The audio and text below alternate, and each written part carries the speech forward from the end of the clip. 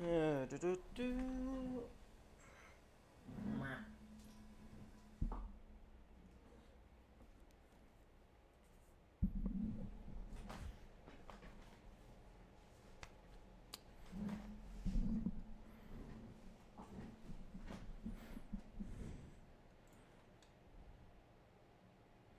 Okay.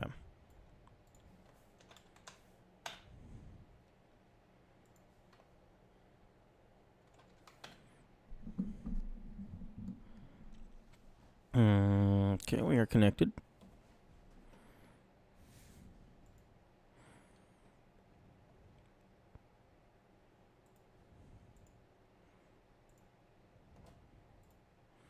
And we are launched, I believe.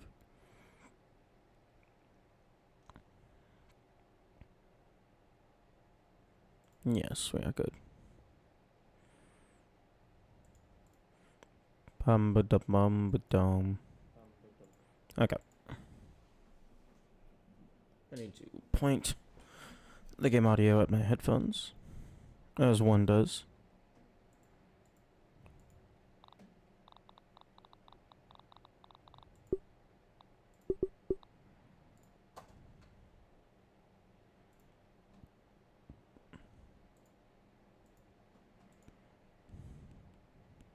I should probably get rid of that timer.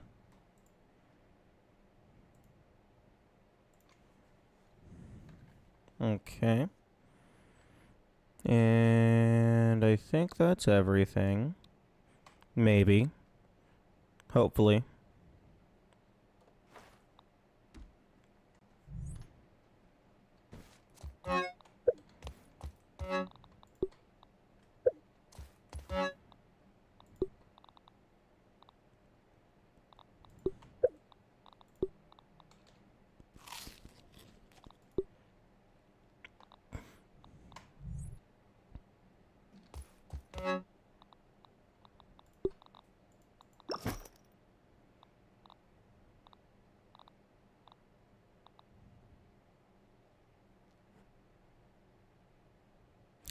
I do find it interesting that the Broodmother Venom icon doesn't have like the fancy skull on the spider symbol. The Widow Venom has the hourglass. Okay, I am gonna just go spend some time harvesting a bunch of food.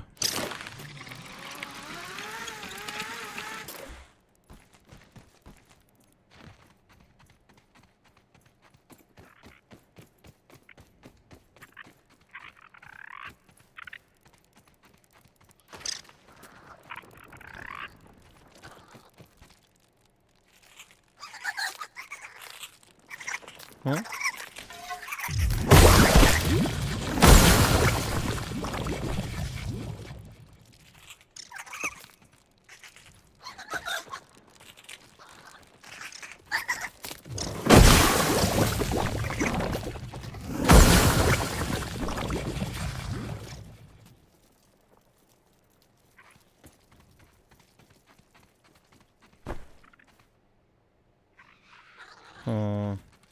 It would be nice if there was salt magic.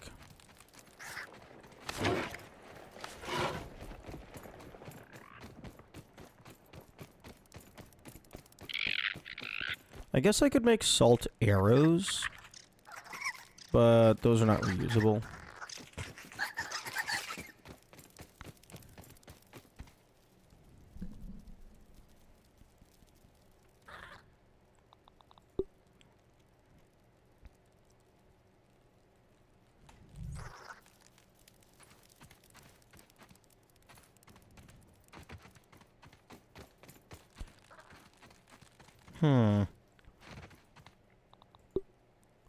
I wonder if I made this spicy or salty, if it would still give the augmented food if the poison did the final hit of damage. My guess is no.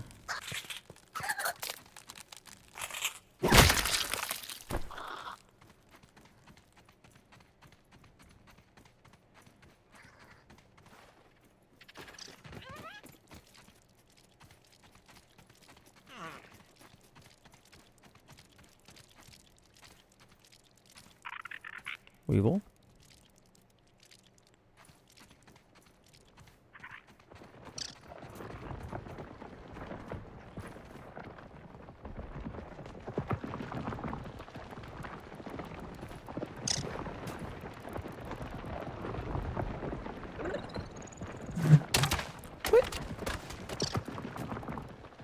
In what universe does that miss?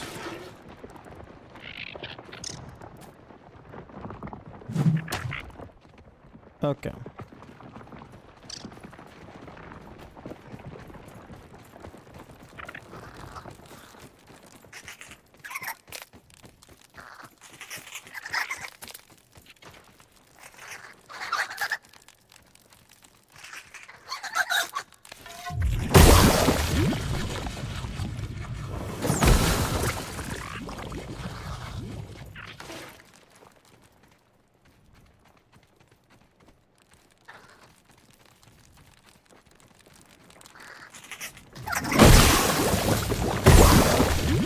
Yeah, AoE assault would be really nice.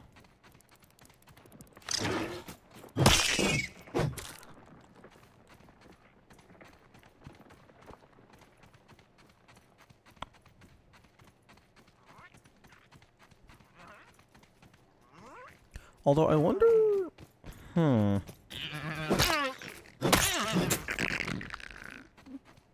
Okay, I should probably unequip the shield if it's making me deal less damage. I wonder which of the jerky types is best in terms of food restoration.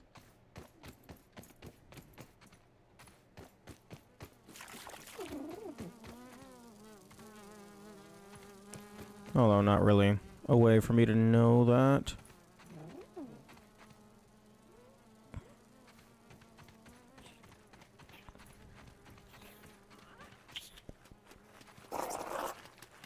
Oh, really?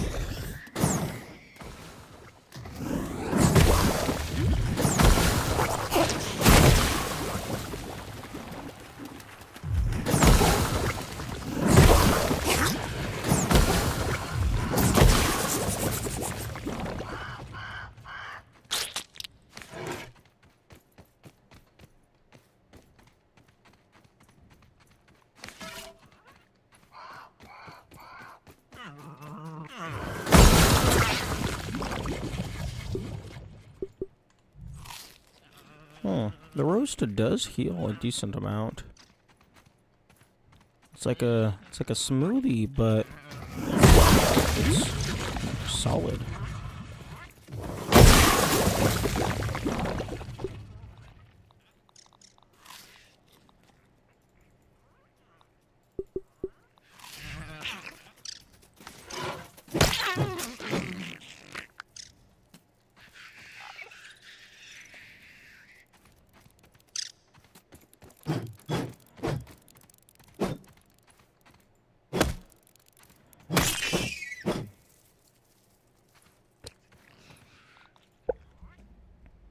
Actually, I should probably take that. And then take that. Just so I can get more loot per bug.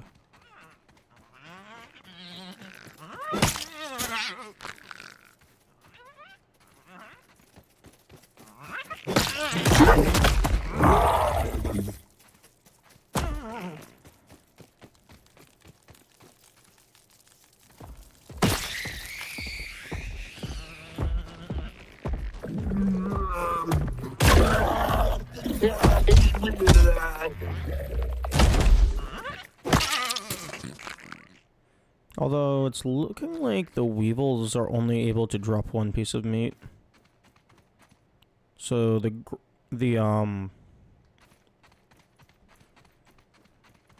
aphids might be better in terms of like loot per kill because they have a chance of dropping 2. Although it's not really like you can go after them in specific. I mean, I guess maybe if you know all their spawn locations.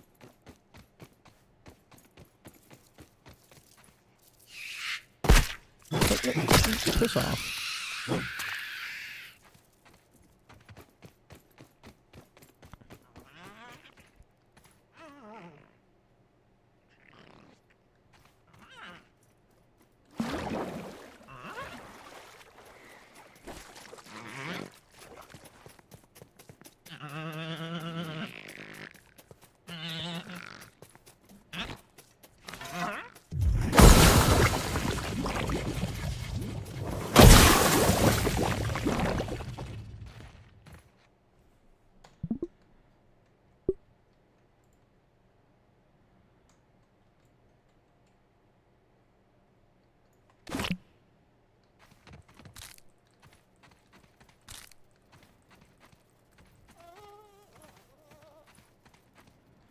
I hear that weevil is inaccessible.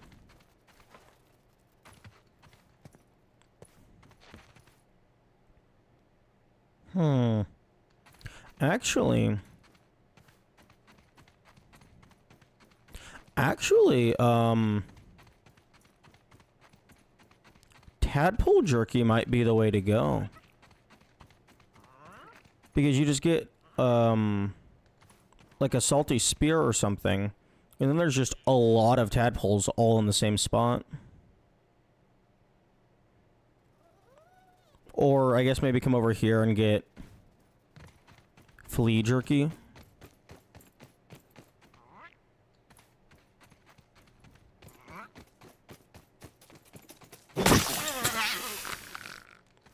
Oh no, I can drop 2 weevil jerky. Okay.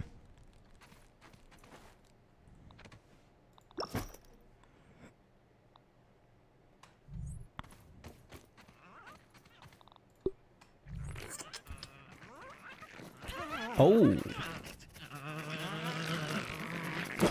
That's a lot of weevils. That's very good to know. That you can attract the weevil party by just breaking these mushrooms down.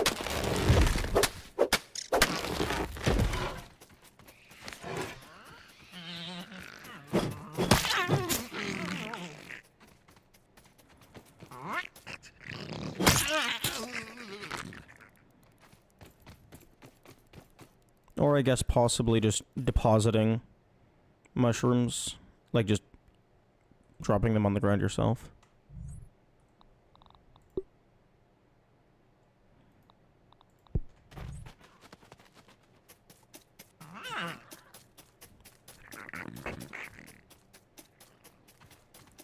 I'm curious if you're going to fully consume the mushroom chunk.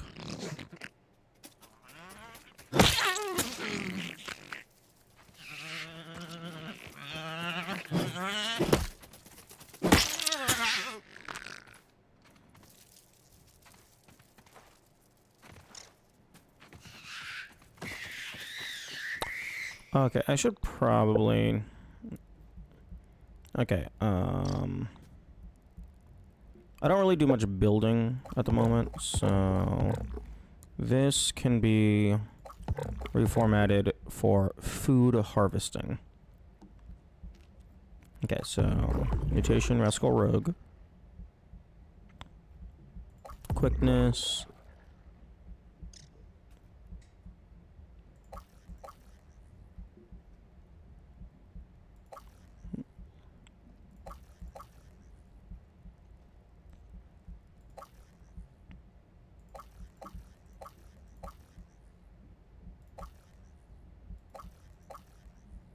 Extra stamina, I guess.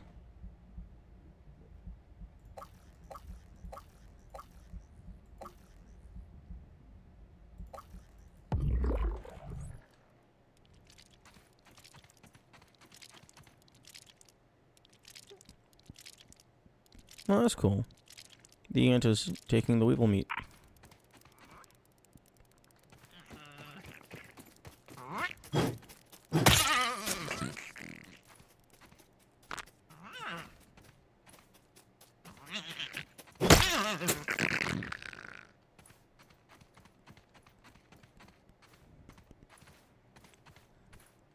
Okay, so you can use you could use the aphid slippers in order to use this method for farming aphids.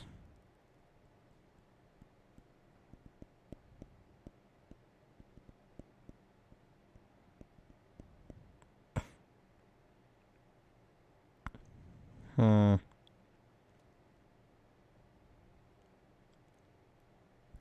I wonder if you could set up, like, clear out the grass, or maybe just, like, in a more clear area. Set up, like, a ramp into a pit with a little pillar in the middle, place all the mushrooms in the top. They pathfind to the mushrooms and then just fall in the pit.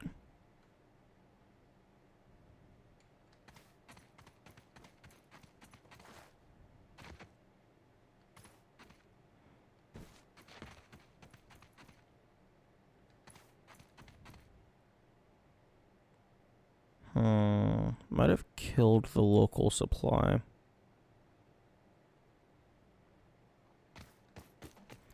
But 17 jerky's probably gonna last me a while.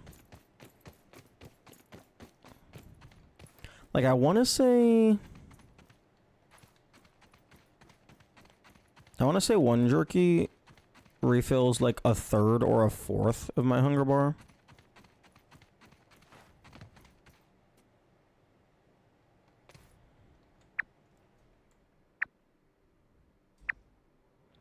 I'm still missing a wonder.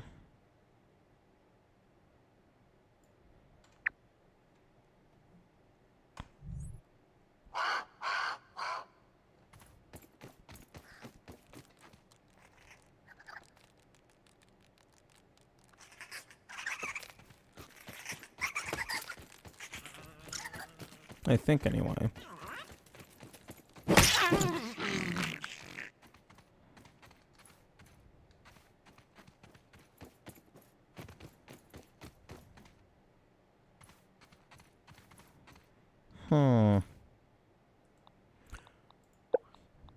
Let's do some thinking. I'm missing one wonder from the grasslands. And then I'm missing one wonder from the upper grasslands. What might...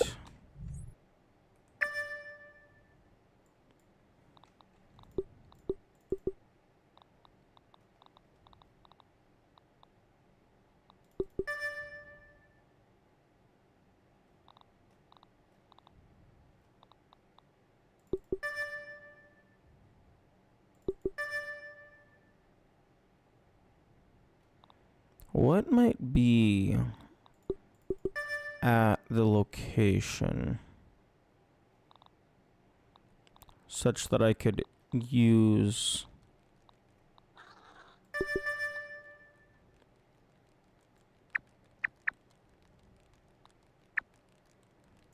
Oh, there's pond moss over here. Did not know that.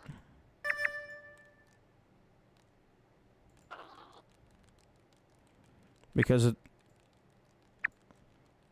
Whatever it is going to be somewhere over here. Trying to think of what... Maybe moth? Trying to think of if there might be an item that I can use to pinpoint an obscure area.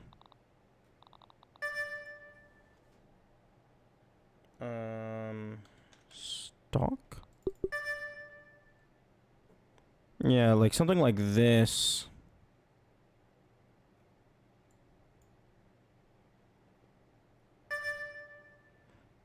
Because the slime mold stalks indicate underground areas.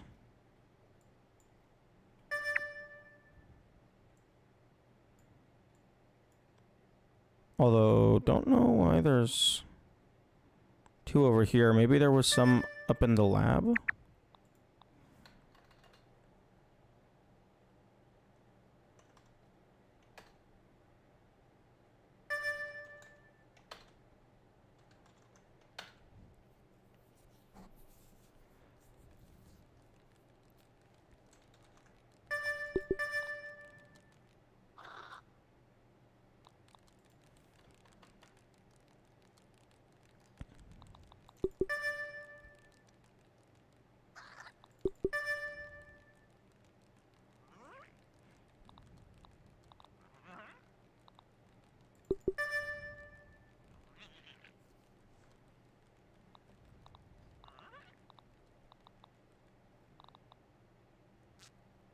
Hmm.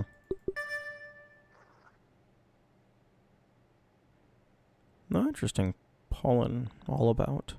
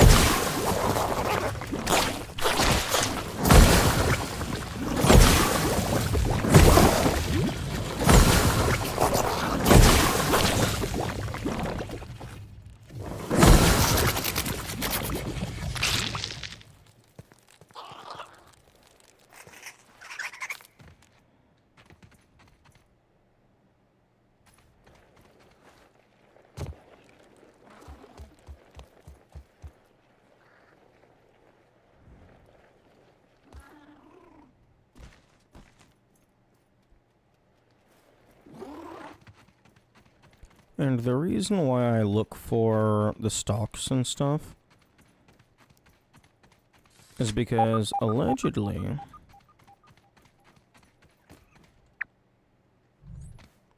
this last wonder is in a similar vein to the four-leaf clover. So I'm thinking it's just going to be a random hole in the ground. And I'm kind of looking over here because there's nothing else over here. Actually, I should have the scabs visible. Because, like, if I have all of the locations of note visible, then that can kind of give me a quote-unquote reward density, like where the developers have chosen to put things. So if there's a place that seems particularly empty, oh, maybe there's something over there.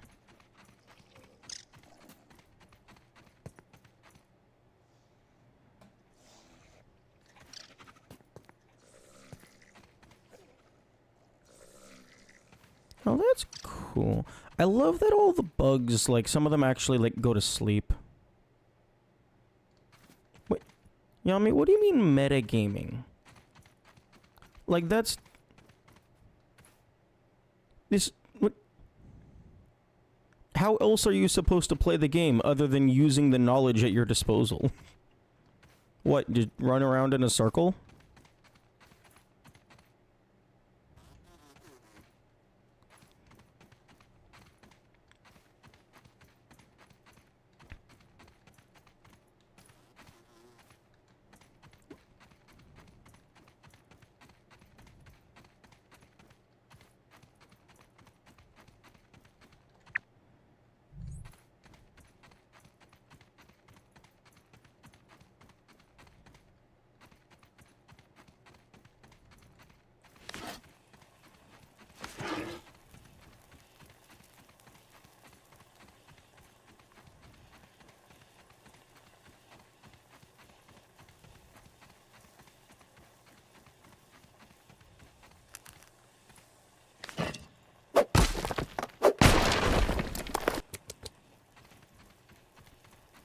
Okay, I don't necessarily need the clay, but I should be breaking all the clay in case they're obscuring secret tunnels, or in case maybe it'll give me a clay-themed trinket.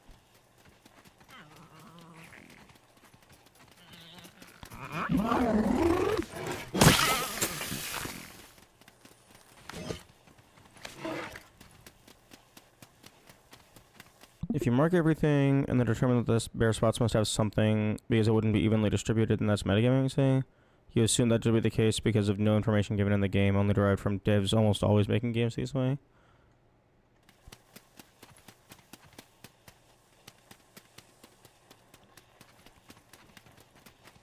I mean, I suppose that's metagaming. Like, I could see that. But, like, for me, the term metagaming has a negative connotation. Like, I don't think using logic and patterns in game development, I don't think that's negative. I think that's just the player being creative.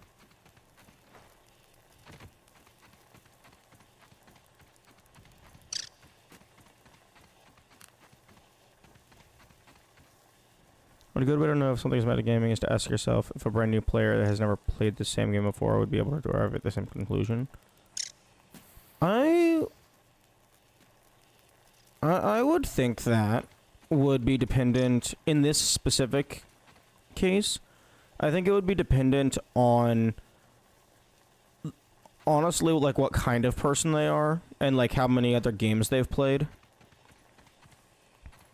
Because like, even if someone has played a lot of games, they might not necessarily think about like map reward density type shit.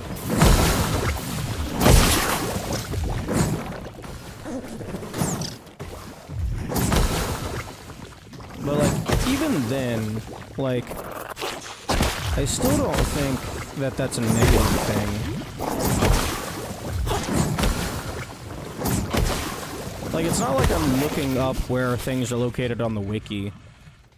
Or, like, looking up data values online. Because the game isn't presenting those to me, so, like, in my opinion, I shouldn't have them as much as I would like to have them. New player isn't someone who's never played any game so far. I don't think that's quite fair. Because, like, I mean, I guess it's fine to assume that any given game might be someone's first game. But I don't know.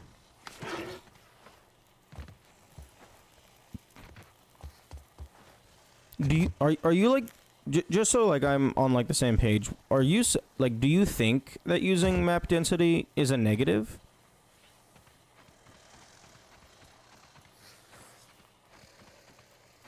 Because I definitely don't think it's a negative. I think it's a creative way of approaching the game.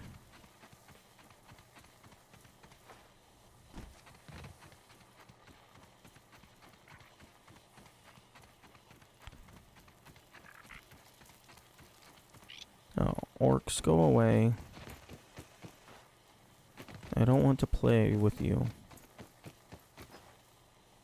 Ooh, we got feathers, except I don't care.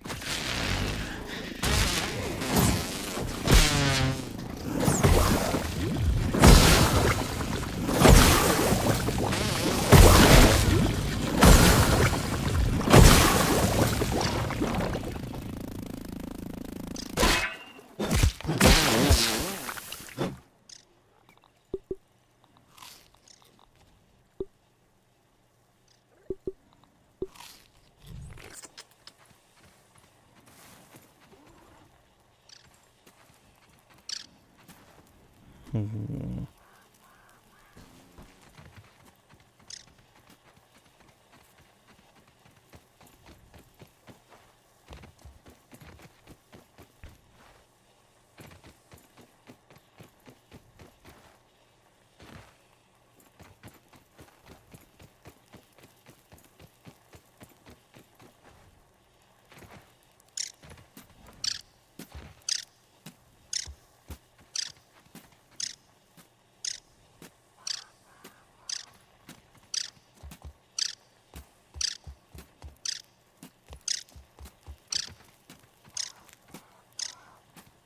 I think the aphid is stuck inside the log.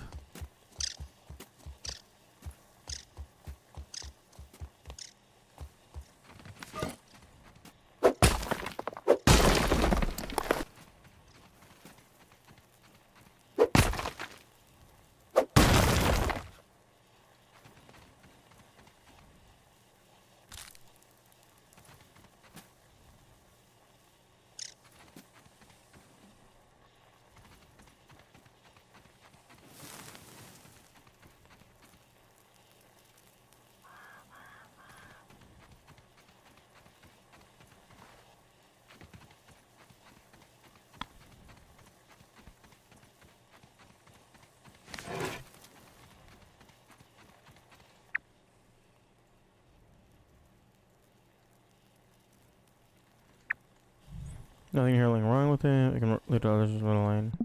In multiplayer games, reliance on a game can make new players' experience miserable. Also somewhat true if you're streaming and don't want to confuse new viewers. In open world games, I think using stuff like map density pulls the curtain back a little too much and hurts immersion, instead of actually looking at the open world and naturally discovering things.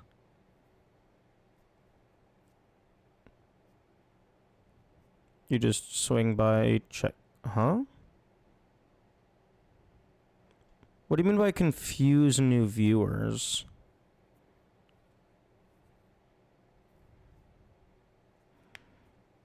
And like, I've naturally discovered the majority of things. I'm just trying to find the last couple things. And also, it literally is a checkbox.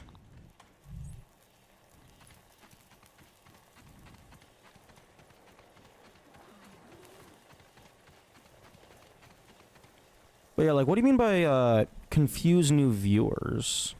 That's... I'm not sure I follow that one.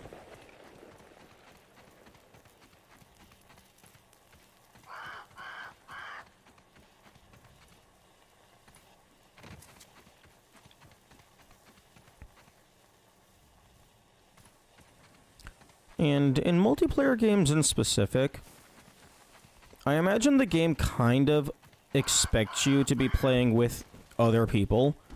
So other people can teach you the mechanics that you might not be aware of.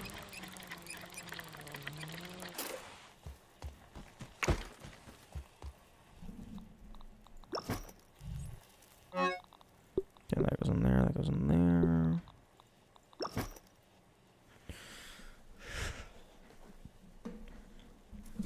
Okay, so world not that applicable. One of those comes by. At the peak, people wouldn't use in-game info at all. People will just go, I can tell you're lying by your voice, you're the imposter. Which downright ruin the game for a lot of people.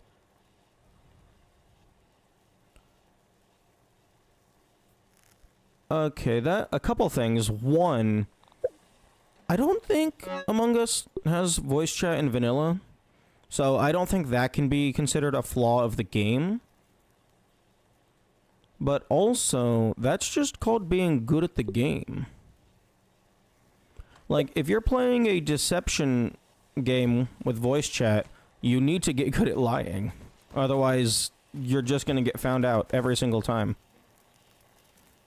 Pretty sure they have in-game voice meetings. I know they have chat voice meetings, although I haven't played the game in years, so that might have been added with an update.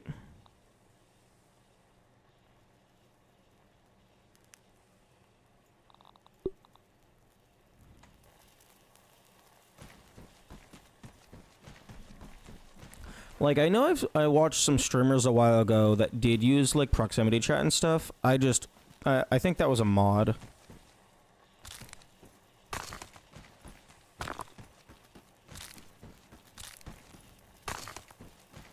At least I assumed it was a mod.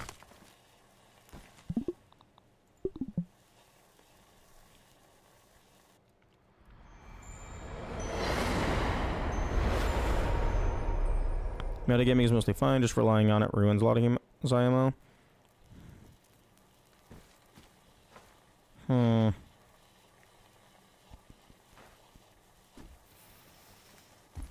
Yeah, I guess I can see that, depending on, like, how a given person wants to play a game. But, like, for me, using information in order to derive new information is incredibly satisfying.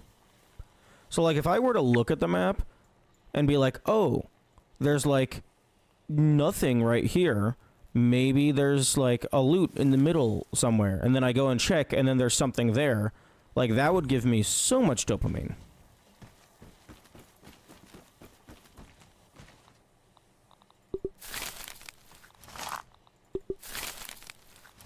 I need more Supreme plating.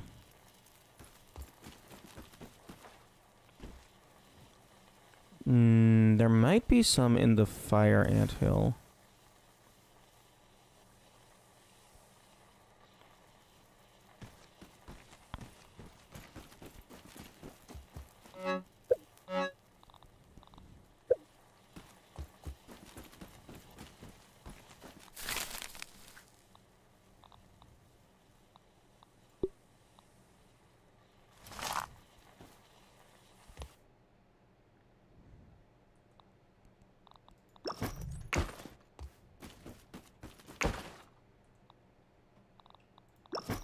Okay, I'll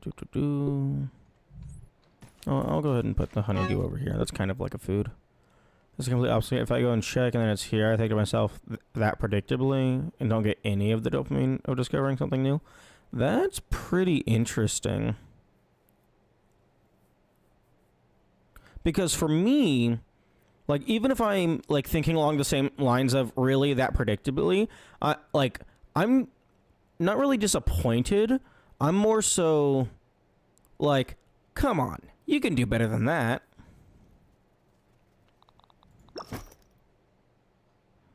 You gotta get a little bit more creative if you want to get one over on me. It's like, I treat it like a little, like long distance competitive hide and seek. It's like, they're hiding stuff and I'm trying to find it. If I manage to find it, they didn't hide it good enough.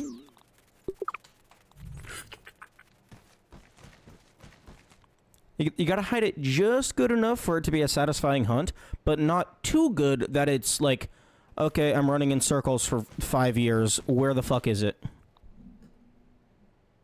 We play games to experience new things. It's based on experience. If it's completely based on experience, then it's not really a new experience anymore. What? If it's completely based on experience, then it's not really a new I don't know what that sentence is supposed to mean. If the prediction is based on experience and the prediction is true, is it really new experience?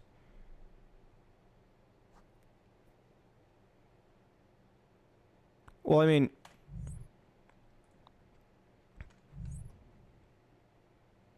it was the player got rewarded for their creativity. Or just pattern recognition. Well, I mean, that's all puzzles. Puzzles at their base is just pattern recognition. And video games at their base are just puzzles. You have an objective, and you have to figure out how to solve the objective.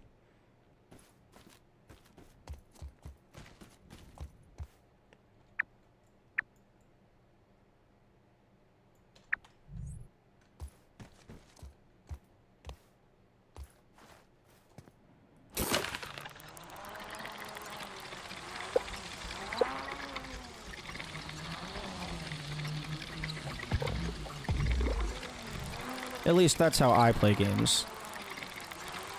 I don't necessarily play them for new experiences. Like, I do, but I also play them for the challenge of, like, seeing if I am able to figure out how to do the things that the developers have presented to me.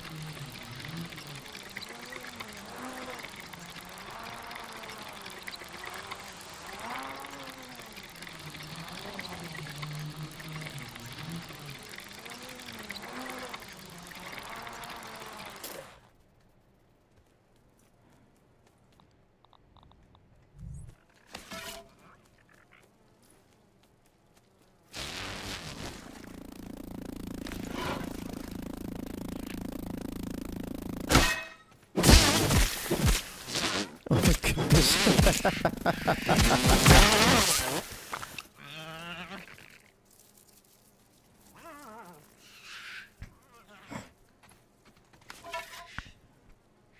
There's no line that will ruin the experience of auto gaming.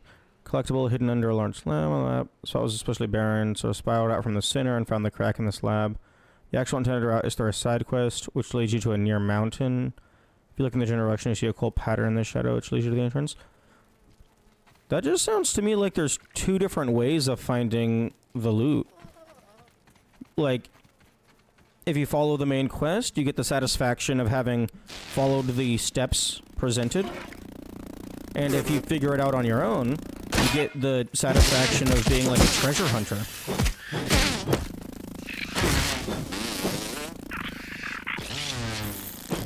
Of being like, oh, I thought there might be something here, and then I was correct.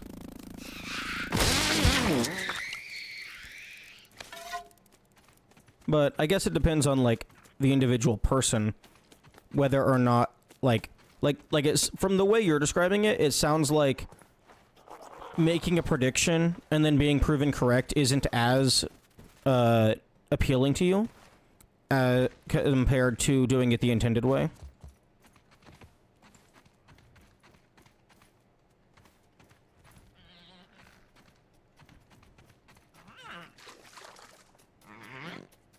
Prediction based on metagaming isn't appealing. Yeah, for me, it is appealing, because that's me using my skill and knowledge as a player in order to determine something before the game tells me. Because, like, just looking something up online would be very not appealing. But if I'm able to deduce it from my own skill and expectations, that's, like, really fun. So, yeah, this just sounds like it's a, difference in playstyle and personal desire.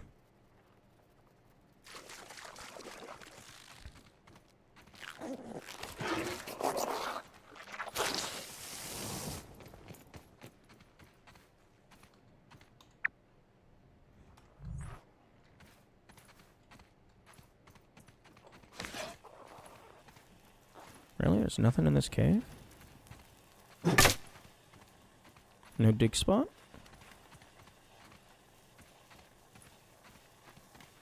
Oh, maybe this is where a wolf spider sleeps.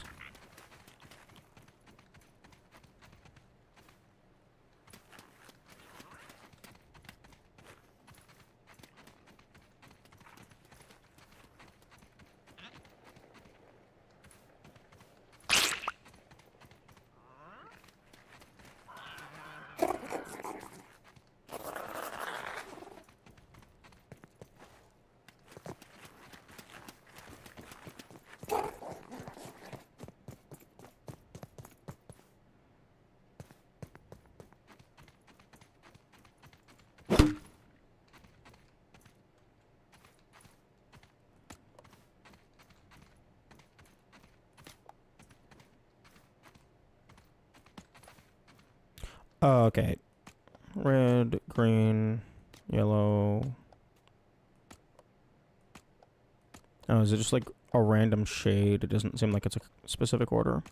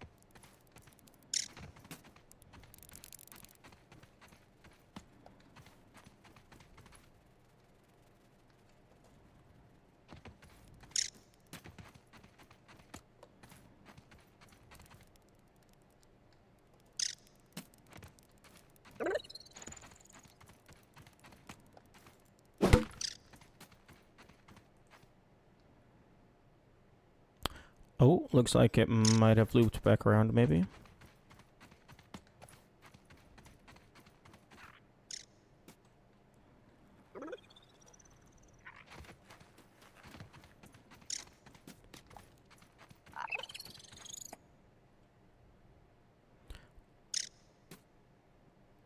One, two, three, 4, 5, 6, 7. 7 color values, maybe?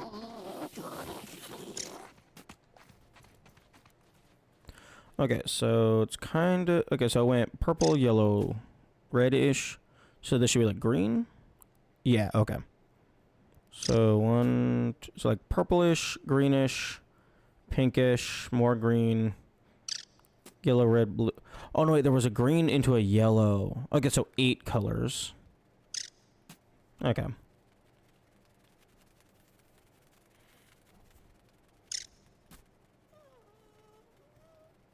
That makes a lot more sense than 7 colors.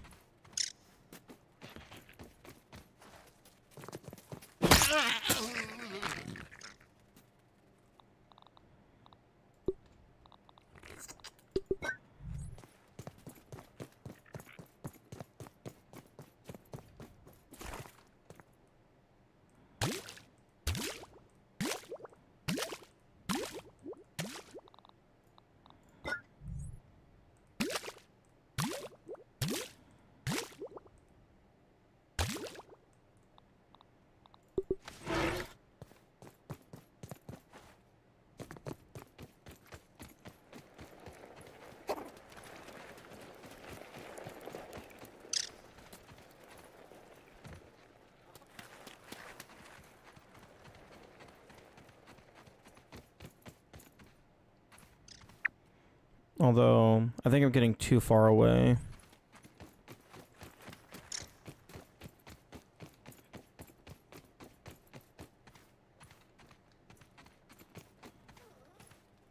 For it to be within range.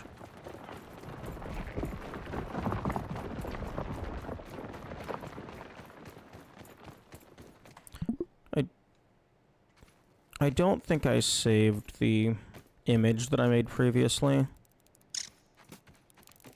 I made like an outline image of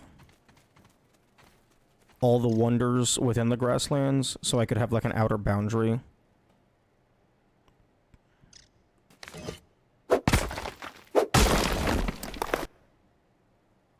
Well, an estimated outer boundary. It's possible that the final one is outside the boundary.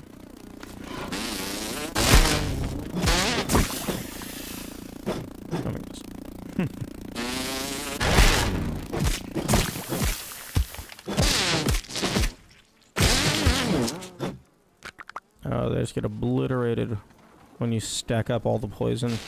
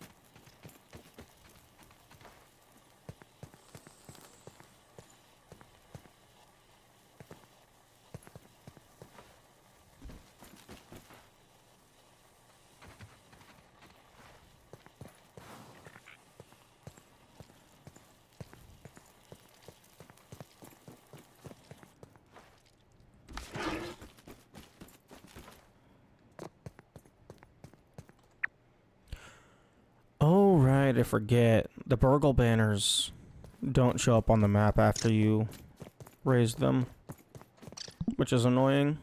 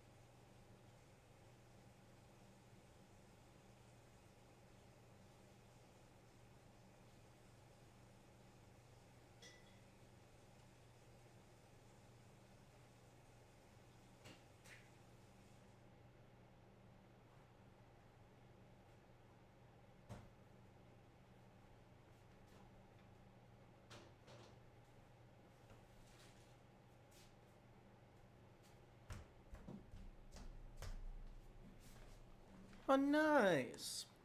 Perfect timing. I had to go deal with a thing. I was concerned I was going to get back late. That's a lot of bees.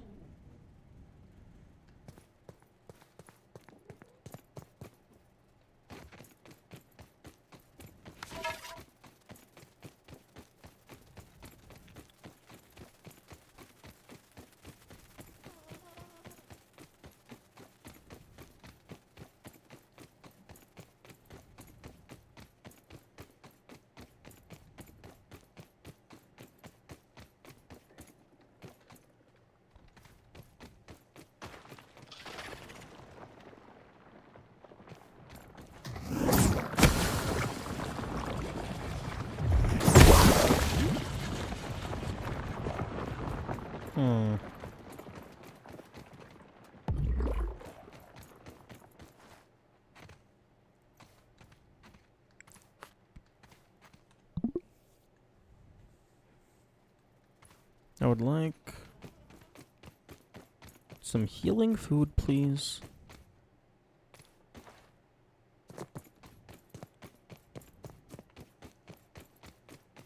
Hey, Yami, is there other things that you could give examples of that you would consider to be metagaming? Because based on what we've discussed so far, it seems like it's kind of a vague description. And I'm curious to see what other things, like, you would consider, like, that messes with your playthrough or experience.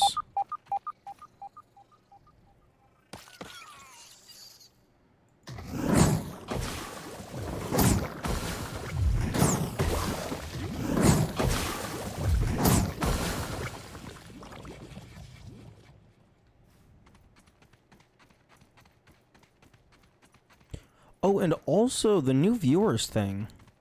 Like, I would definitely be curious to know what you meant by that perspective.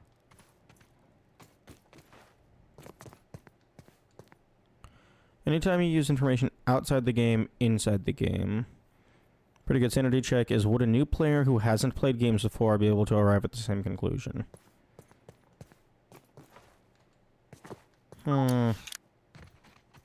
I imagine most obviously it's good game design practice to assume that this is the first game that someone has played. But I imagine that most game developers, like, have, like, some subconscious assumptions about players.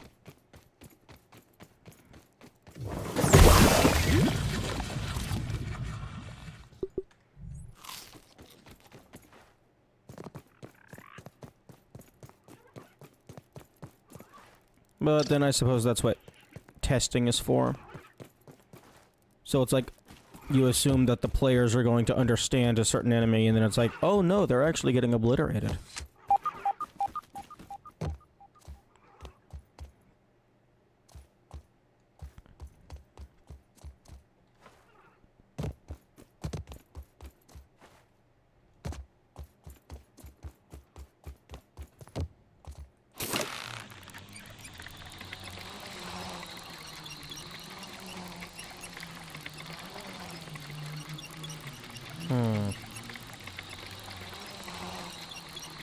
Because, like, I've seen a couple videos on someone, like, they played some games with their wife, and, like, she's not really a gamer, so, like, it was a pretty cool view on, like, a non-gamer approaching games. And there was a lot of stuff that's, like, completely intuitive that they just didn't even consider. Like the bubble air meter in Minecraft type thing. Playing an RPG where you can spread your stat points, and you obviously pump all your points into a single stat because that's the best thing to do in almost every RPG that allows that.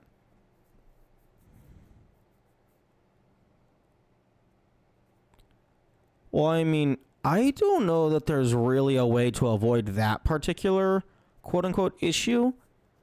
Because, like, if most RPGs are designed in a similar way, like the only reason to intentionally not do that is just personal preference.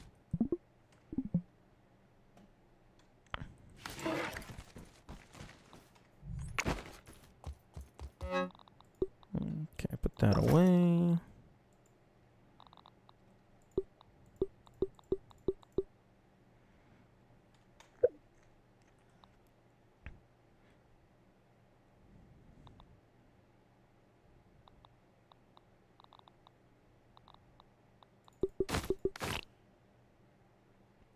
Yeah, I think I'm gonna leave the shield.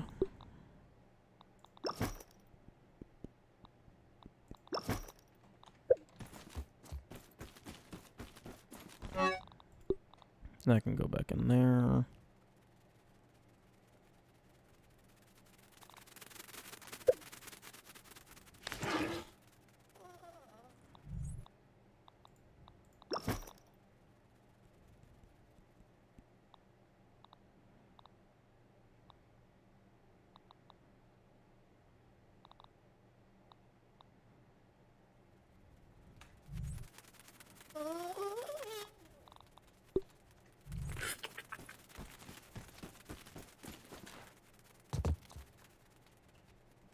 Okay.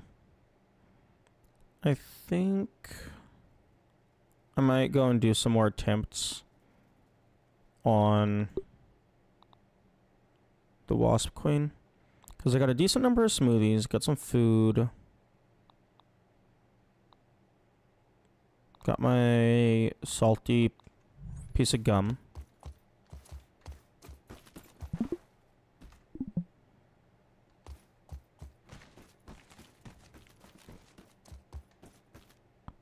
If you're a new player, you don't know that's optimal. You might even know how stats and scaling works. You just see the blur with the ball, and it's like increasing vitality, increases your HP. Yeah. And that makes sense for someone who's not familiar with the game. But if someone is familiar with the game, or alternatively just the game design in general, like, they might have a better understanding that it's better to increase my strength at the early levels, because, like, then you're, like, going from, like, 5-shotting the smaller enemies to 2-shotting them, so then it's easier to grind for experience, and then you go for health later when the bosses are actually capable of one-shotting you.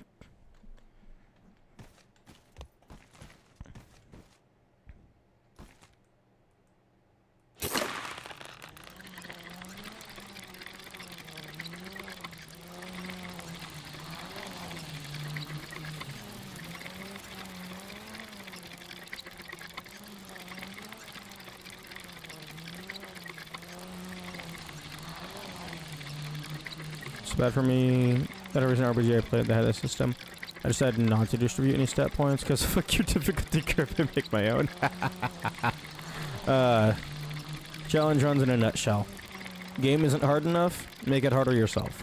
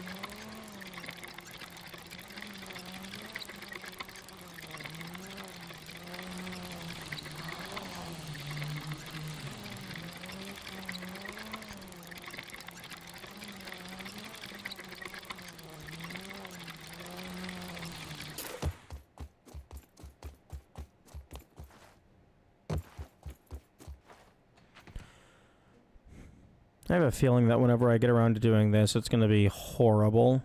It's going to be so bad.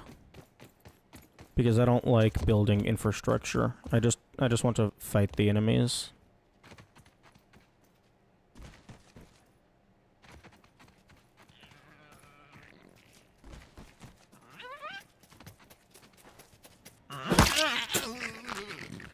Still too easy because part of the franchise I know very well. They had a bunch of quality of life that made difficulty trivial in this second dungeon. Ooh, that sounds like a game design oversight. Quality of life isn't supposed to make the game easier. It's just supposed to make the game more convenient. Like fast travel doesn't really make it easier. It just means you don't waste 5 years anytime you want to go back and forth between places.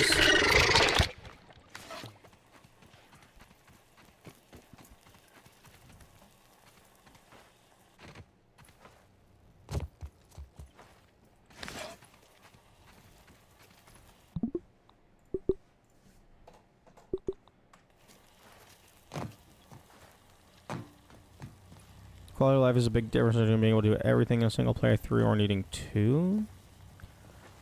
Not the cost of making it. Yeah, well, I feel that if the quality of life is making the game significantly easier, then it failed at being quality of life. Because quality of life isn't supposed to make the game easier.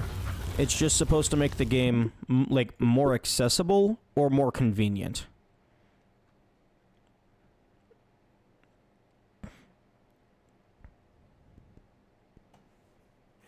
That's kind of how I think quality of life should be done.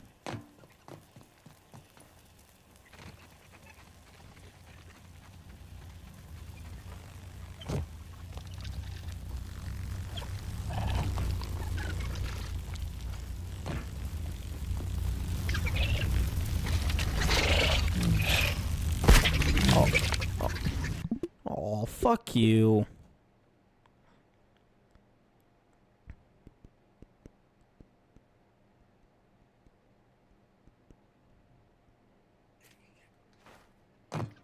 Also, you're supposed to scream. Whenever you notice me and start attacking, you're supposed to go, "Rawr." You're not supposed to just start walking towards me.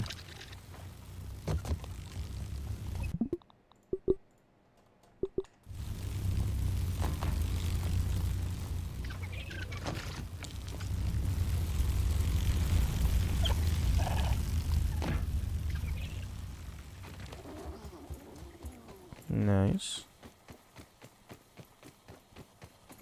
Okay. A little bit of health lacking, but it's fine.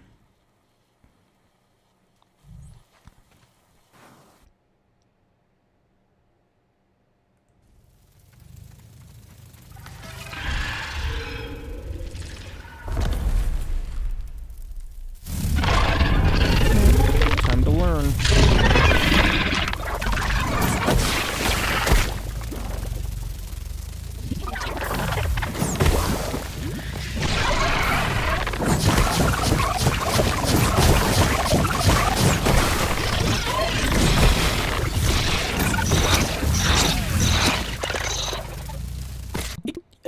Excuse me? It didn't block at all?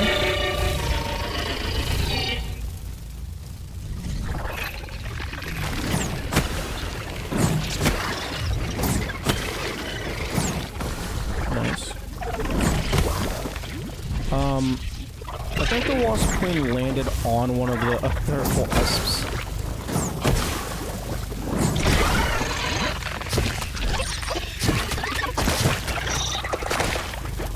Okay, you are able to dodge them. Just a little bit tricky.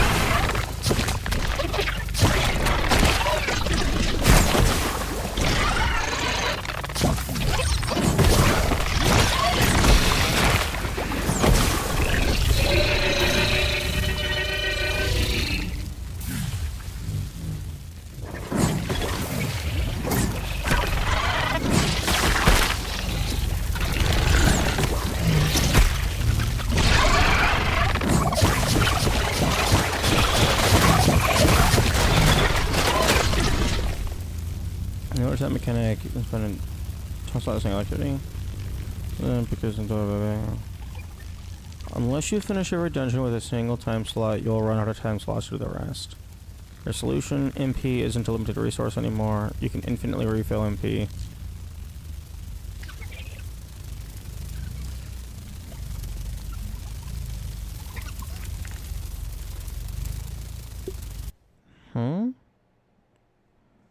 Okay.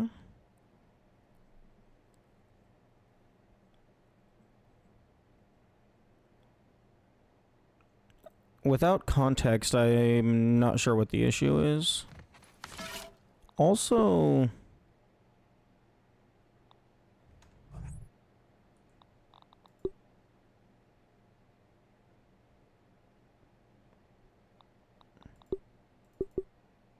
Okay, I'm gonna get rid of these, because I don't know if they were messing with my healing capacity.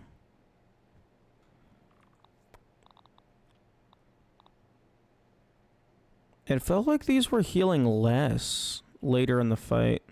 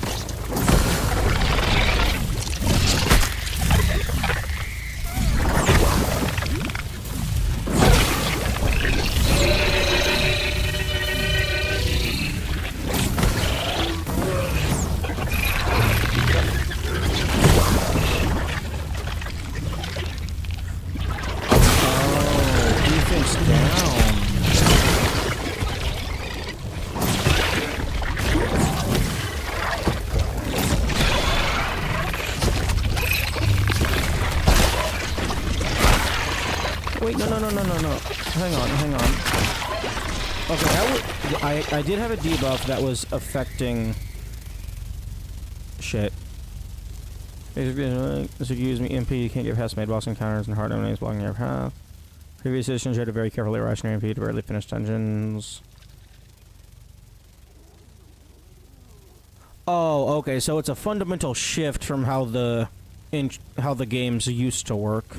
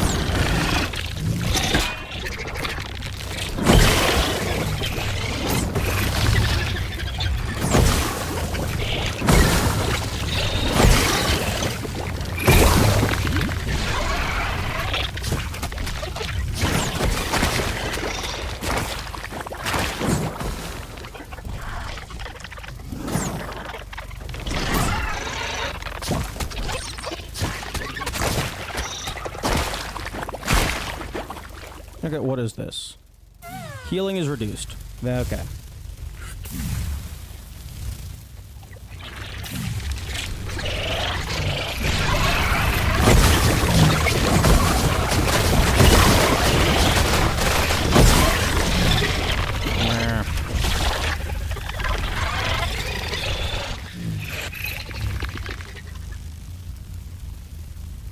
Fuck. If they're just gonna fully negate my healing... Shit, man. Because, like, I think Beefy Fuzz has the highest healing. Yeah, because it increases your health. And also... Shit.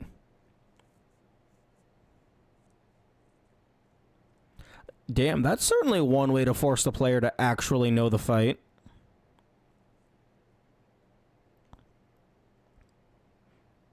Just make it so that they can't tank.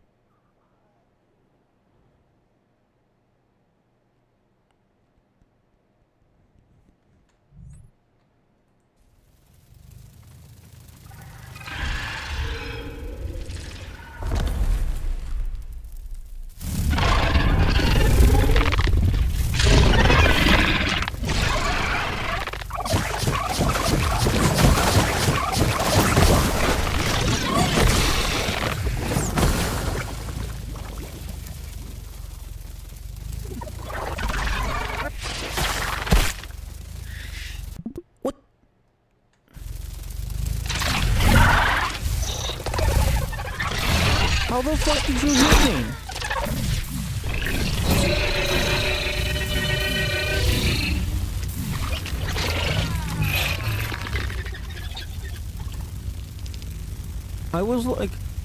I was running nearly perfectly perpendicular. That should have, like, I guess maybe I was too close, but that should have been, like,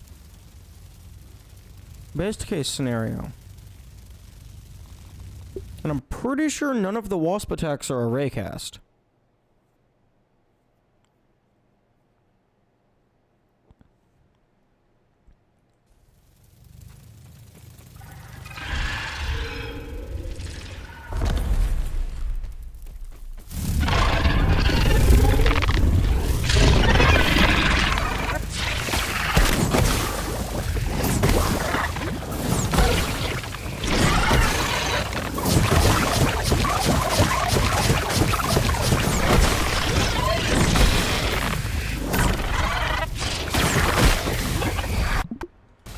Oh, it hits the ground and then explodes.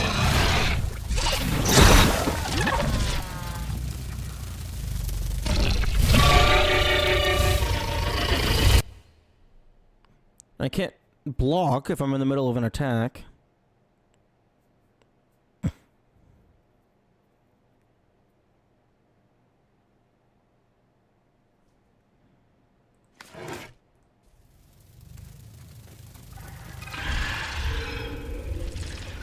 Actually, no, it doesn't matter because you can't.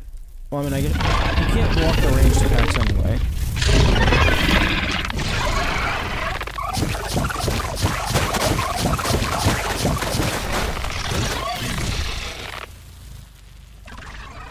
Perfect block timing. Fuck.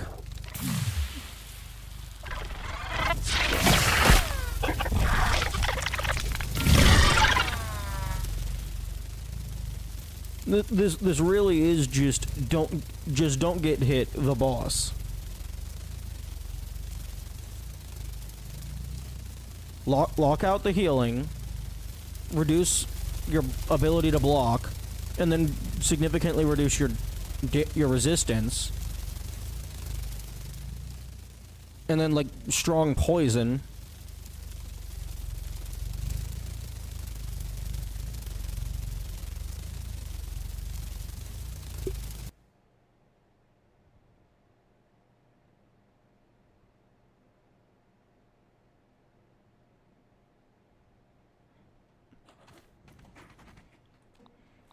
Okay.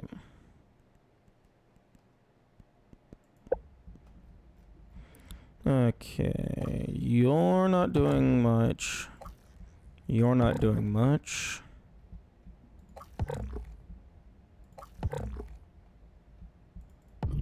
Wait, what am I doing? Combat.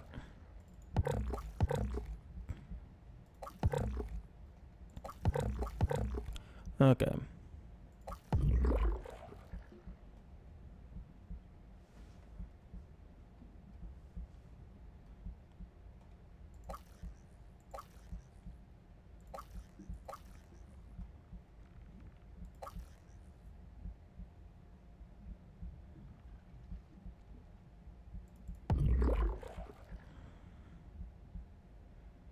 Damage reflect, probably good. Stabbing resist might be decent. Merithodism, probably.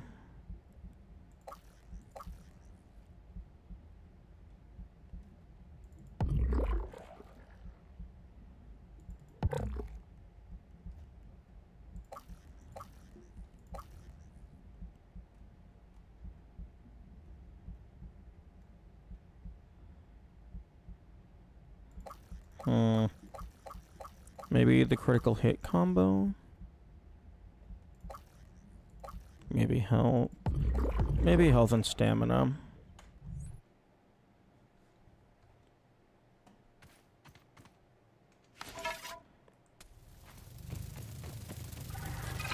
Although now I move slower. So I'm definitely not dodging anything.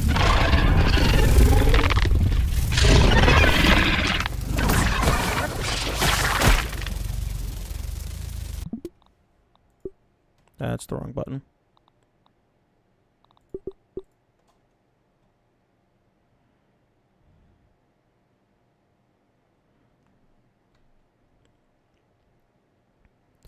And the worst part is I can't even see the trajectory of the attack.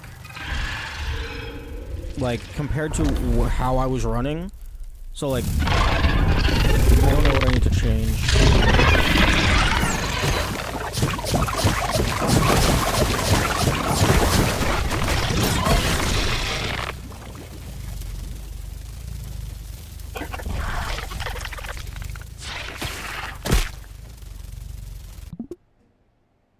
Like, I was fully strafing. How are you still hitting me? How the fuck are you still hitting me?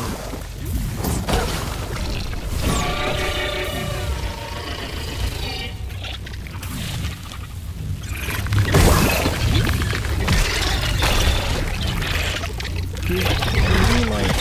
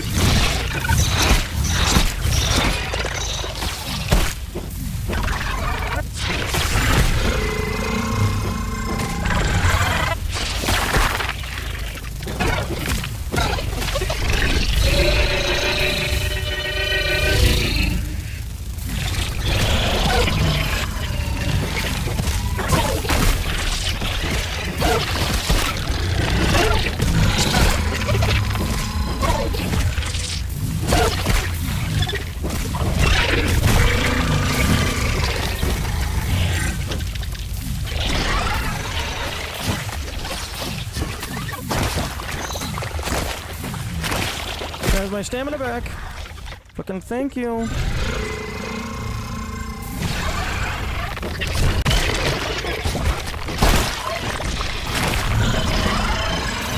Okay, can you stop?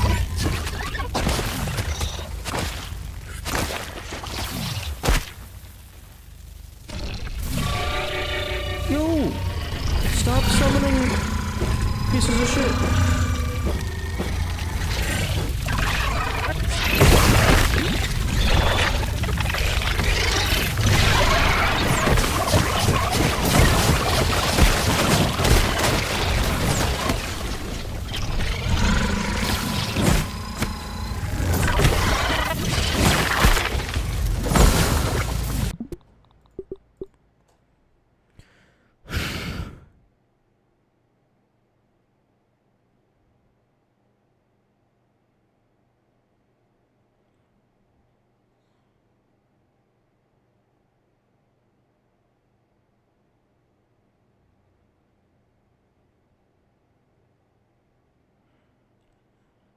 My stamina is emptying way too frequently.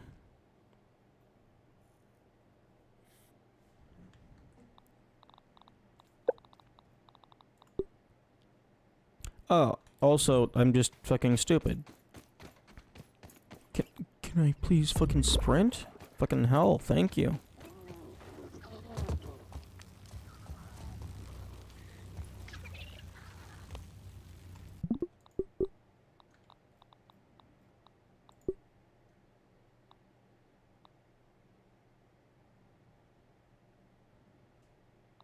Basically has no AoEs, then throws this at you. Yeah.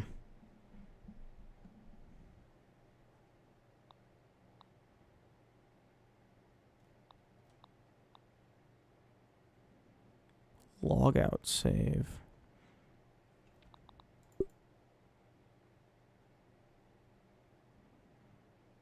What do you mean logout save? I didn't close the game.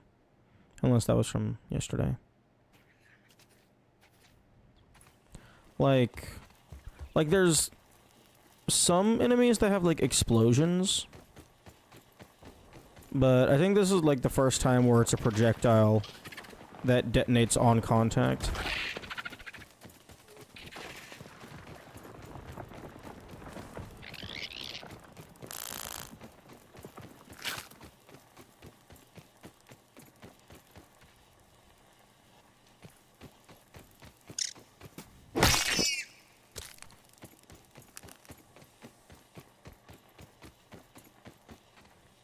But damn, just fucking locking out your healing and just, like, nuking your defenses, that's just insane.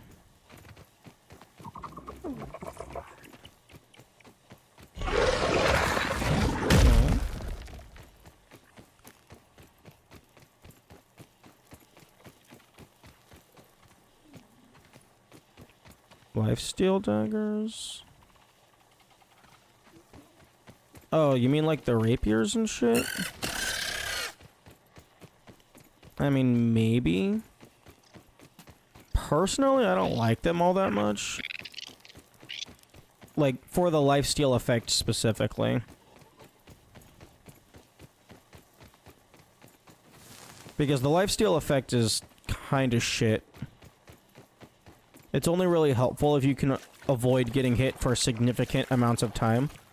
And it's also nowhere near good enough to fully counter the poison effects.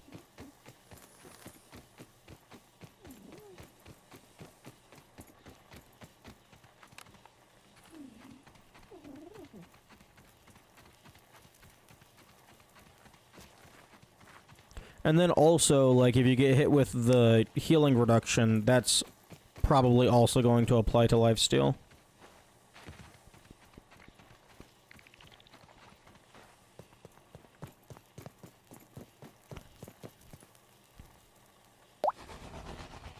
Charged attack, hit and runs with a greatsword.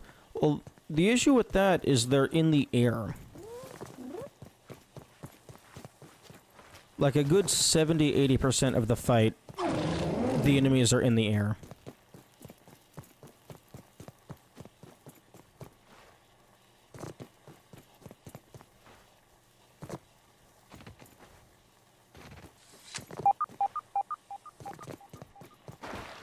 Yeah, the ads are also in the air. Like, I'm going back to grab my crossbow. Because the ads are, I believe they're hard-coded to die in 3 hits. So, like, it doesn't even matter if I'm not dealing much damage. I just need something that can shoot out fast.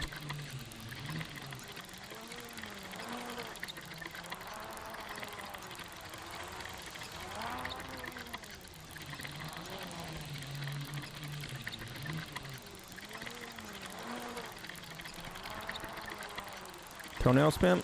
They're yummy. They're in the air.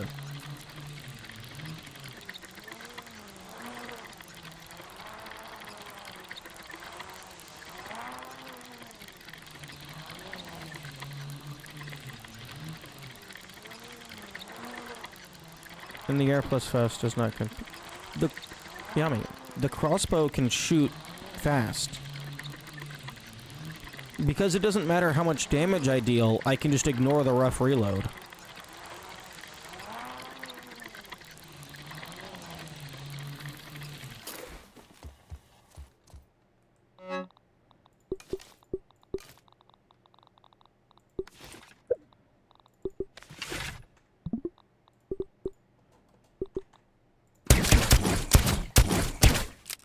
I can just do shit like that.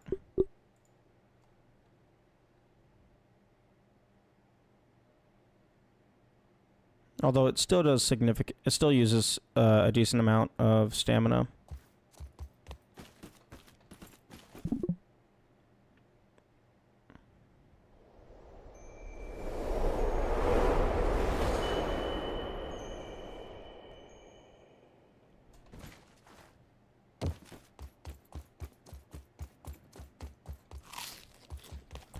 Okay, yeah, looks like that roast uses about a fourth of my hunger meter.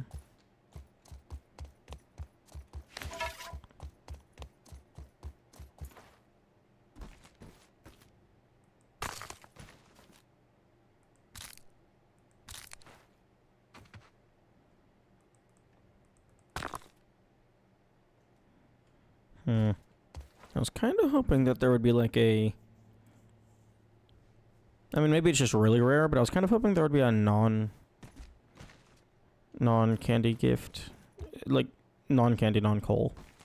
Like, maybe you get a box, and then you open it, and then it's like, whoa! Super duper candy cane magic staff.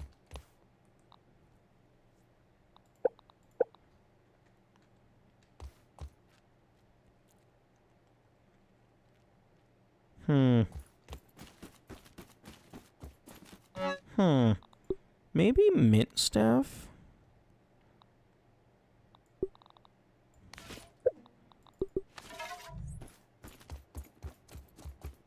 Because, like... if they're up in my face, that's like semi-AoE. Although it still uses so much stamina.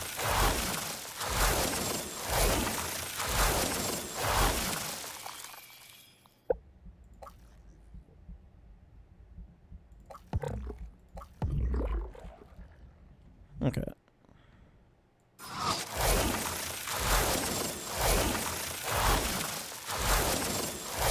Okay, that's 5, I think. 1, 2, 3, 4, 5, 6.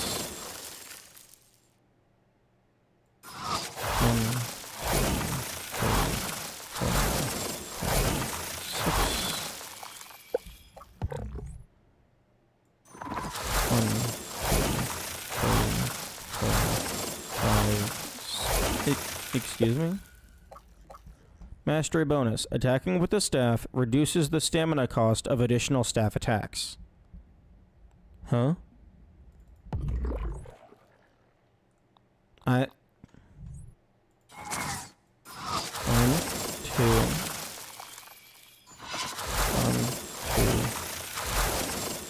maybe it's not valid for like the hold to attack.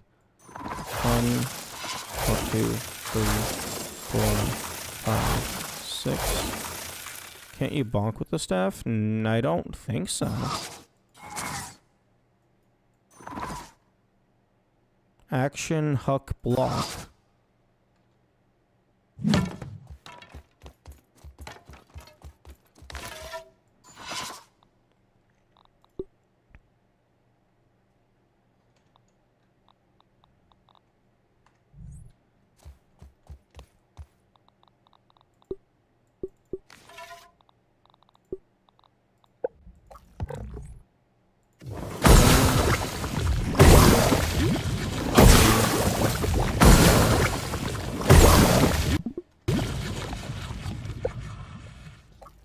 Maybe it does reduce the stamina cost, but not enough to actually give you an extra hit.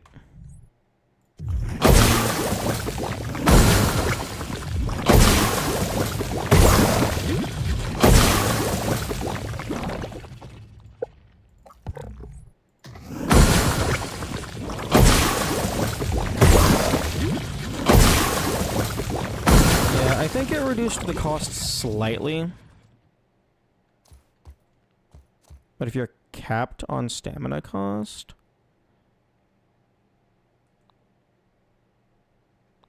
Well, if I'm capped on stamina cost, then that means the mastery bonus of this does nothing.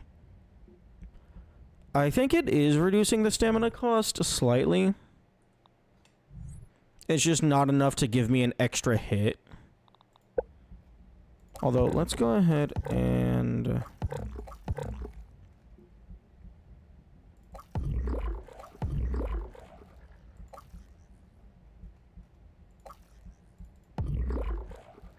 Wait, no, hyper stamina doesn't give me more stamina. Although, honestly, might want to equip that for the fight as well. Because, like, the biggest issues is when I'm waiting for my stamina to come back. Okay, so...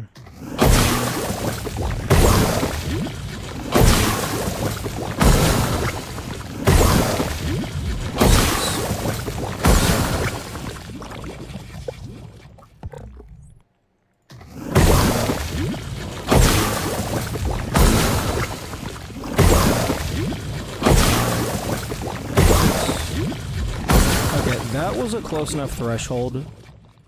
It feels like it's not doing anything.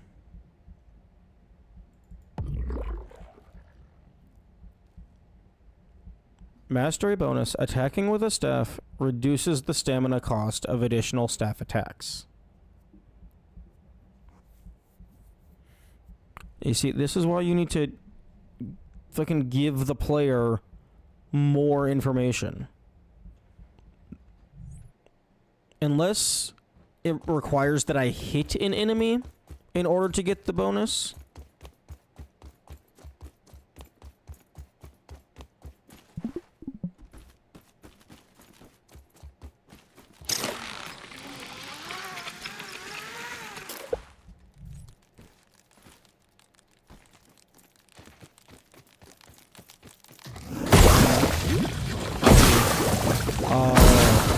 You have to hit an enemy to get the bonus. It looked like... Assuming I'm spamming, I get like 2 extra... I get 2 hits of reduced cost, so I get like 1 extra hit. So assuming every single hit makes contact, it looks like I get like twice as many hits on a full stamina bar.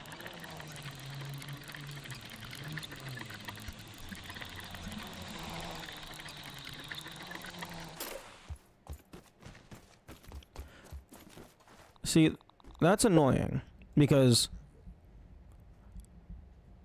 this should say hitting an enemy with a staff attack reduces the stamina cost of additional staff attacks. Or, personally, reduces the stamina cost of additional staff attacks for the next X seconds.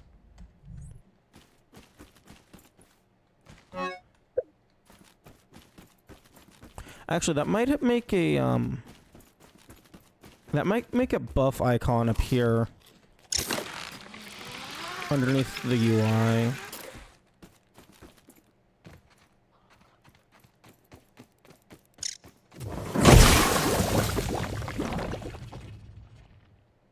Yeah.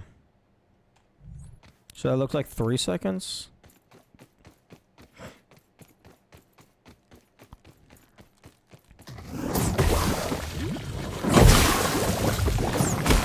One, 2, 3. Okay, so about 4 seconds.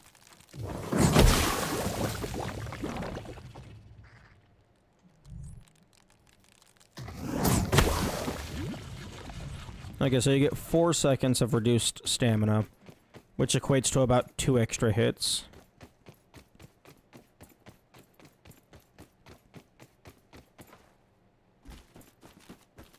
But yeah, like, that's just a perfect example of the game not giving enough information to the player.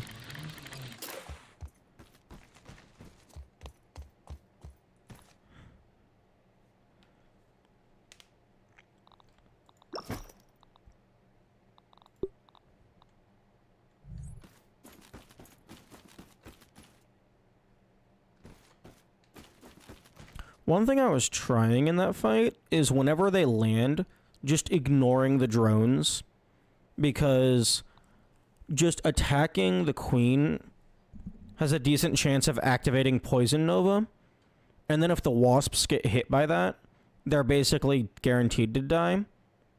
So long as it... Like, if they get poisoned, and the poison lasts long enough to deal 3 ticks of damage, then they die.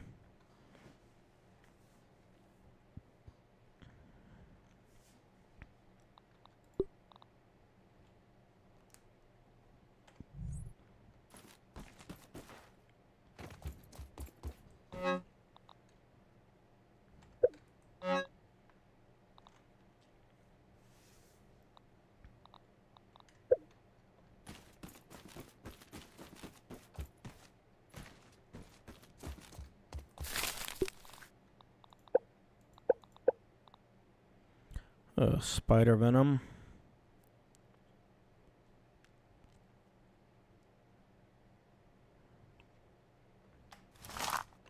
Wasp shell.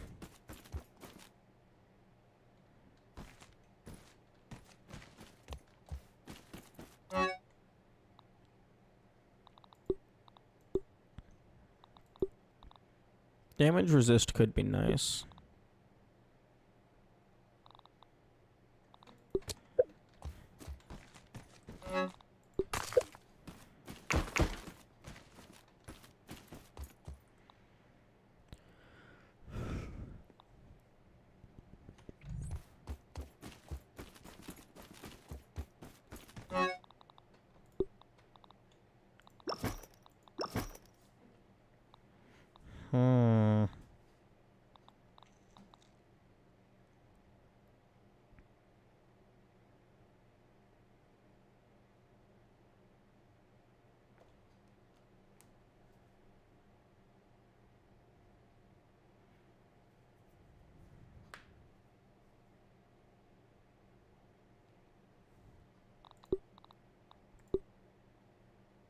Damn. I wonder if the club, like, the club has like nearly twice the damage output of the Morning Star. Plus it has the poison up. I wonder if that's enough to make it stronger than the salt weakness. Because the game doesn't fucking tell me how much more damage a weakness does. For all I know, it's 1.5x, maybe it's 2x, maybe it's unique per enemy.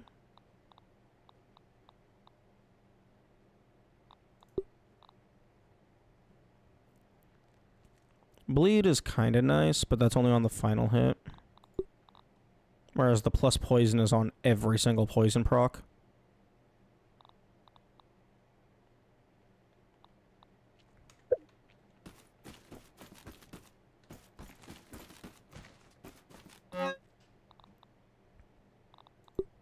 Actually, the feather arrows cause bleed.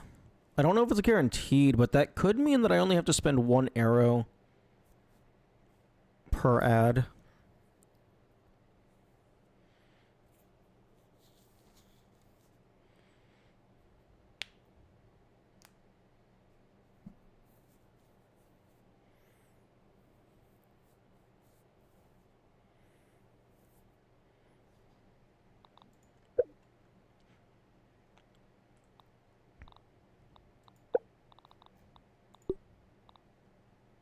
It would be nice to know if they take reduced damage from poison.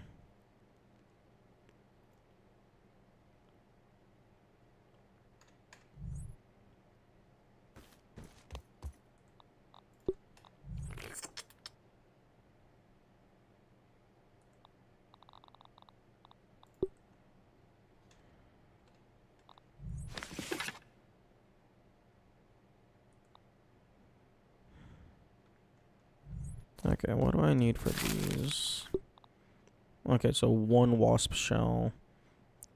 I think I'm good on these. Although...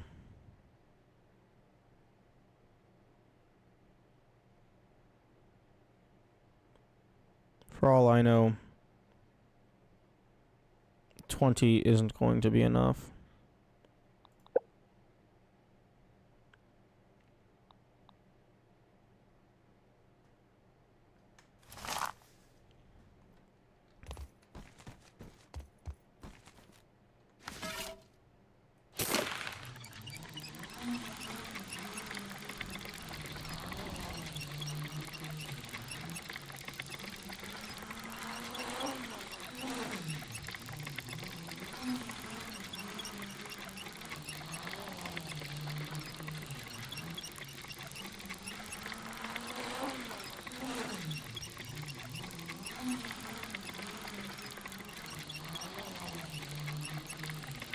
But also, this is an optional boss.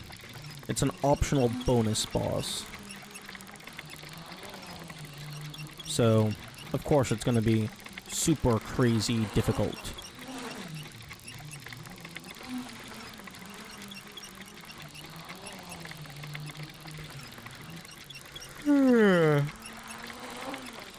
I suppose there is the wasps just flying around the map. I don't have to go to one of these hives.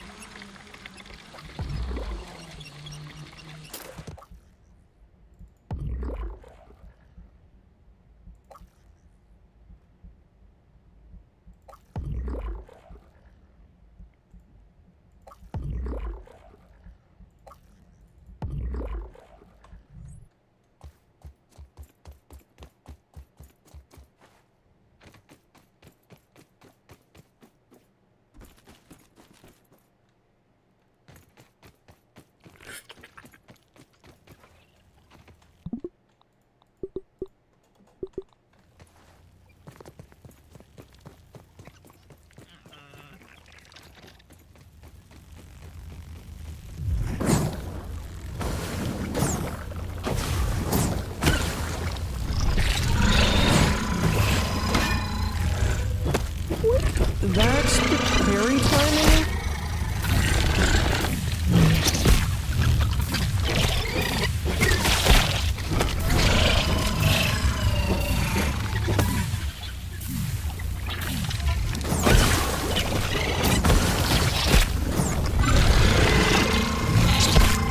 Okay, no, that's not happening. That's fucking stupid.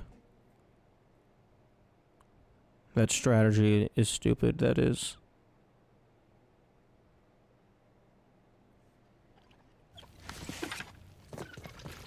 This is the much better strategy.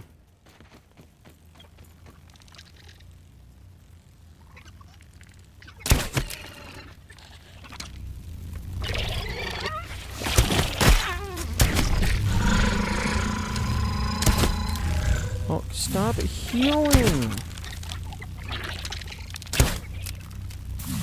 Stop fucking healing!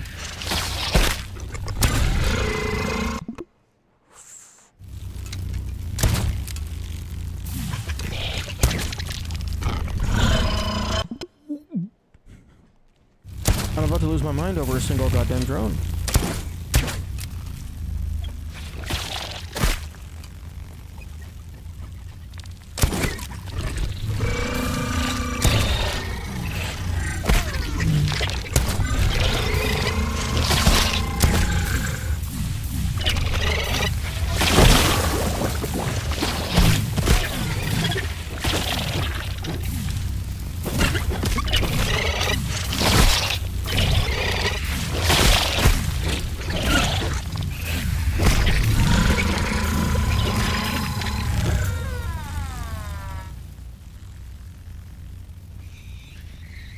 What the fuck have I changed? These guys were an absolute joke previously.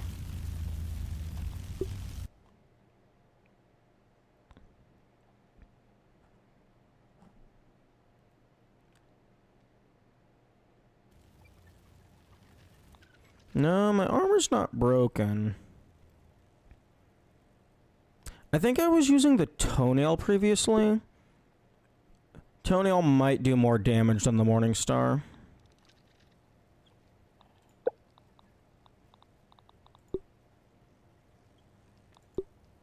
Although they do resist slashing, so I don't know. Maybe the toenail is just that strong.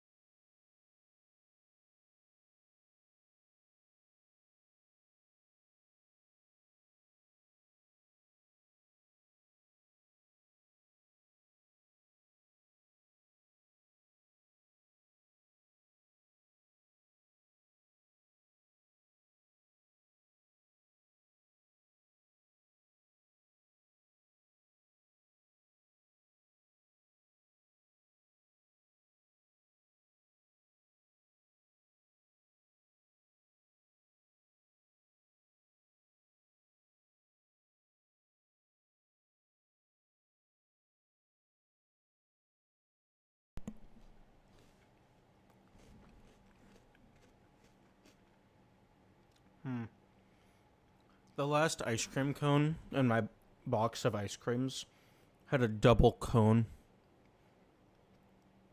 I don't know how that happens.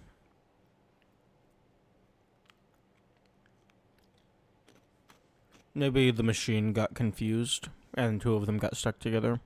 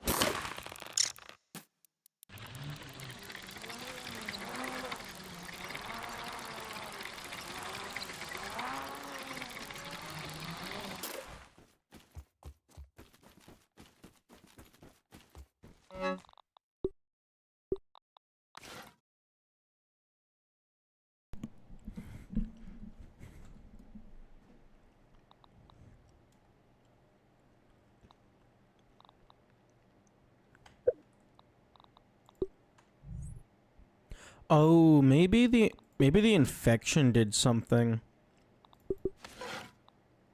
Because the game doesn't tell you what infection does. So it's just a thing that maybe exists.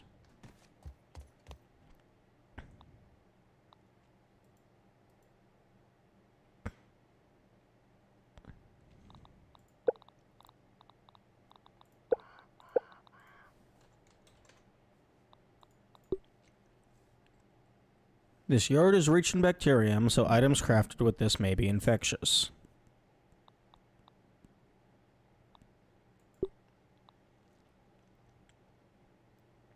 Accented by deadly flakes of rust.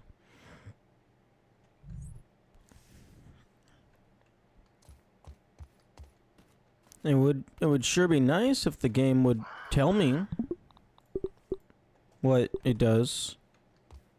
But no, that would make far too much sense. Why would we tell the player what the items do?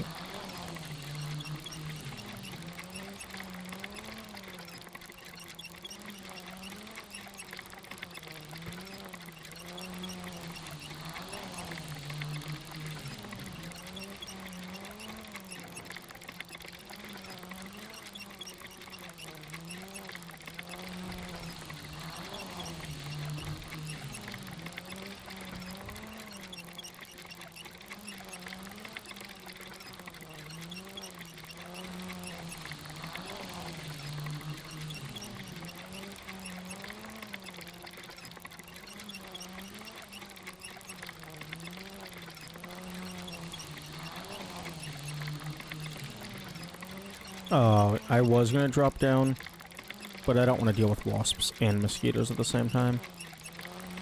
I feel like they should be fighting each other.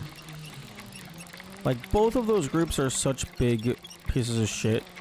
They should have aggression on sight.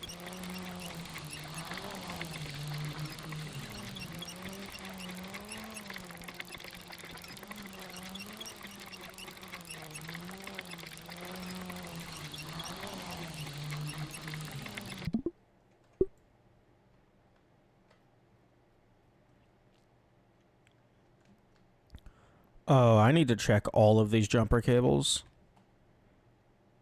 I would totally be the kind of developer that would shove something inside of the handle of one of those jumper cables.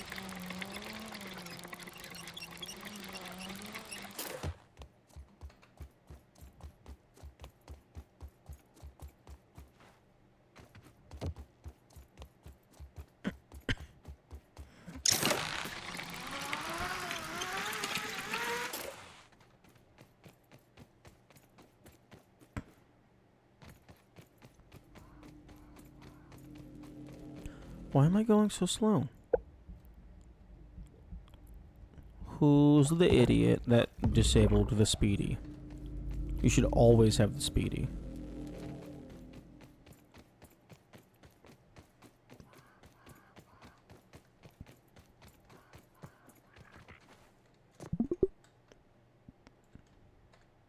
Okay, nothing. Nothing.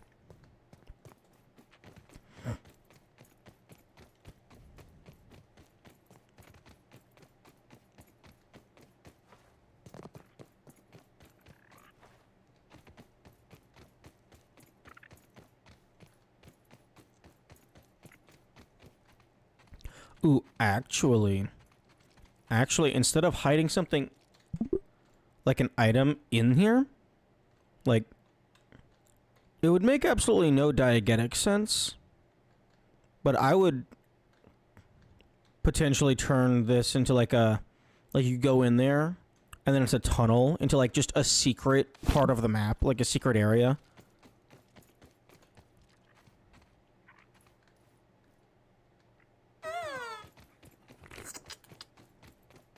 Like, I would totally have hidden shit like that.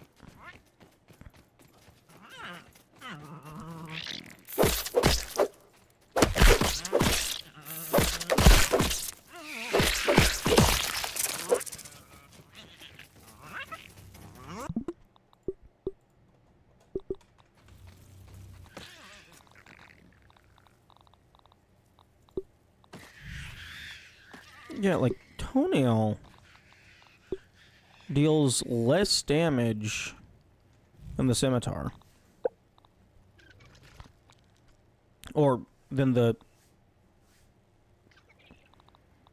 spiky gum.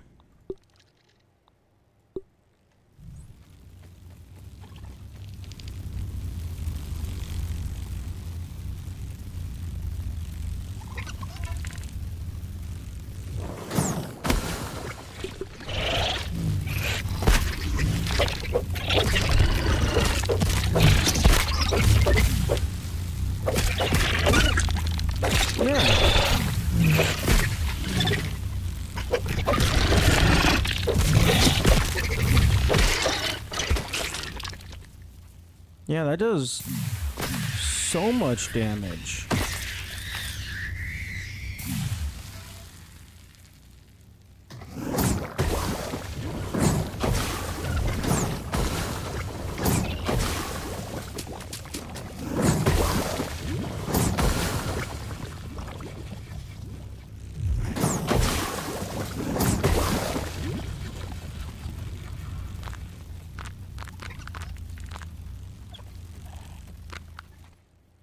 So it's either something with infection, or maybe just like hot, like it just because it just hits so fast.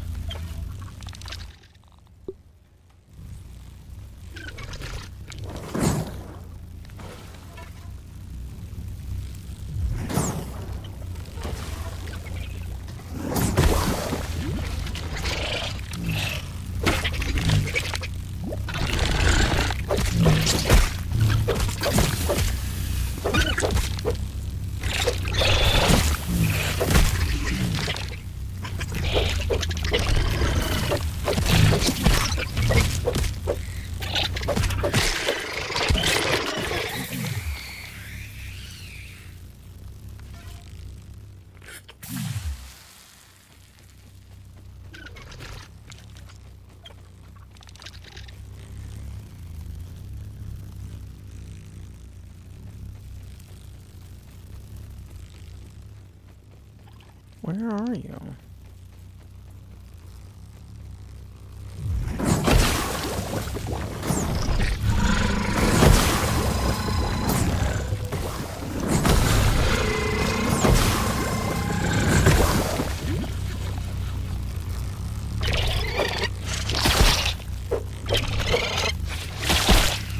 Okay, I'm not gonna be able to take him out.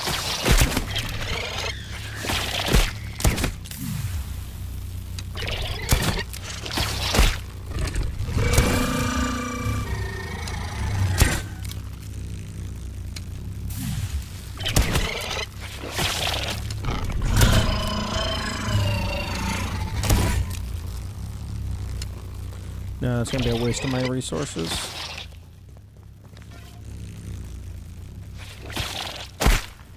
Like, again, that didn't hit me. That hit the ground. I don't like it. Don't like it at all. I very strongly disagree.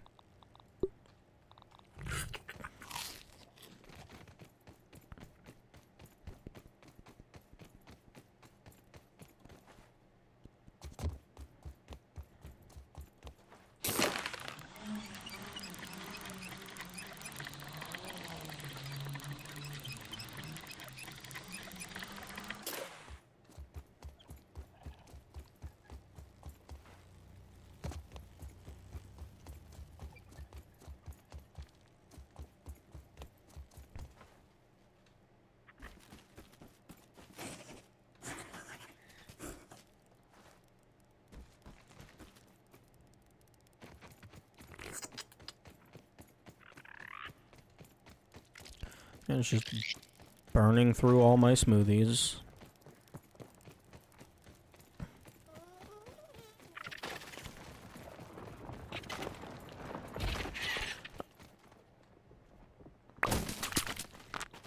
I don't think I'm fond of the smoothie economy. Let me through! Fucking hell.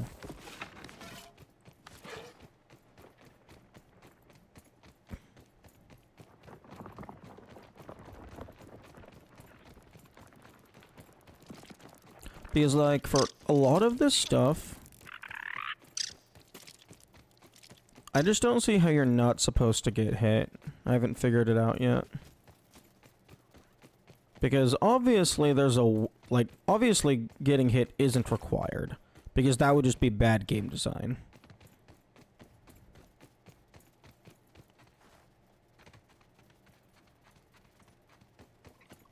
But there is some shit that can't be blocked. And there's some stuff that feels like it can't be blocked. It could always just be bad game design. Yeah, but I don't want to just... I don't want to default to assuming the game was designed poorly. Because it could just be that, like, it was designed in a way that I don't vibe with. But that doesn't necessarily make it bad.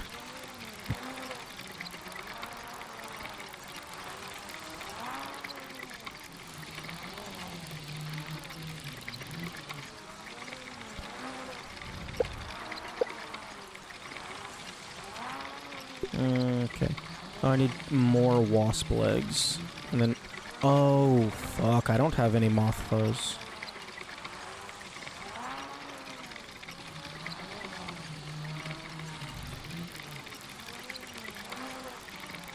After the DS1 breakdowns? Which ones?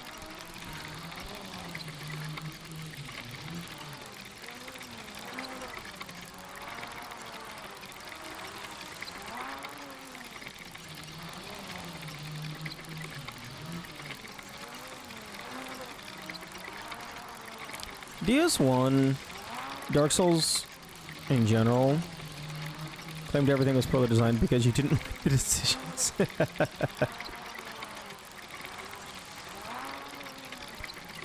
For DS1, and probably just the Souls genre in general,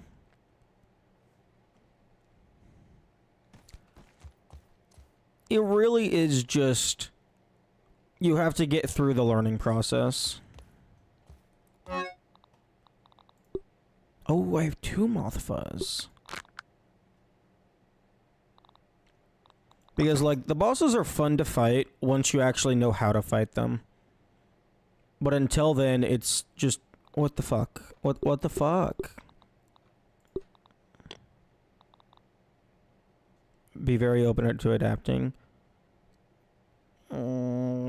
Yes. That is true. But also sometimes it feels like if I'm trying something and it seems like, oh, that's gonna be doable, this is gonna be pretty hard. And then, like, I try something else and it's like, what? That's so easy. That's lame. I don't want to do it that way. Because it's like, if you find a solution that's harder than the intended solution, it makes the intended solution feel cheaper.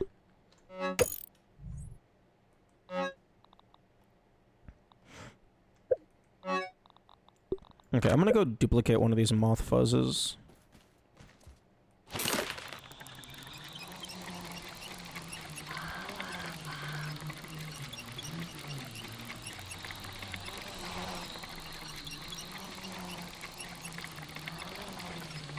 I have 4,700. That should be enough.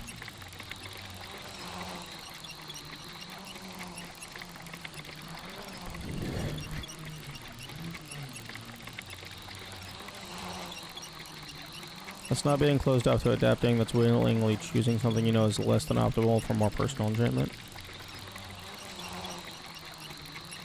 I suppose that's fair. That makes sense.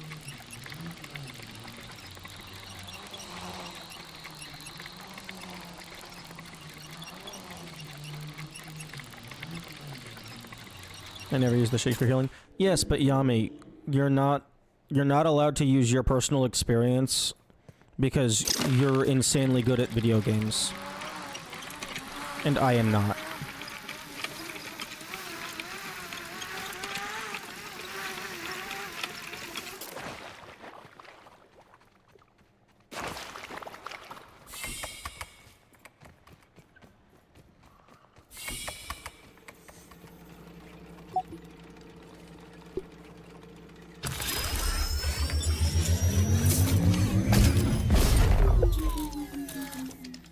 Insanely good or stubborn? I don't know.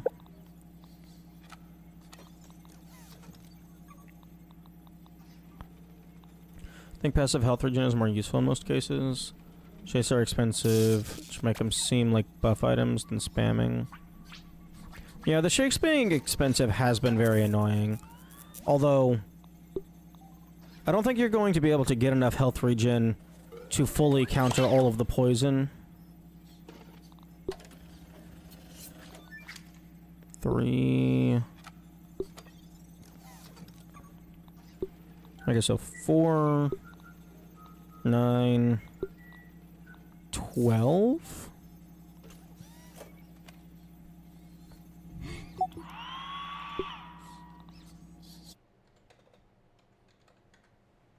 Okay, I need 10,000, so that's not happening. Only need to counter long enough and all the enemies are dead. I mean, I suppose. But also, your healing is getting reduced by the wasps.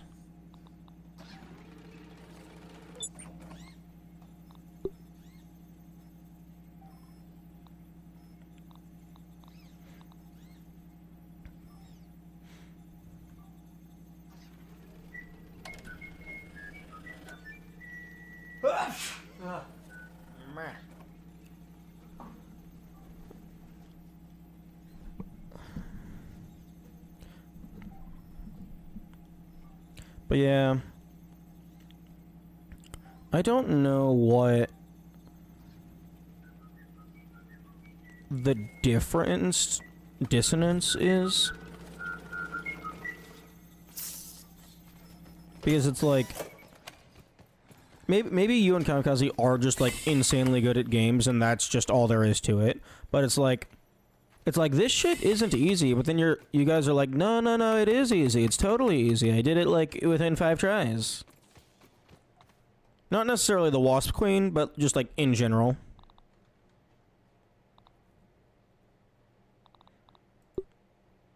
Okay. I got the fuzz.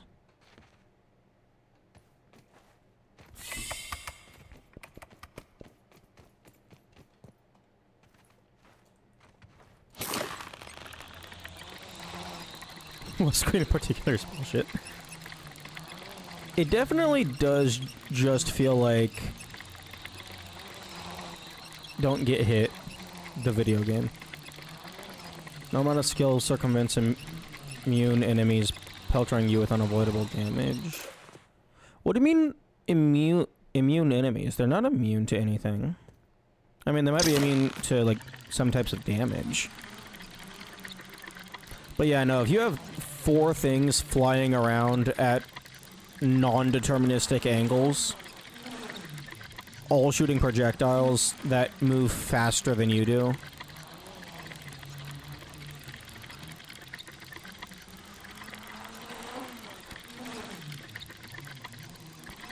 I genuinely don't see how anybody would... Actually, no, I do see how someone would beat this boss without taking damage. It's called Get Lucky. Be super overpowered and get lucky.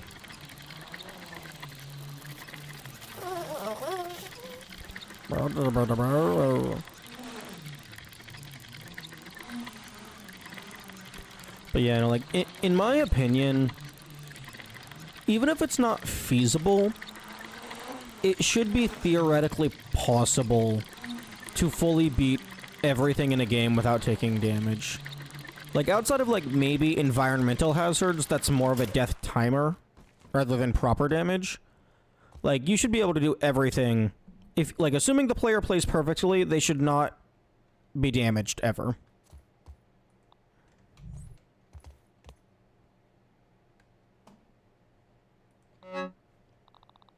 Okay, I need more wasp legs.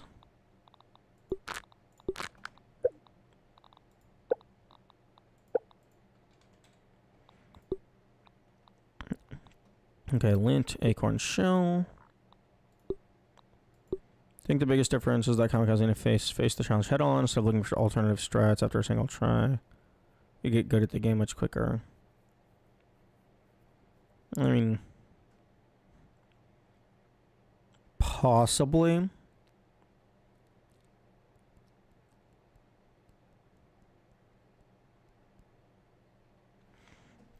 I need 2 more legs.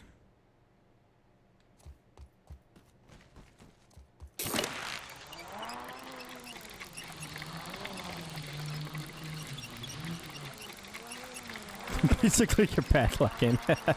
I mean, that's what I did with the Broodmother. I had to turn off the music so that I could focus and actually learn the fight.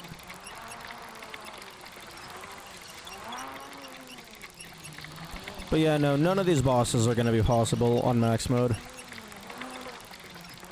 Too many summons, too much unavoidable damage. Go in thinking you will win and you will win. That, Yami, no. No, no, no, no, no, no. That's the copium talking. That's just you being skilled. That is not a valid strategy in any capacity.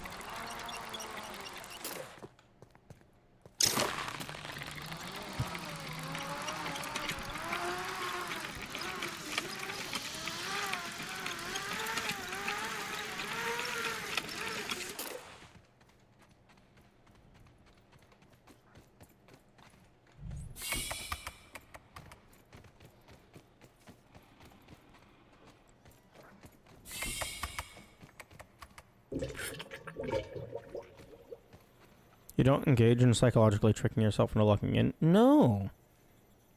No. I actually try to understand the fucking boss.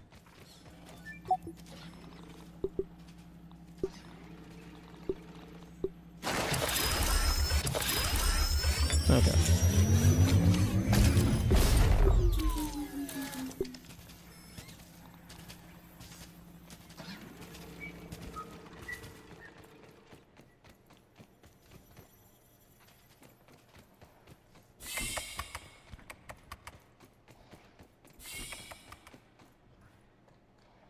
Like, I explicitly go in expecting to lose, but I'm just trying to learn.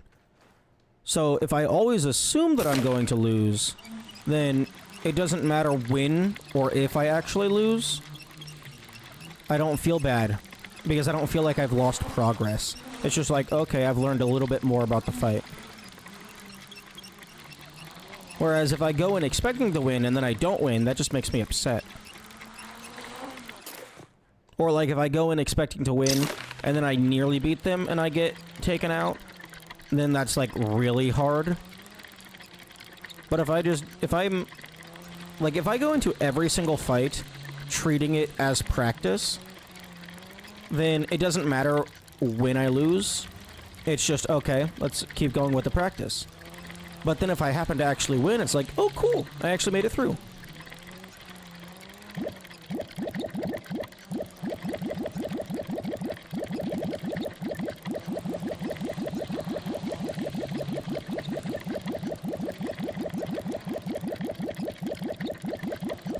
It would be nice if Wendell would fucking attack shit other than the Ominents.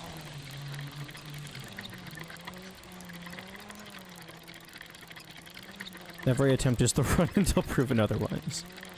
As I'm consistently good at games, I don't get upset emotionally though. It's a different experience. Yeah, I can see that perspective being good for certain peoples. Going into a challenge expecting to lose is griefing yourself. Your brain will relax instead of pumping adrenaline and making you focus. I disagree. And it's not... maybe I worded that poorly. It's not... I'm going in expecting to lose. It's more... I'm going in with zero stakes. So, like, it doesn't matter if I lose because I'm not... It's not that I'm expecting to lose. It's that I'm not expecting to win.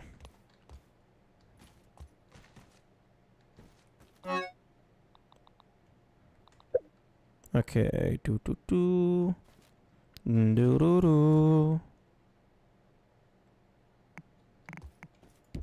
Are you high enough for a wasp?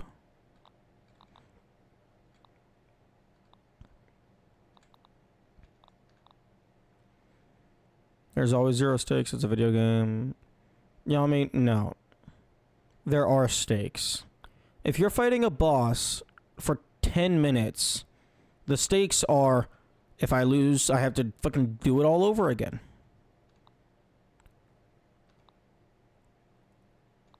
Where the hell is the wasp trophy? Stuffed wasp.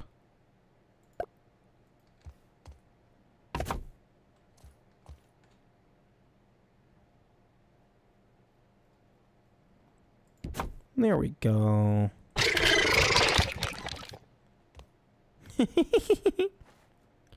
Like, there might not be real world stakes, but there are stakes.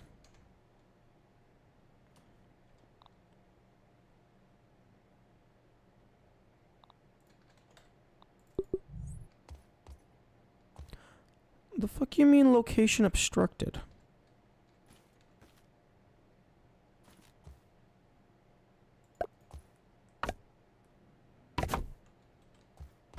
Actually, I'll go ahead and do that. Give myself a little staircase. Okay. Extra damage, extra loot.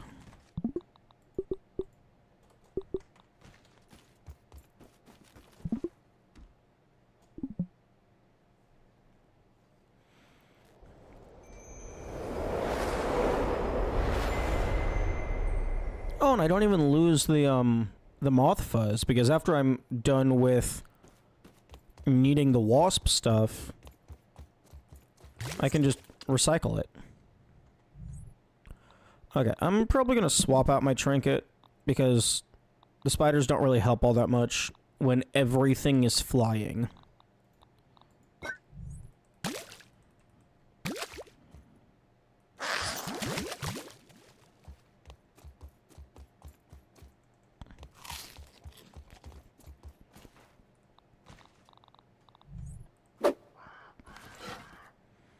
Okay. What other trinkets do I even have? Increased damage resist. That could be nice. Poison resist? No, that's poison resist down.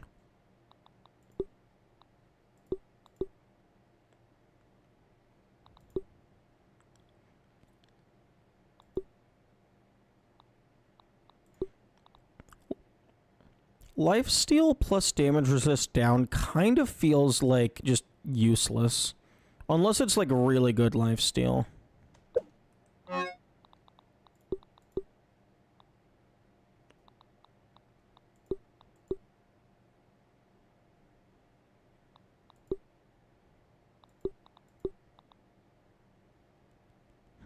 Attack up, imperfect block. I don't know that I'm really even trying to block the wasps all that much. And also, most of their attacks can't even be blocked. So that might be worth giving a shot. Oh, unable to perfect block at all. Okay.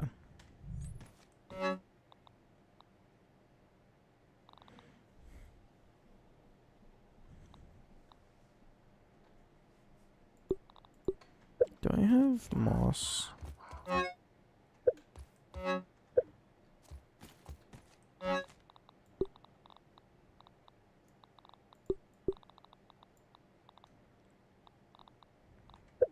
Hmm.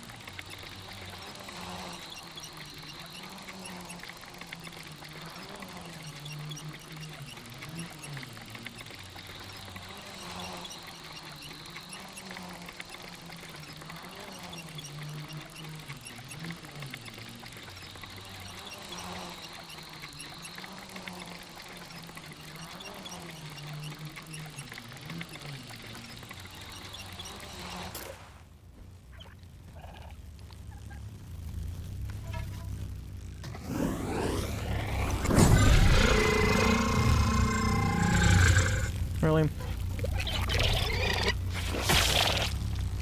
Oh, fuck. Wait, what?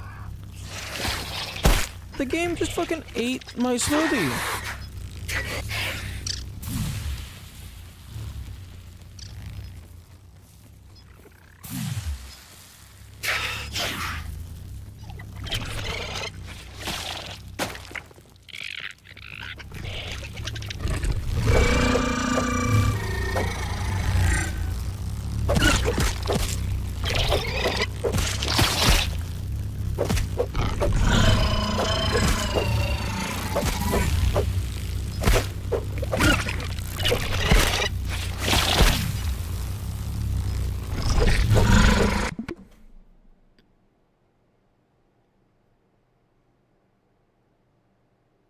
I hate these drones. I hate these drones so goddamn much.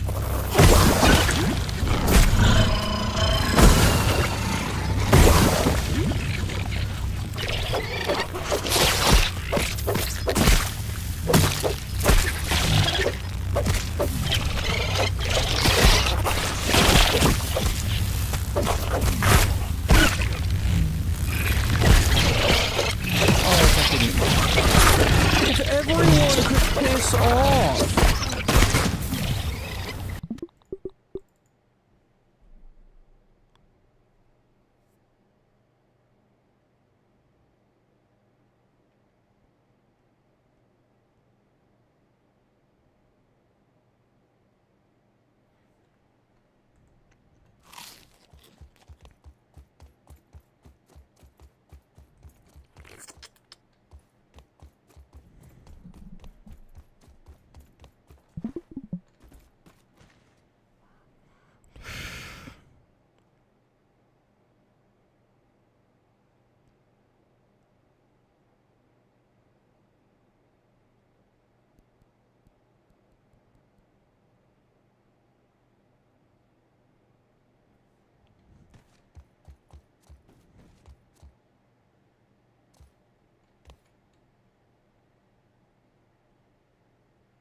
What are you?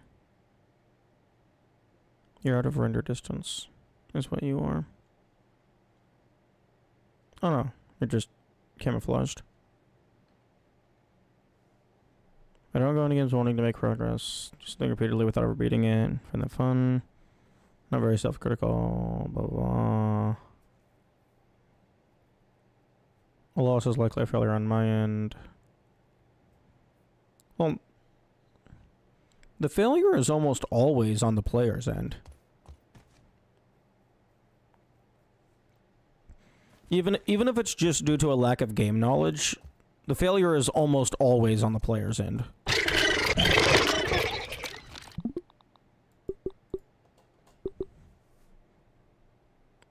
Because it's like, well, not because, an unrelated thing, like, I'm feeling like maybe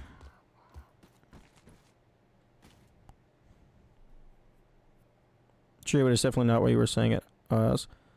Yeah, no, that was just me being stupid. Like, just straight up. I had a terrible perspective back then. Like, I try to keep that in check.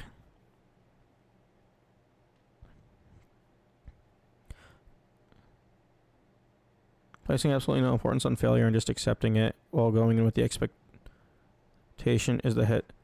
Well, Yami, that's exactly what I do. I'm not going in with the mindset of I'll fail anyways. I'm going in with the mindset of it doesn't matter if I fail.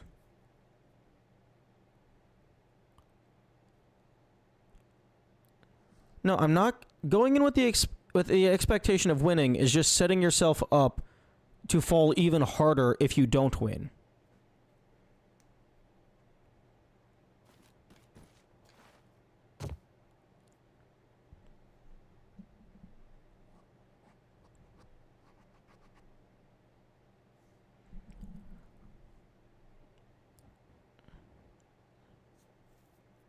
Going in with the expectation of winning and not caring about the failure. Well, if you're expecting to win, how do you not care about the failure? Because if you expect to win and then you don't win, you did something wrong. So you need to figure out what you did wrong.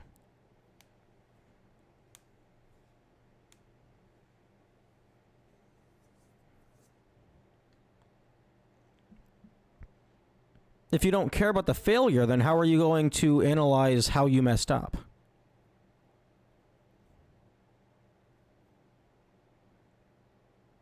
You have to acknowledge the failure.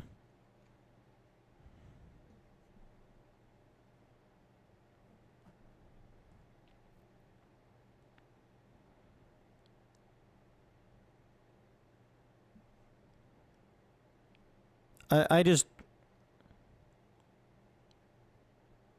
just not getting what you, like, why you would go in assuming you're going to win. Like, that's just unrealistic. Like, that's just weird. That's weird to me, to my perspective.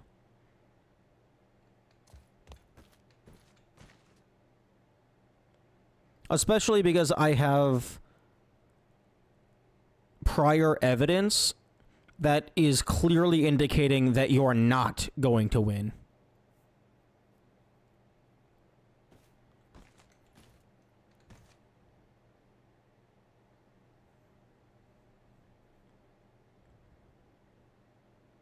Like I can't just gaslight myself into thinking that I'm good at games when I clearly am not.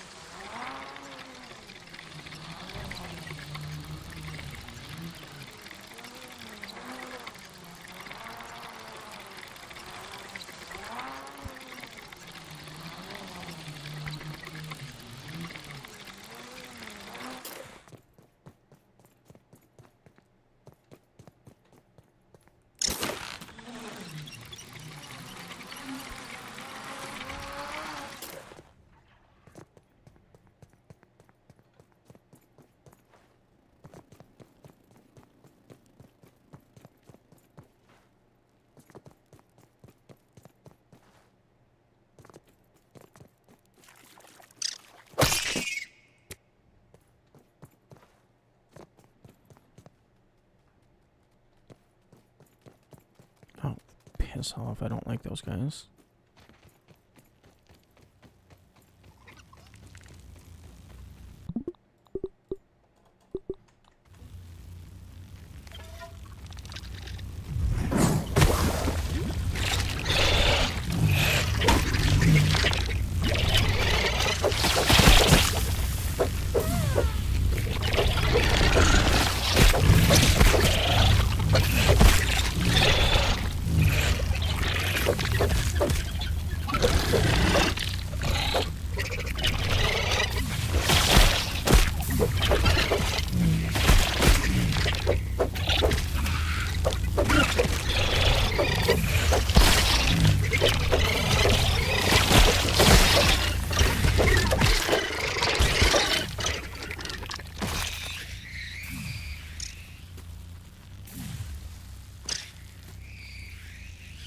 Hmm?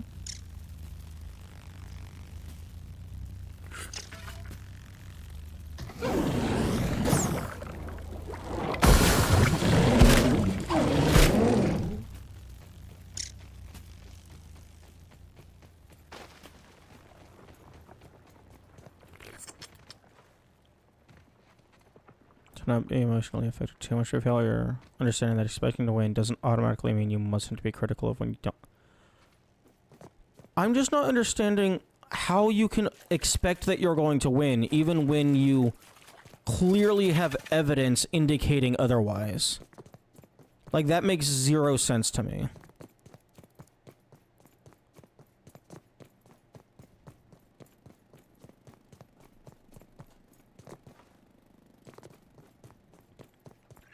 If I'm not trying to win, then I can't effectively improve with the playstyle I would use on it. You can try to win without assuming that you're going to win.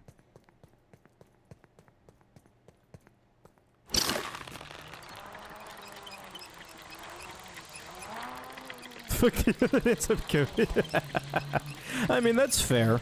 That's fair.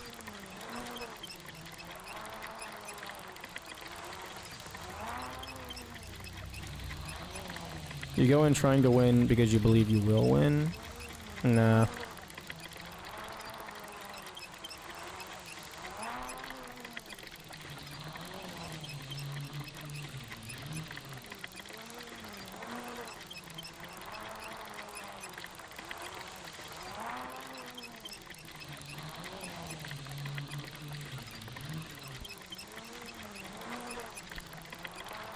Like, for me, it's just...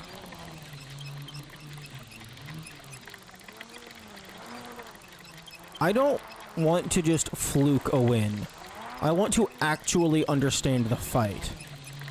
So, like, going in just assuming I'm gonna win, that just doesn't make any sense to me. Like, I'm going in expecting to learn and fail in the process. And then gradually make more and more and more progress until I am at a point to where it is reasonable to expect me to win.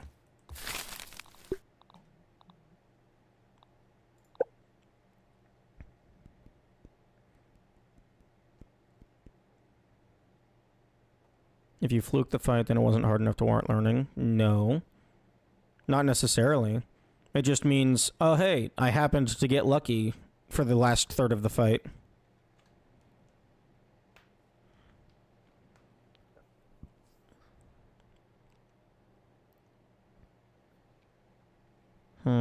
I don't know if I want these to be gum.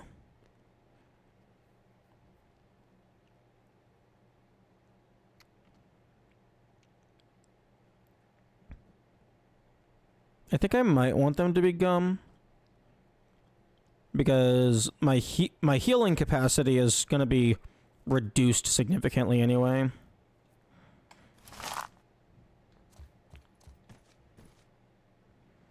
But gum is so annoying to collect.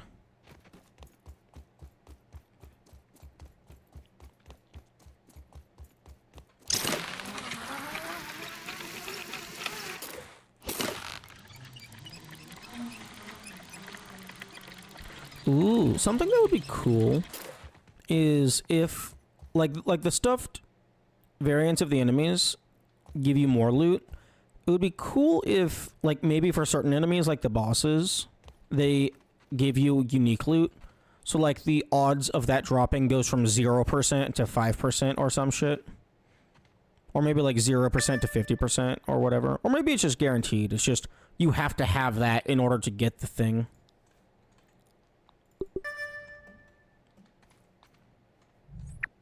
Okay. What? Game, what the fuck do you mean? There's gum here. Is it up on top? There is no gum here.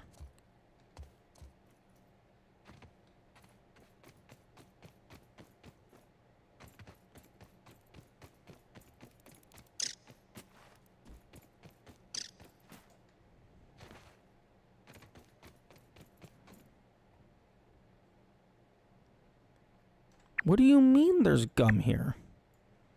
Having enough self-confidence. I won't second guess if I can win a fight because I've been playing games since I was a toddler, so obviously I must be good at games. It doesn't... Okay. From my perspective, it sounds like you guys are just intentionally gaslighting yourselves and lying to yourselves in order to perform better, which is fine. That's just not how I want to play games. I don't want to win because I'm delusional. I want to win because I'm skilled.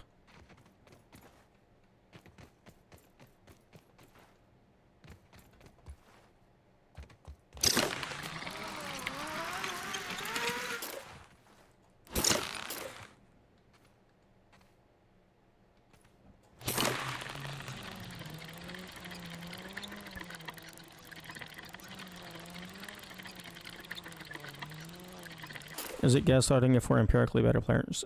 Yes. It doesn't matter how good of a player you are. If you're playing a hard game and you go into a fight that you have never encountered before, like, assuming that you're going to win on your very first try, that seems unreasonable to me. Because, like, you don't know any of the patterns, and if the boss hits you twice, you're dead.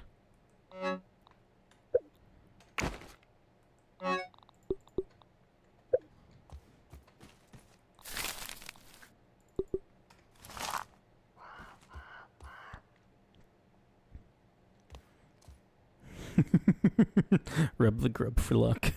What kinds of games are you playing where 2 hits is death? This game, before you have decent armor, and Dark Souls. Actually, no, in Dark Souls, oftentimes 1 hit is death.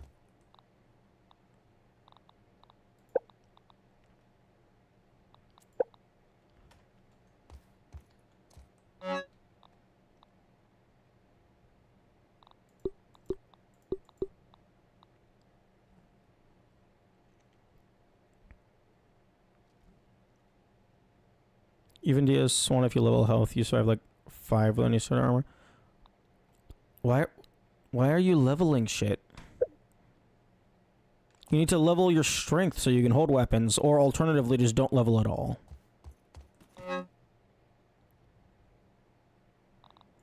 Because if you over-level, then it's just boring.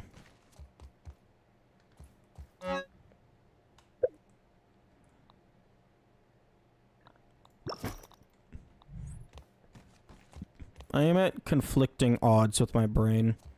Because my brain wants to be done with this game, but I want to finish the trials.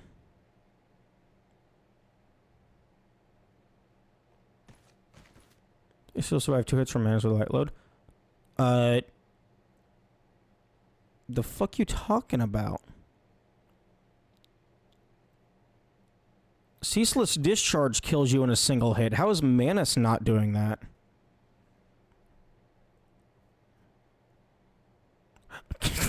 Oh, cool. Damage is mega high. I just won't get hit.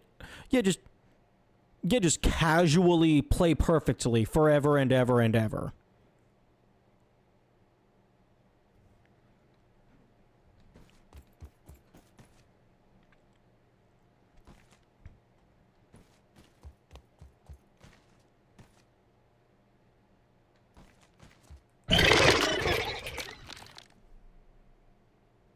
Like, I mean, that's, like, kind of what I'm talking about with, like, you're just good at games.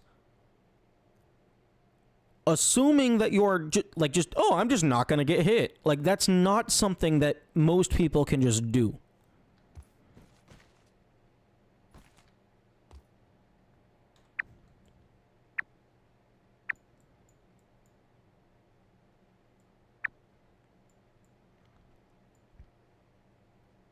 Okay, that's the gum in the toolbox, I think.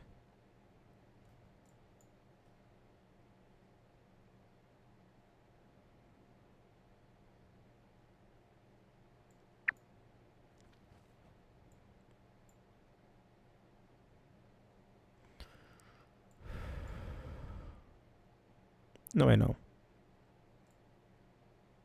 This is the toolbox.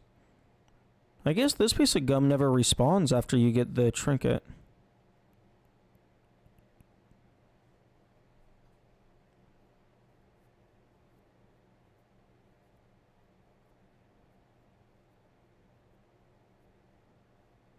Increasing skill a lot faster to less runbacks, more time practicing.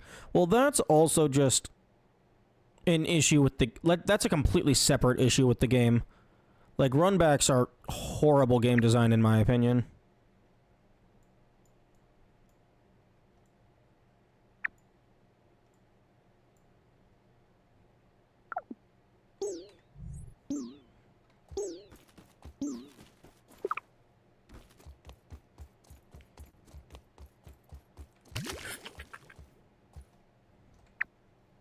Okay, where the fuck is this sticky key?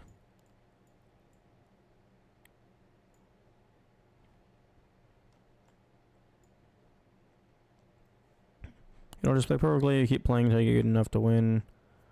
If you do happen to run into something that two-shots you, I prioritize avoiding damage. I still feel like I can... Yeah, that... Like, that just can't be me. Like, I'm not going to... I'm not going to just assume I'm gonna win. Like, that just is absolutely insane. Honestly, kind of easy to circumvent with how high your health and defense can be. Yeah, I suppose that's fair. I just... Getting high health and high defense just makes the game way too easy. But yeah, it would circumvent the runbacks. What are they gonna do? Kill me? Okay, looks like there's a gum nugget in the brawny bin. So maybe that's the sticky key.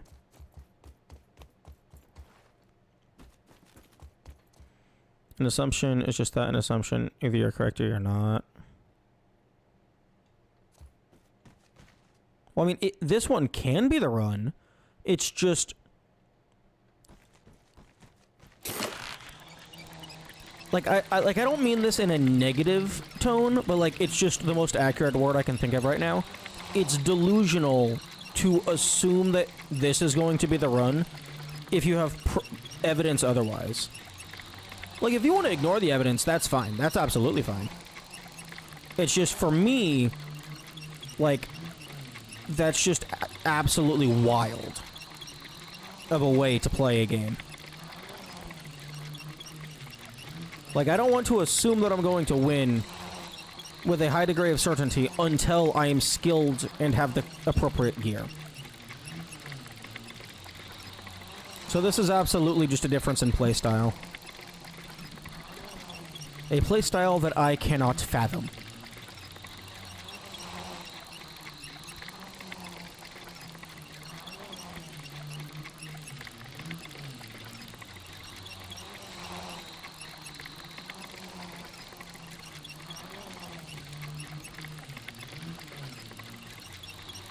The evidence otherwise is when your HP hits 0. The evidence otherwise is the 500 times prior that you have failed the fight. If you have a KD ratio of 0 to 500, there is absolutely no reason to expect that the 501st time is going to be the time. You don't know if it's the run, so you can assume it. No! You will only be proven otherwise when you fail. No! You are proven otherwise by all of the previous failures. You cannot treat every single fight as a self-contained instance. You have to take the entire collective into account if you're making the probability. In terms of this one is where my skills improved. Yeah, your skill has gotten better in those 500 attempts. And maybe at this point in the series, it is reasonable to expect that you might win. But for all 500 attempts, having the same expectation of victory is unreasonable. It should be like a gradual curve. As you do more attempts, your confidence grows. Attempt 1 and attempt 500 should not have the same level of confidence.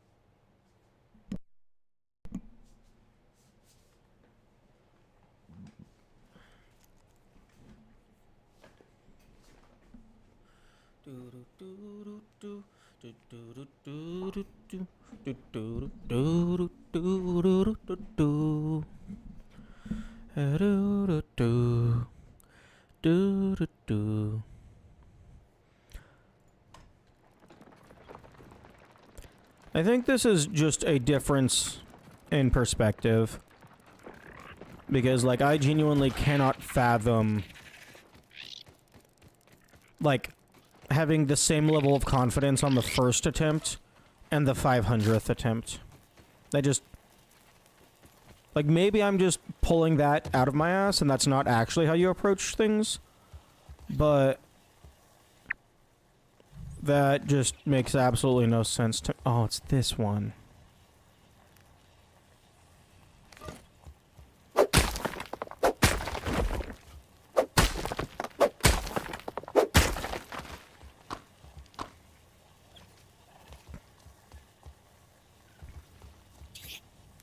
I'm confident that there's potential for me to win. Yeah, that makes a lot more sense.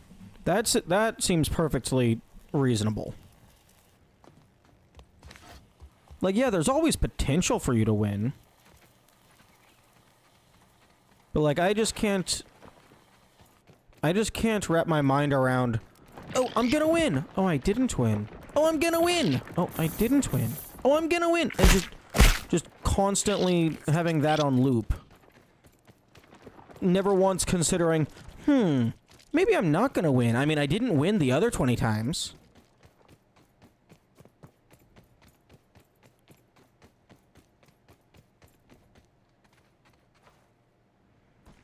Where the hell is this sticky key?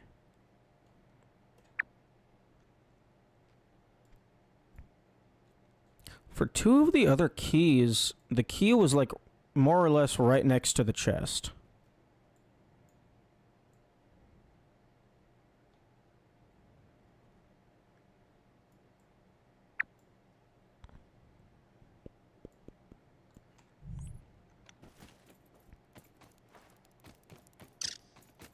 Like, not very far away. So, like, it's probably... I think the explanation is that you're thinking too much.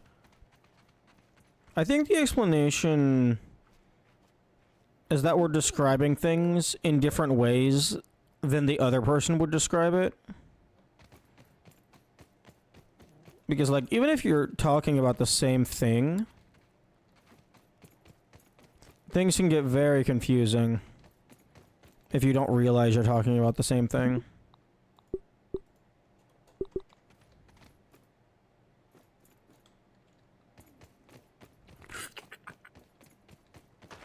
Are you a new mixer?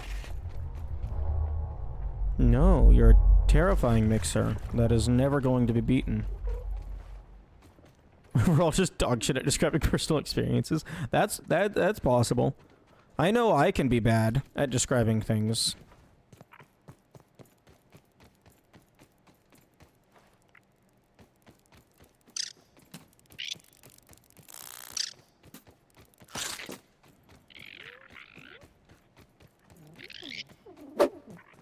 Where's the gum? I need the big piece of super gum.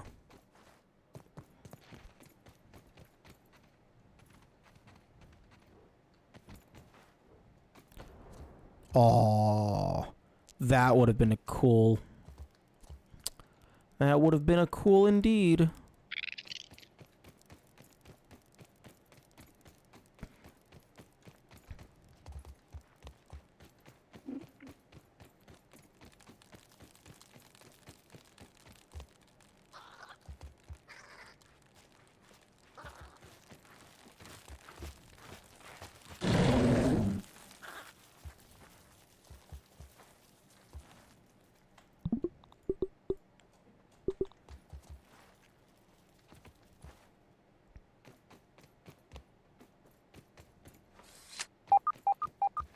Ooh, we got some raw science.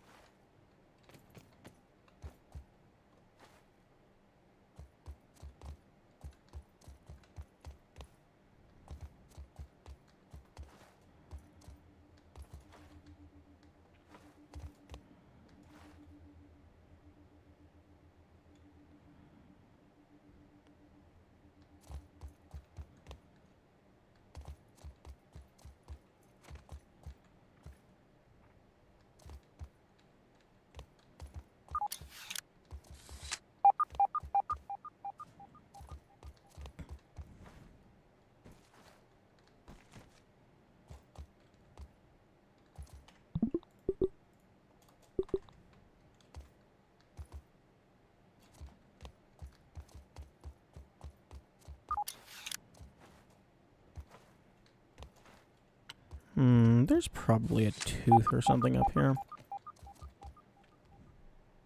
It's more of an, I'm gonna win. I didn't win, but this time I will win because I learned more.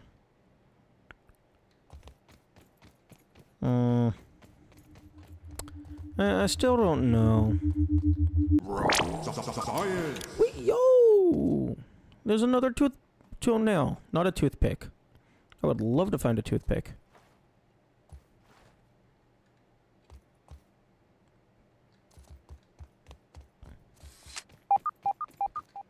Okay, I'm gonna save here. If I don't find anything else on the log, I'm gonna reload to go and get that raw science.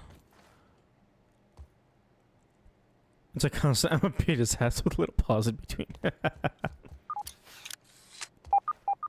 Yo, I was right. There was a tooth. Where the fuck is it? Give me the tooth.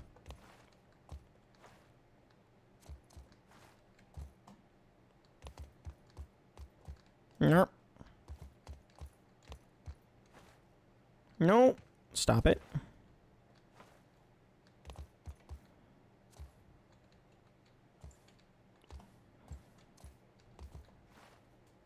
Stop it. Stop it. Stop it. What the fuck? Okay.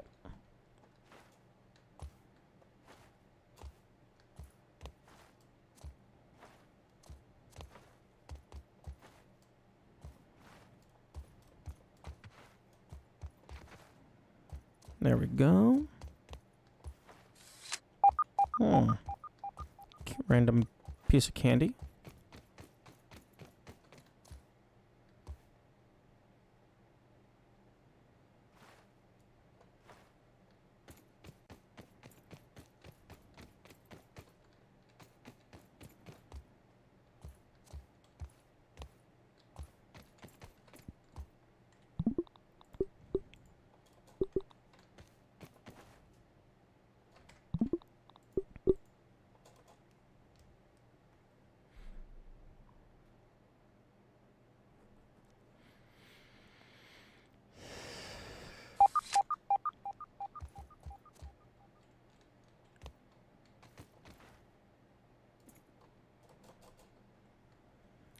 Believing you can do something will make you better at something.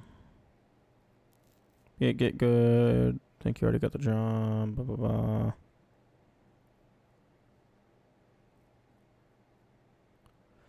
Yes, but there's a difference between being confident and just assuming that you... Maybe I'm using incorrect words here, but, like... assuming you're going to win when there is absolutely no reason to just completely baffles my mind.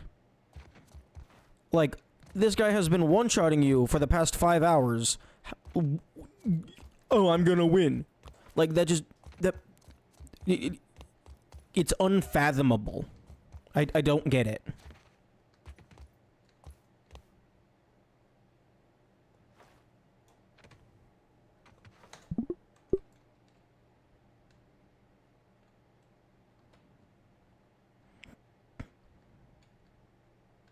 What the fuck is that?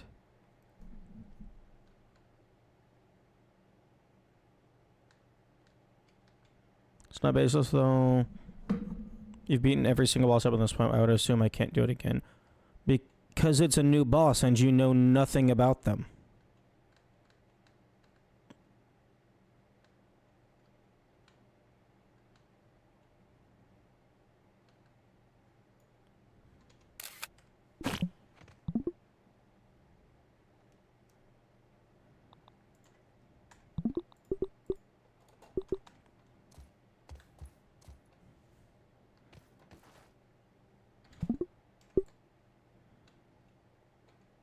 They run on presumably the same mechanics as every other? No. Okay, it's Sleepy Moth.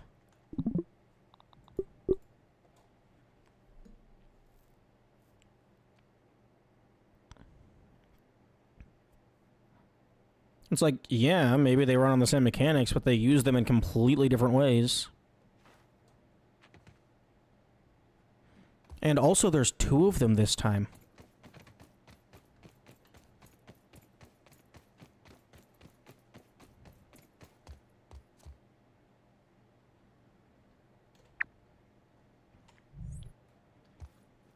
Oh no.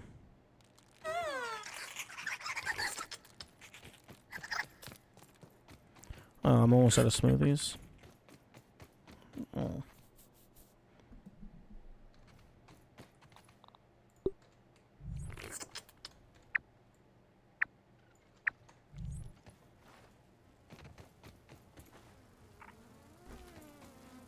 But yeah, no, definitely just difference in perspective, difference in playstyle, all that jazz.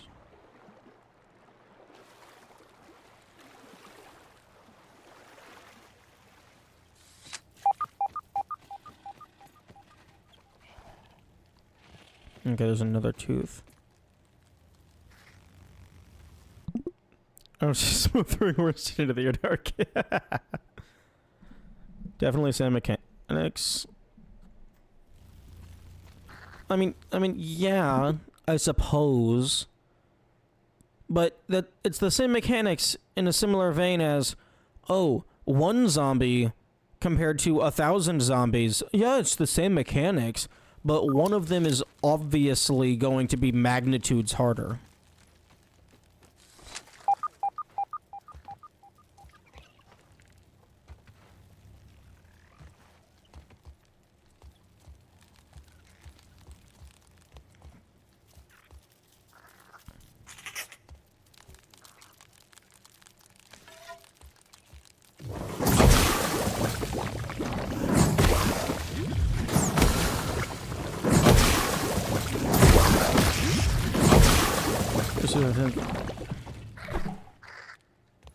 What the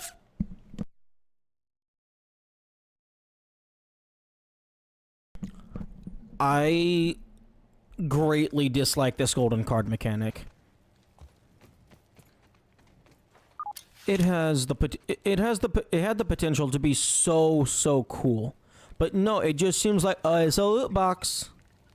It's just did you get it? No. Oh, did you get it? No. Oh, maybe you got no you didn't. Hello, Bubbles. Good morning.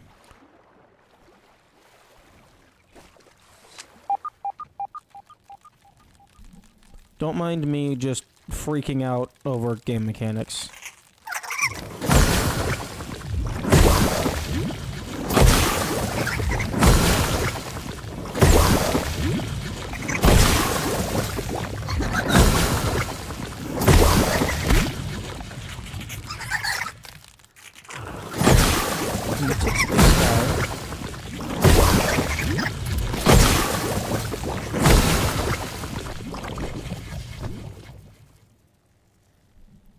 Kill them on that day? No.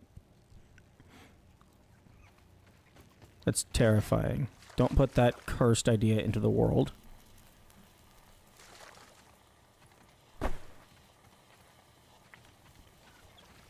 Because, like, I was initially thinking that the golden... Okay, I'm gonna go ahead and save, just so that gets locked in.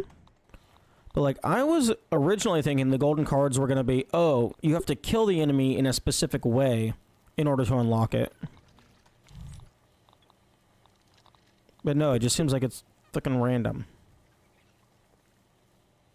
Yes, this is a spicy weapon. It's a very good spicy weapon.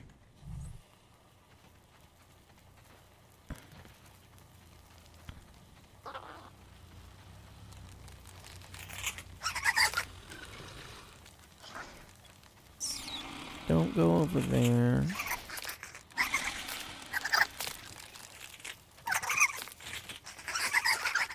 I'll probably make what? Oh, the staff. Yeah, no, it's a very good weapon. It has some nice properties.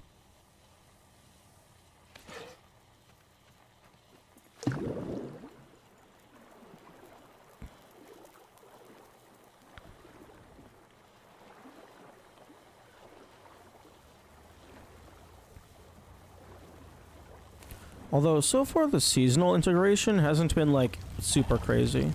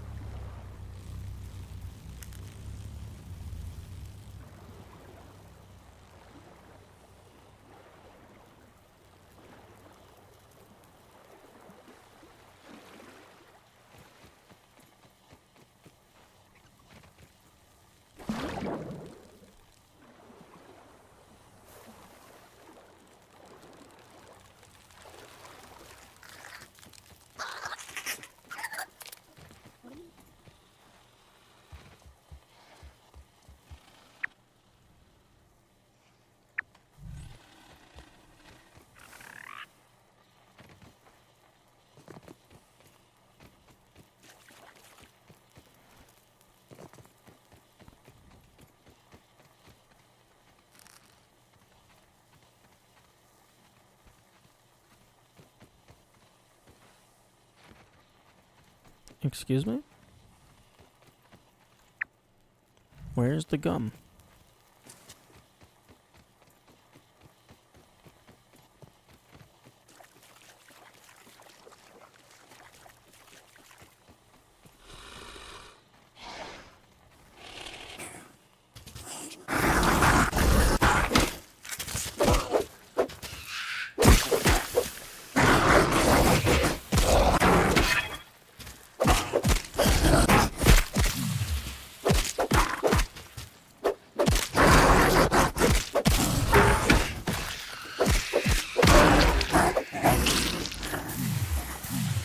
Five status conditions is absolutely insane.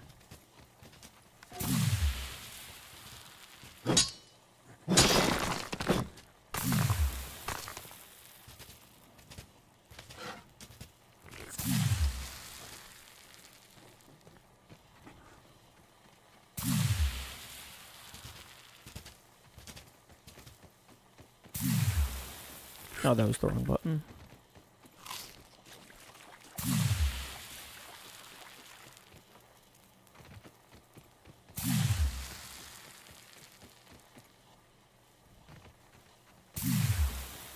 What mutations do you have on? That's a very good question. Probably ones that aren't doing anything for me. Yeah, no, I only have 2 mutations applied because I'm a dumbass. Okay, Blade Master, Loot Lock. Okay, there we go.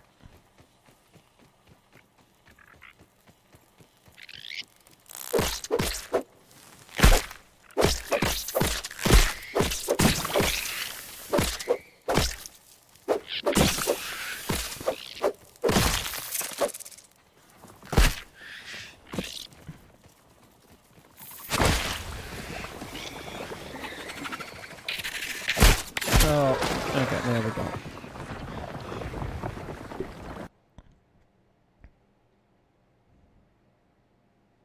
Yeah, this is what happens when you run out of smoothies.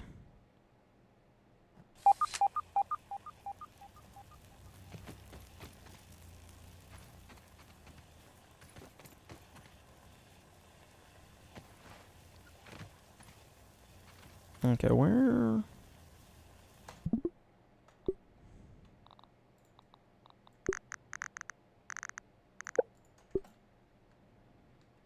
Where is this tooth? There it is. Okay. Okay. Good night. Have a good sleepy. Fuck. There's probably some insane parkour route that I just don't know where the entrance is.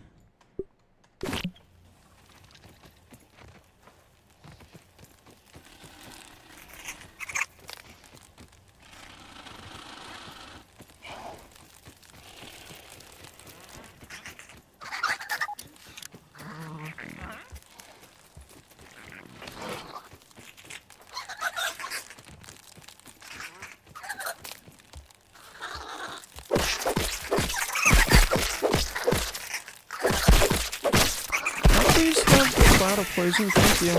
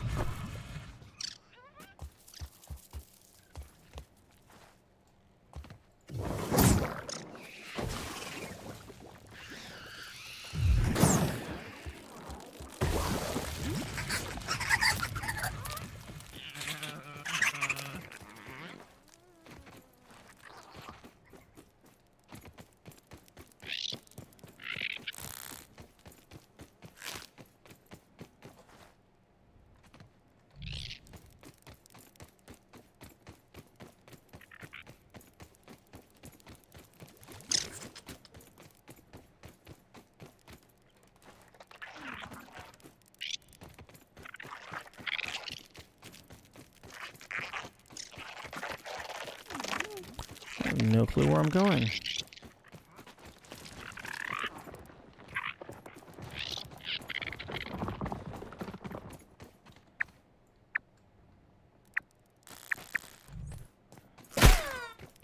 Piss off. Good evening, pleasantries. Game is going good. Although I'm about to die. So that could be going better.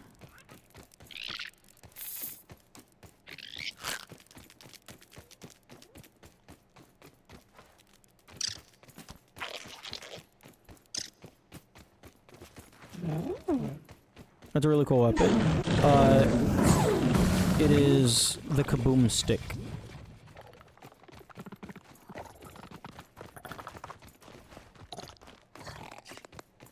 It shoots off an explosion that deals AoE damage.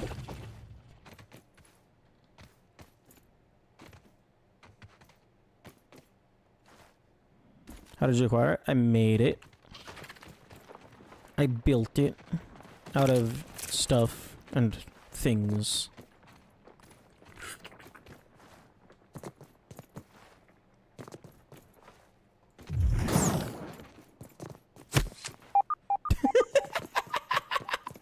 Oops.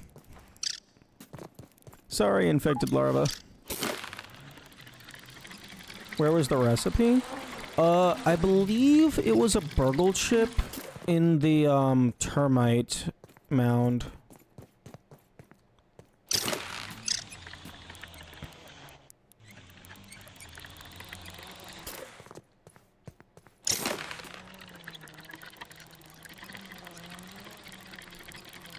Yeah, there was a few different, things that the chip gives you, like 3 magic staves and then like a fancy hat. Maybe some other stuff, I can't recall.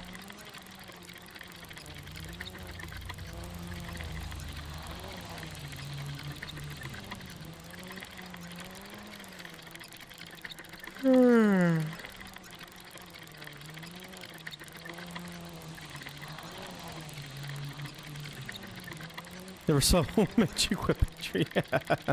It's less of a tree and more of just like, here's a set of things, but yeah. There's magic items and things that interact with the magic items.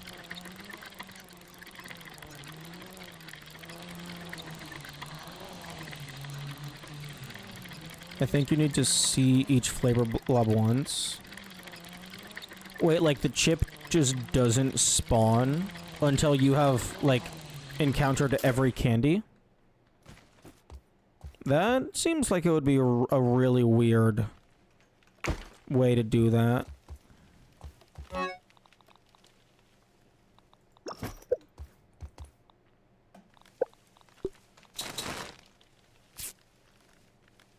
Oh, I'm constantly being reminded why I don't use the fiber bandages. Because they override my healing item.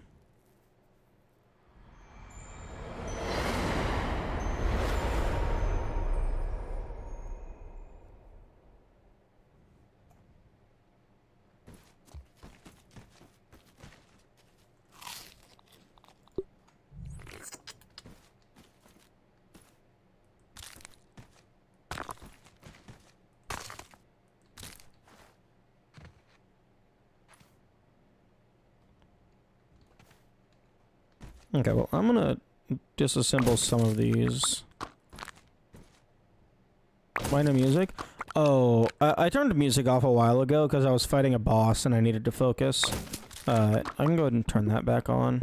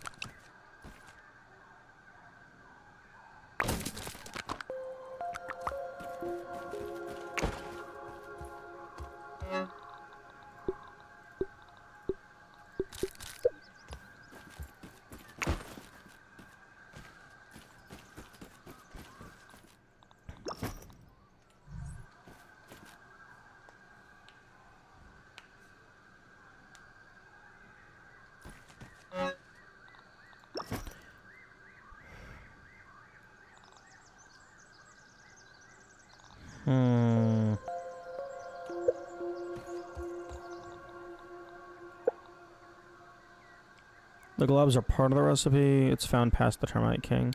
Okay.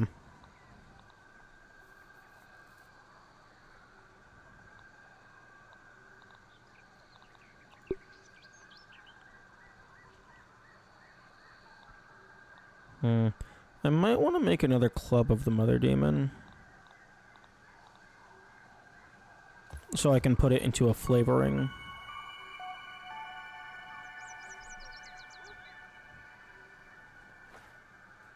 Unless... What materials are over here? I think it might just be fuzz.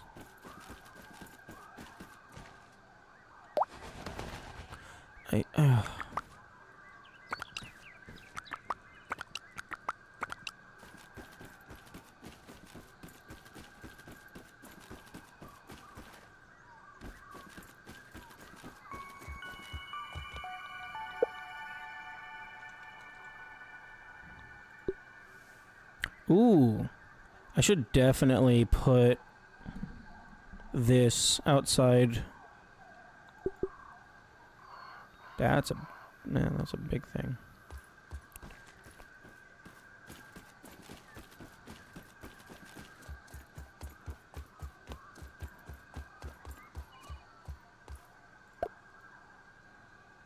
Although it still only requires 1 acorn shell. I feel like that one in particular should require like 4. Or maybe like 2.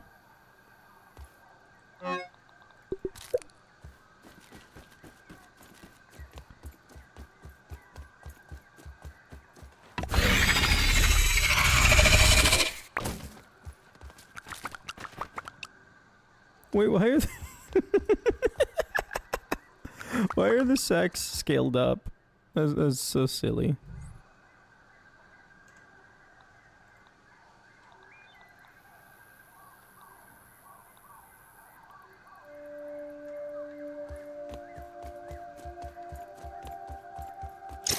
Okay, I'm gonna go place this outside of the arena.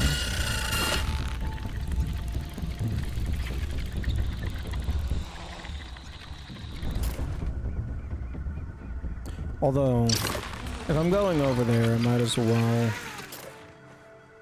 I have 1 summon item left. Might as well use that, get some material.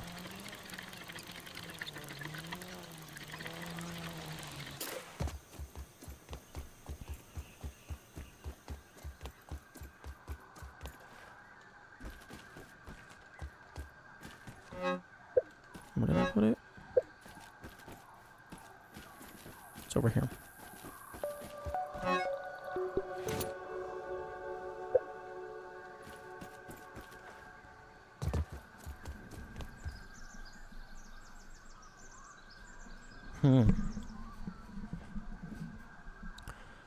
I actually don't know if I'm going to be allowed to place this on the wall over there.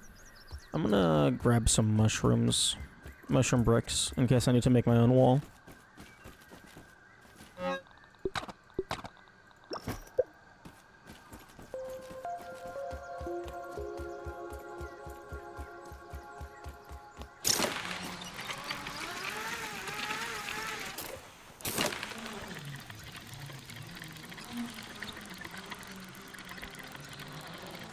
Ooh, something that would be cool is if there was like a zipline extender, quote unquote.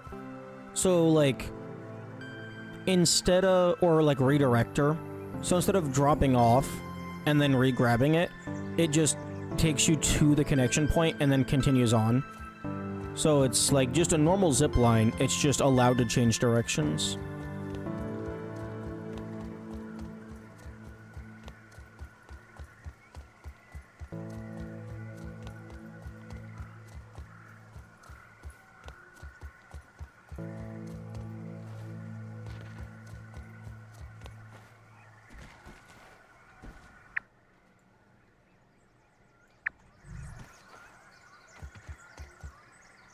Globs are part of the sandbox chip. I don't know what they mean. They found path at Termite King. No, I think they were meaning that the chip containing the magic recipes that chip is past the Termite King.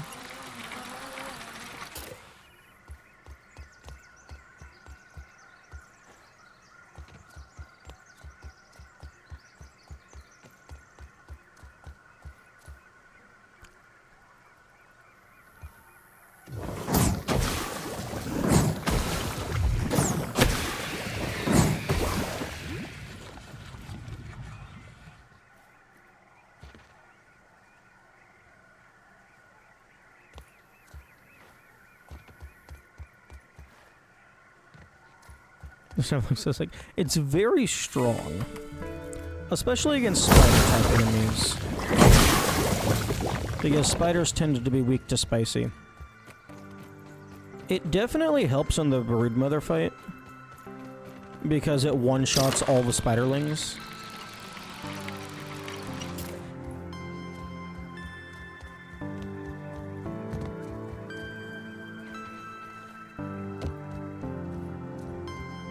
Smokes all bosses? Nah, not really.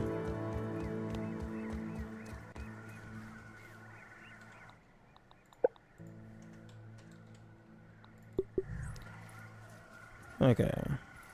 Unsupported requires a wall. No land rights. Well, where is my land rights?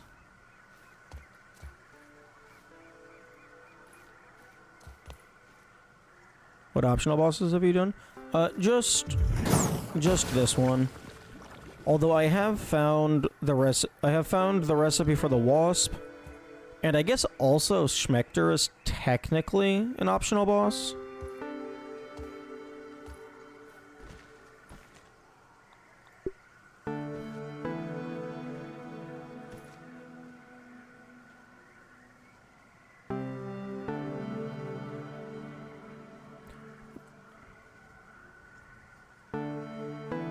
What do you mean location obstructed? Wait. Haha. Victory is mine.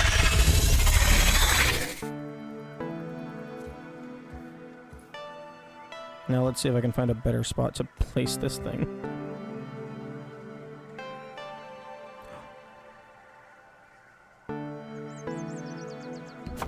Okay, yeah, that's much better.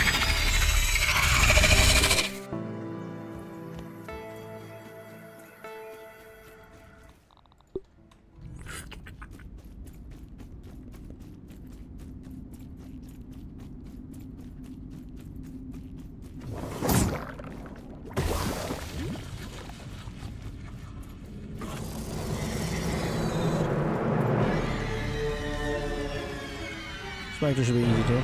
I haven't really given Schmecter a lot of attempts.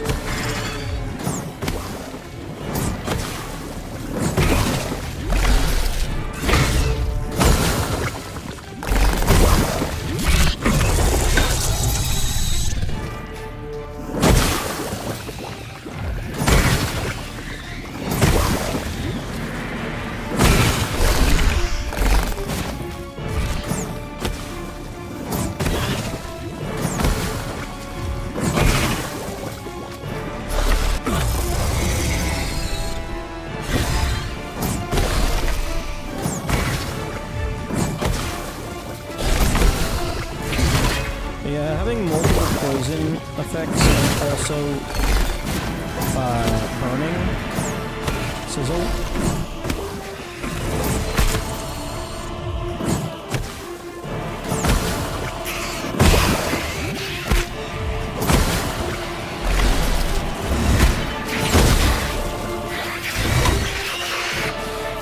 Oh, I'm dead.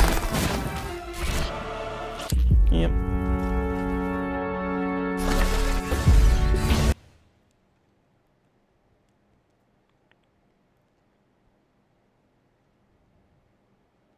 Yeah, that's what happens when you don't have 500 smoothies on deck. You just lose.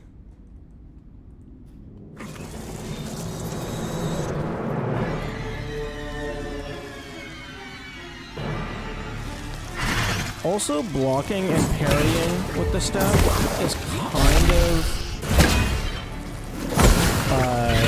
harder because you're not allowed to cancel the attack animation.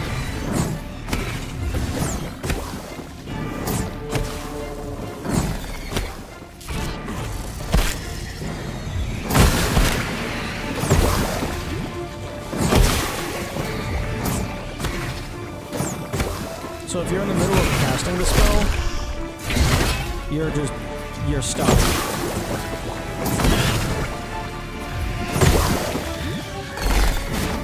Unlike with a melee attack.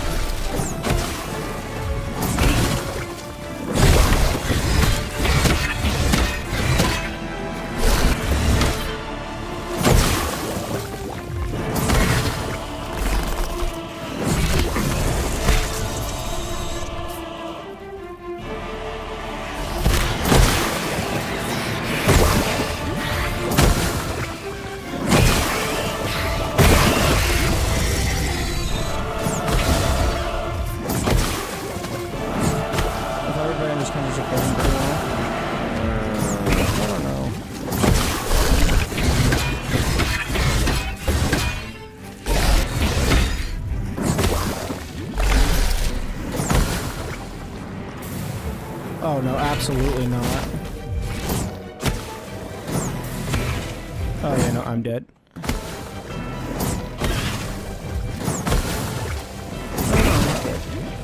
I mean, I am dead.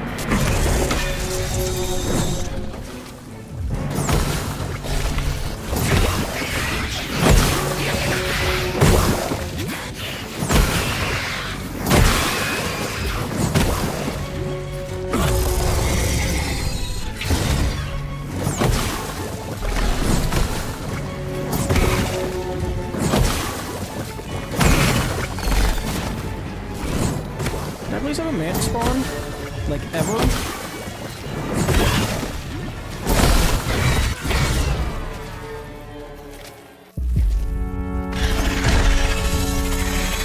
Watch over. Oh no, I know how to fight the boss. It's just very difficult.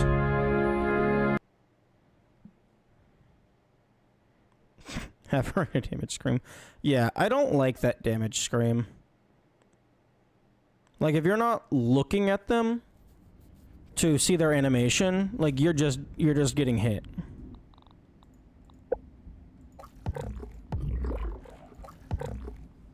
Oh, you know, that would explain why my summons aren't existing.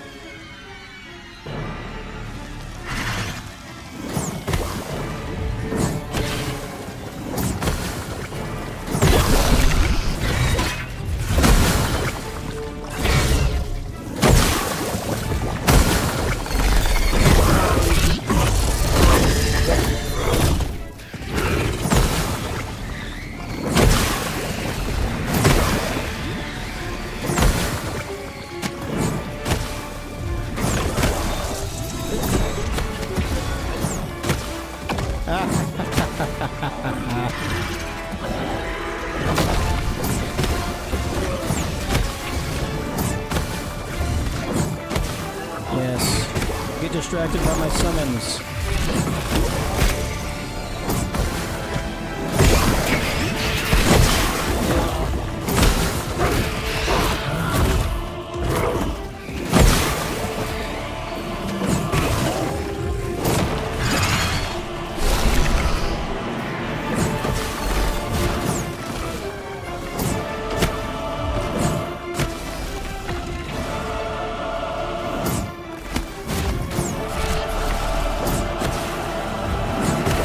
A summon.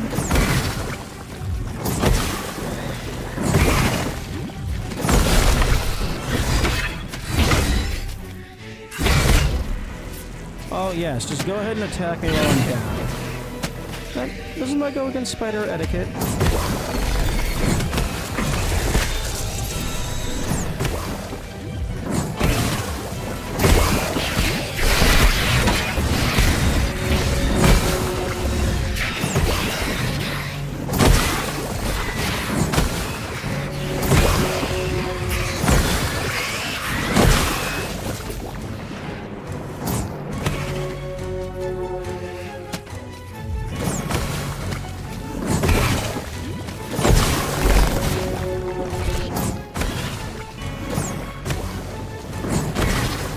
Please give me something. A mant.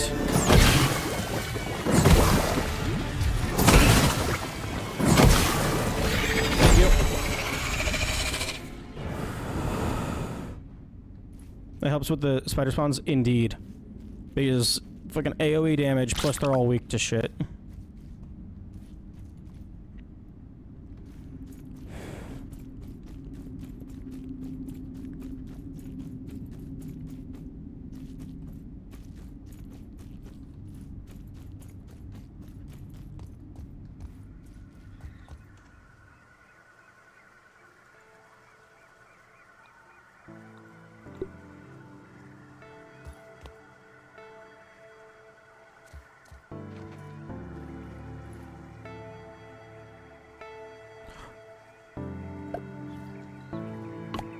Okay, so that's everything.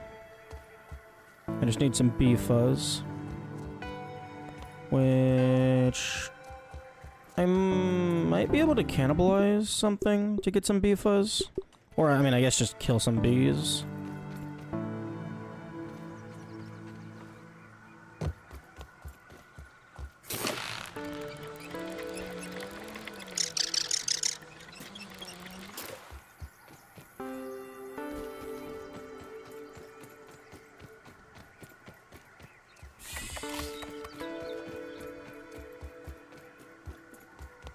Honestly,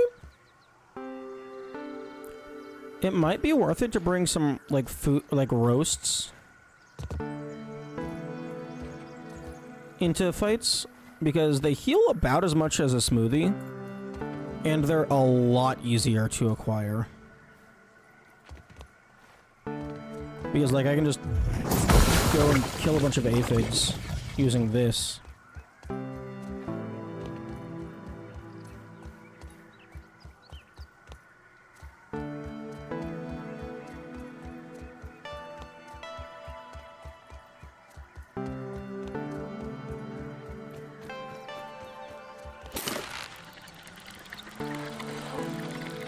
And the wild thing is, this isn't even level 9.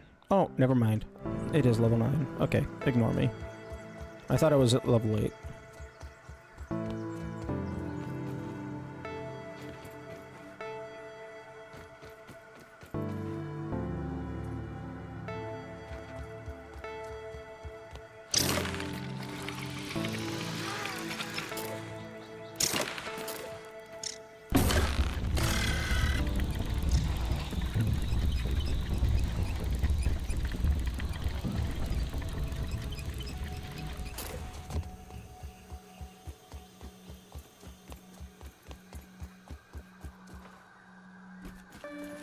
Okay, do I have any bee fuzz? I have bee stinger.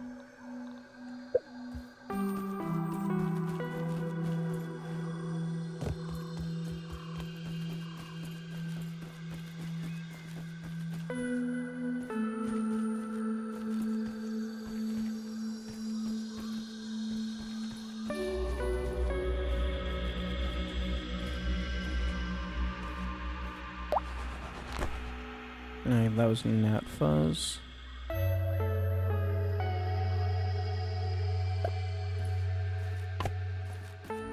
I guess I don't have any bee fuzz.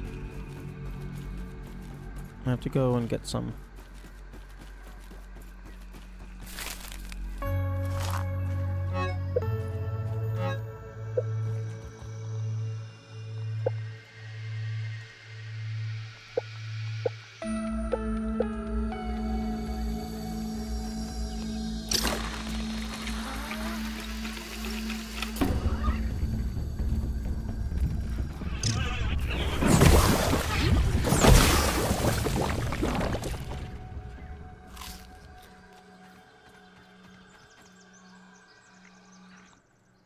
Wait, I'm sorry. Did that singular aphid just give me 3 roasts? Excuse me?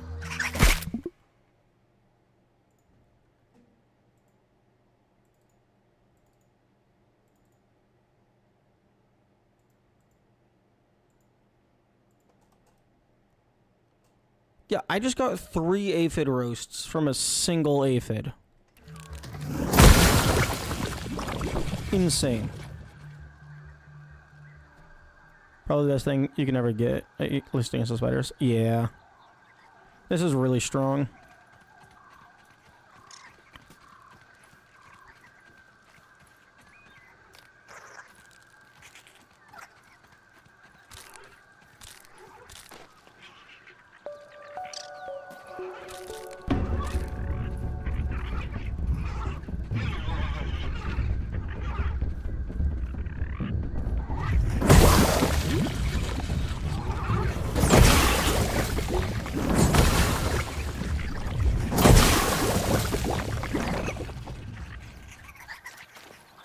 Love the Cortana too. Yeah, I still haven't gotten that because it's impossible.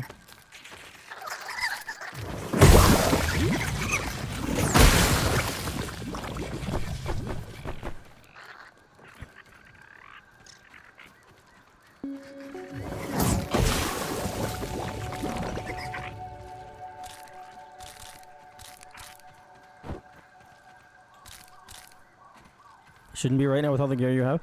Yeah, that's what people keep saying.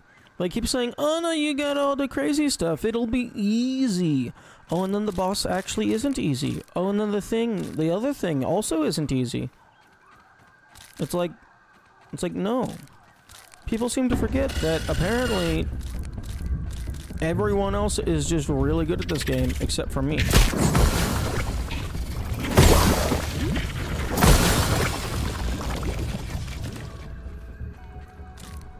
Also, when I say impossible, I'm being hyperbolic. Because it's like, you got the sizzle from the sword, and then you got the constantly spawning ladybird larva, and it is just, it's just insane.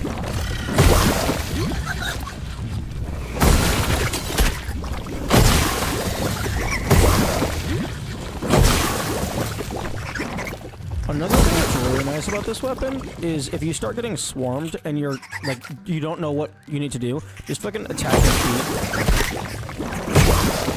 It's gonna kill something.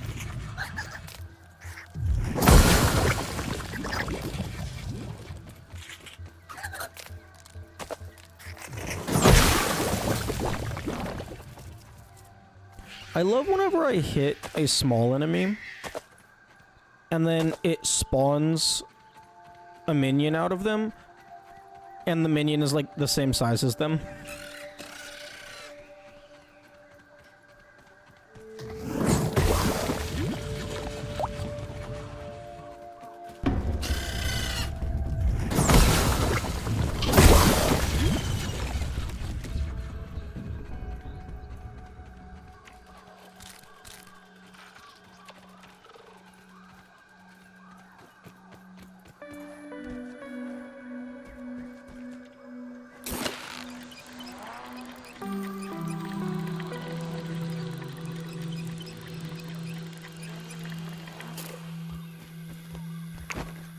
Okay.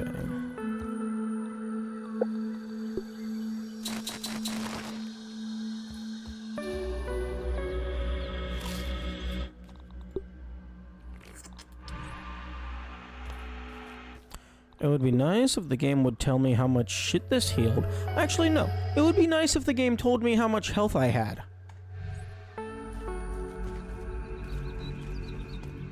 Like, that would be really nice. Like, at the bare minimum, the player should know the values of their own statistics.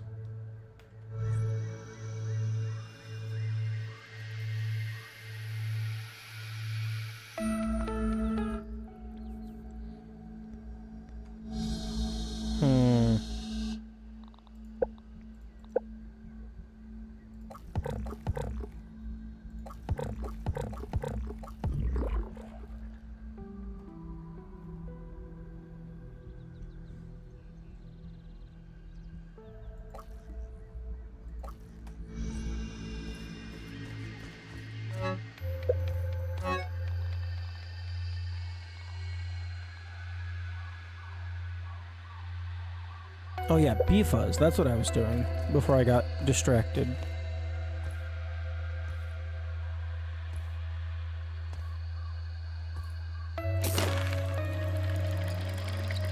Wait, no, what am I doing? I should just go to the picnic table.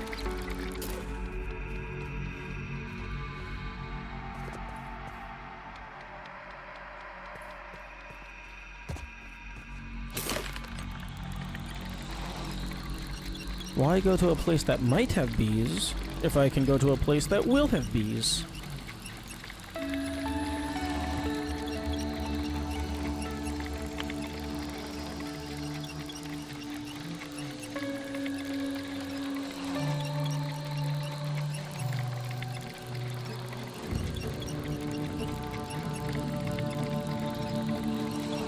Every time that note hits in the music, like, it always sounds so grandiose. I think some world event is gonna happen, but no, it's just part of the music.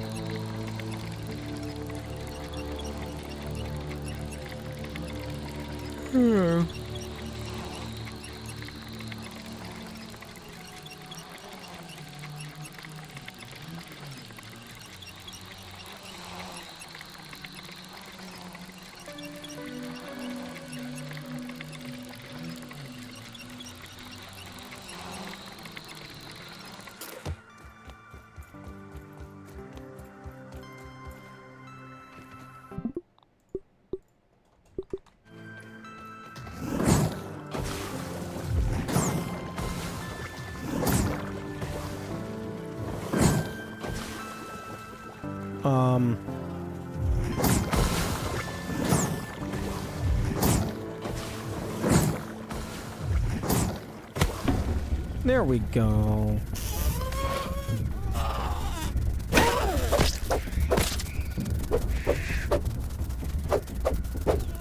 You wanna fucking attack me, please?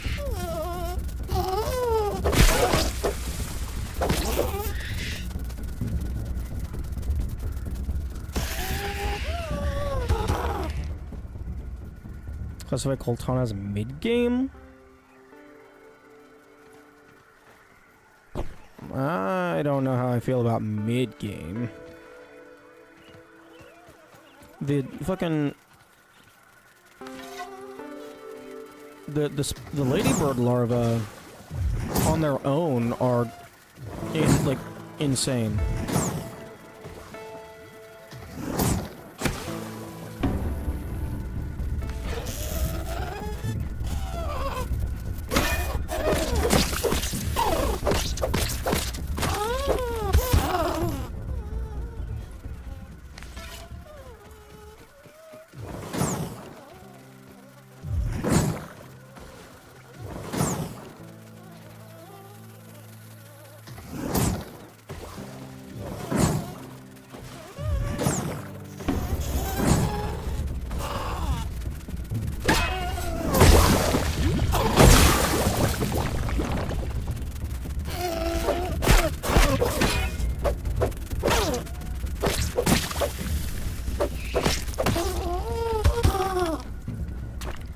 Okay, that's all the BFOs I need.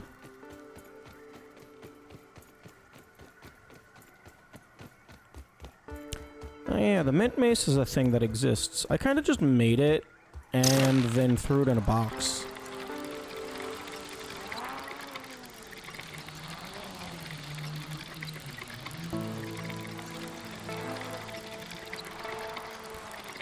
Although, I'm probably going to end up just making a bunch of Broodmother clubs of different flavors. And then maybe some toenails of different flavors.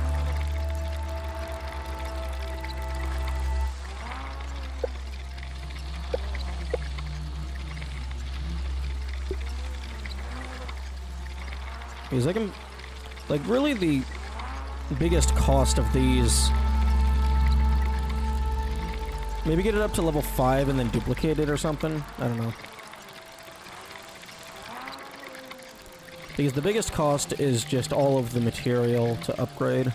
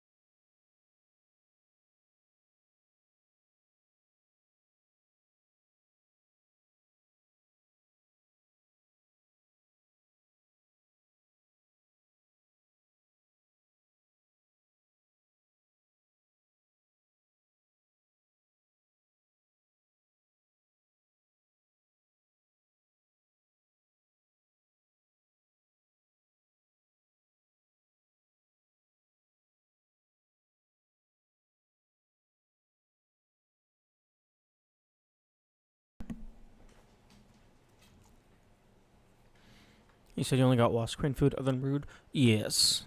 I have not found the mantid delight just yet. You don't know about any other boss? Well, I mean, I know that there is the mantis boss, and I also know that there is whatever the thing is in the like the haze, the infected spider thing. I don't know what it is. I'm just assuming it's an infected spider. Like, my guess as to what that boss fight is going to be is infected Black Widow, because that would just be like the ultimate thing. You know about the existence? Yeah. The super boss's recipe, the game just gives you like for free, more or less.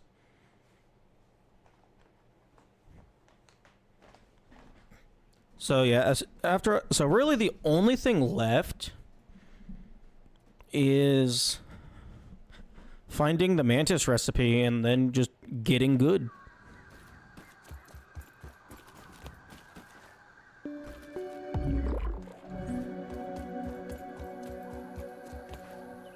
So you kind of have to find the Orc Lab. Yeah, but the Orc Lab isn't hidden.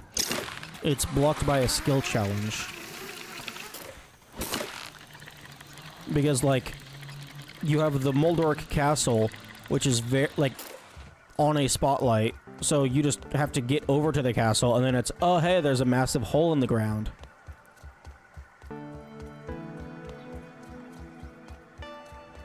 So like you just have to get to it, make story progress so that you have Wendell, probably.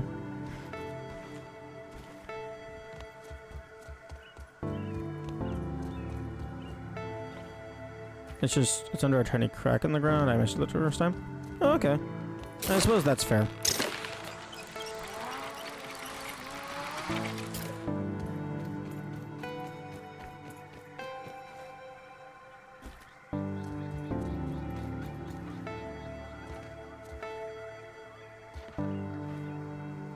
Okay, let's not fall out of the tree.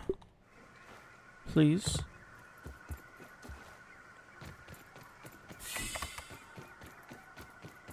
You know, in retrospect, I probably should have crafted some more BLTs before coming back here.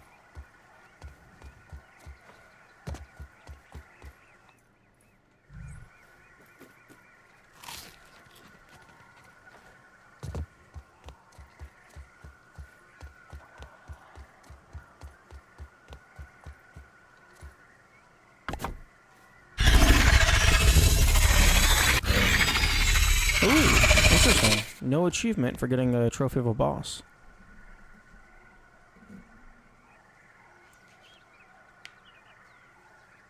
It was the obvious orc reference.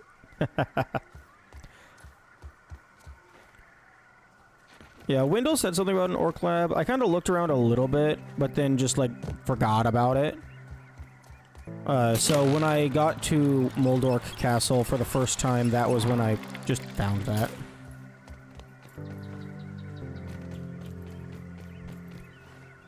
It took me a while to get to Moldorc Castle. Well, mainly because I kept trying to figure out a way to get over there without building. Although eventually I just gave in and just made Mushroom Staircase.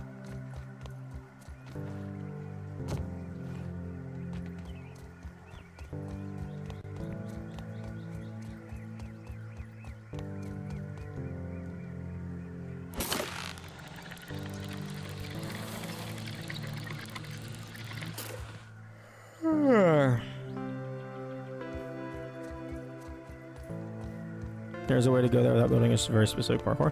I tried climbing up some shit. I couldn't figure it out.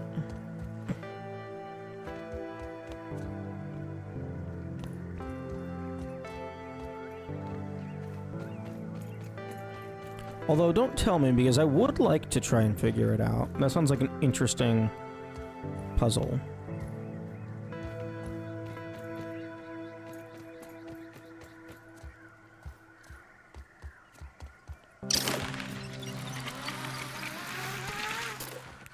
Because currently my strategy for getting over there without building is placing a ton of acorn shells at a very high point and then drifting over with a dandelion.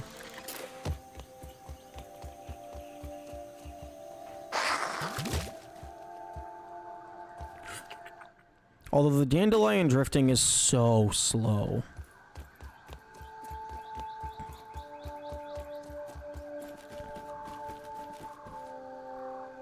Have you completed the Java-matic? Nope. I haven't really attempted it. Ladybug parts.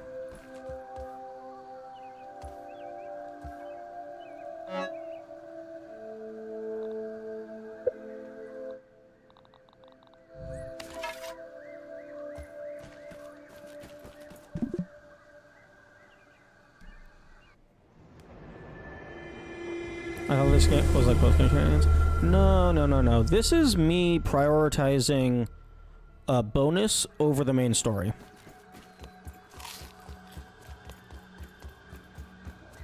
Because I find it to be more interesting.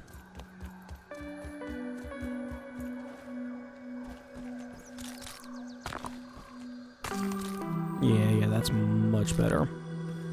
Approximately the same level of reward, but in a more convenient way to collect.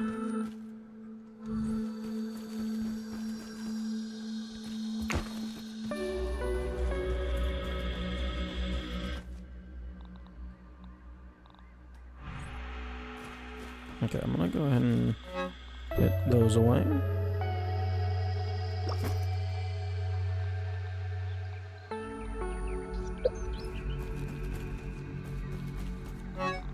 Go ahead and put those away.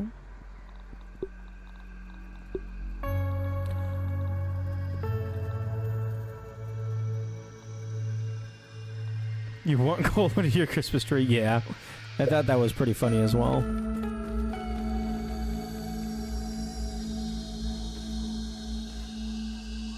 I do appreciate, I don't know if it's intentional, but I appreciate the Charlie Brown reference.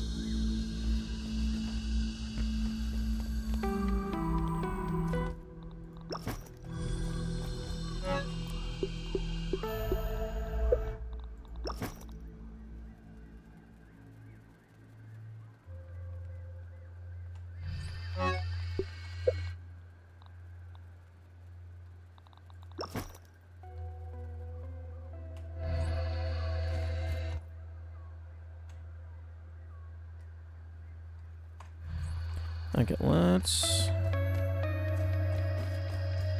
go get some ladybug material.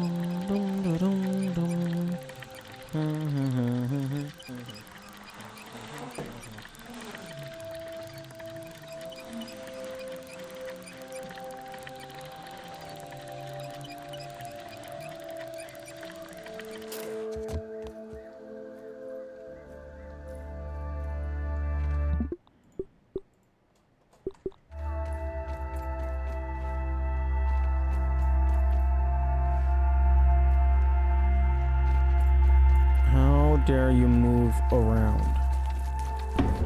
Oh.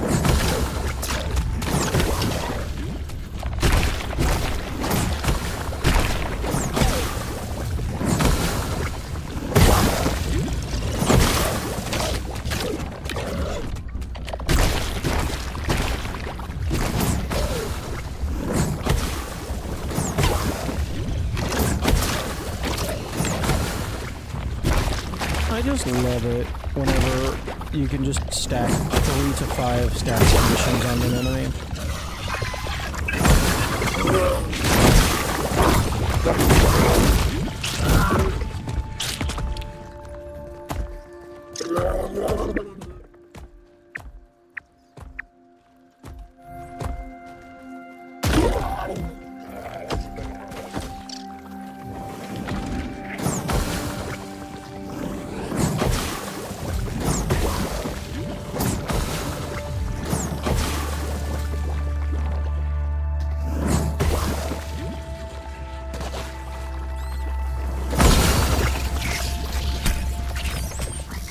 Okay, actually no, I don't want to deal with the infection. I just want to leave.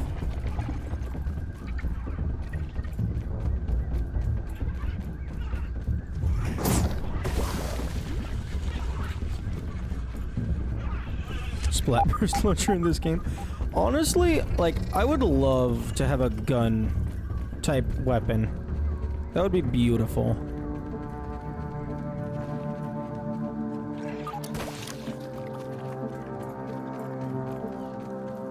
I actually had the idea earlier of something that would probably be like a tier 3 explosive or something.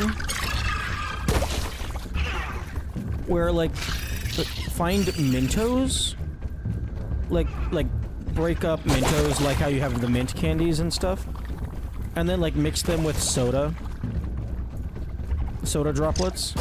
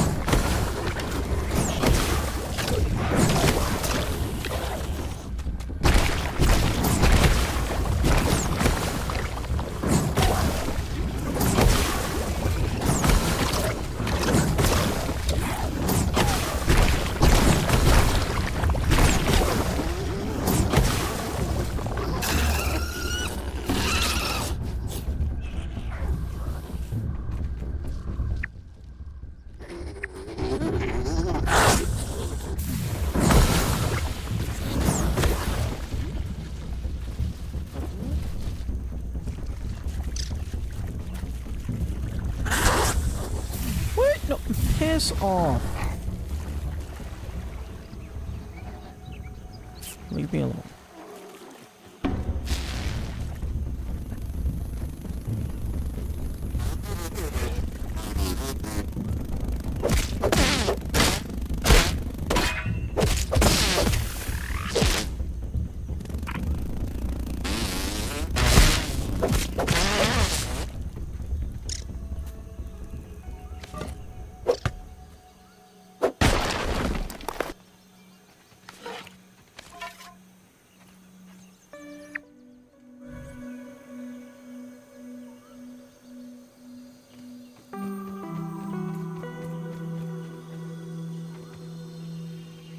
Why the heck is there a ladybug? Well, was. I guess, okay, I guess there's land.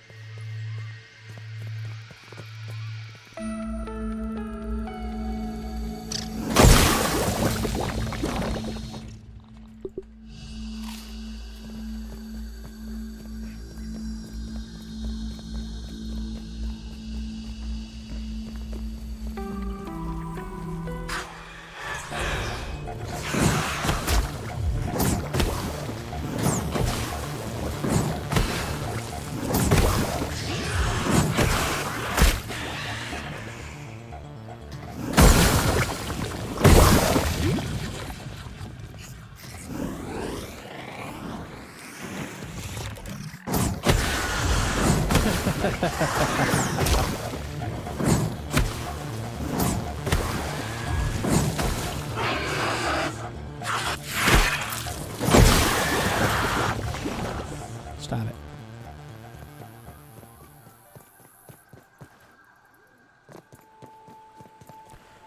I do find it very interesting that,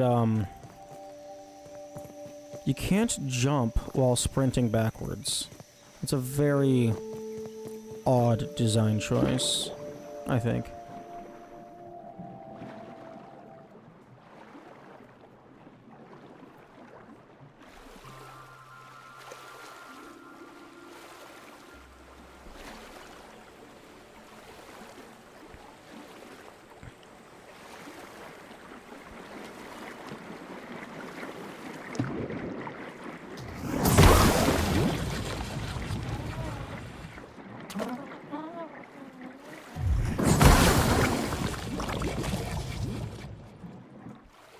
Oh, the tadpoles can give you algae?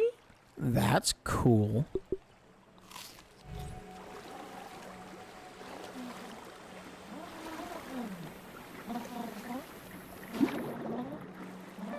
I like that.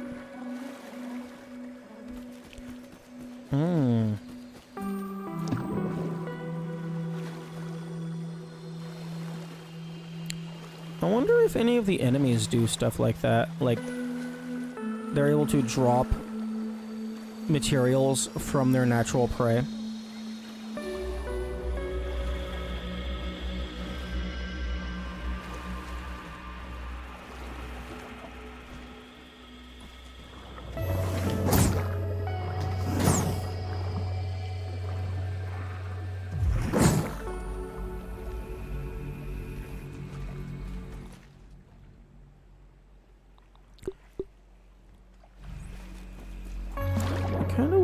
That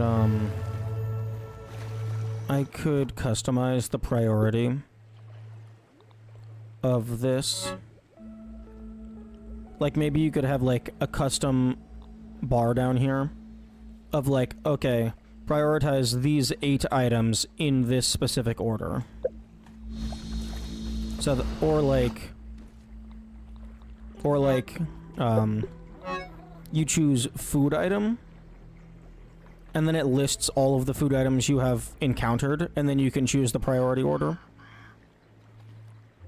Because, like, I would like it if the food slot would prioritize non-stackables, and then also just whatever is currently at the lowest durability.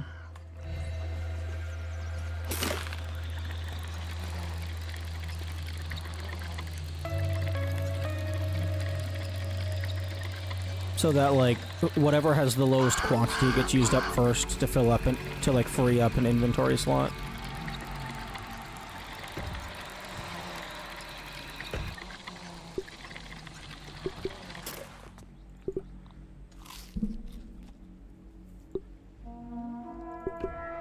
I'm sorry?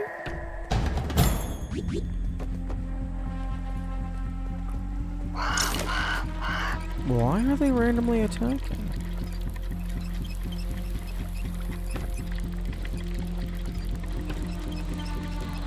I didn't kill that many of them. I guess I killed enough.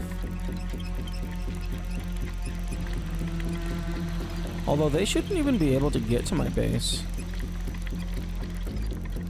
My main staircase got destroyed.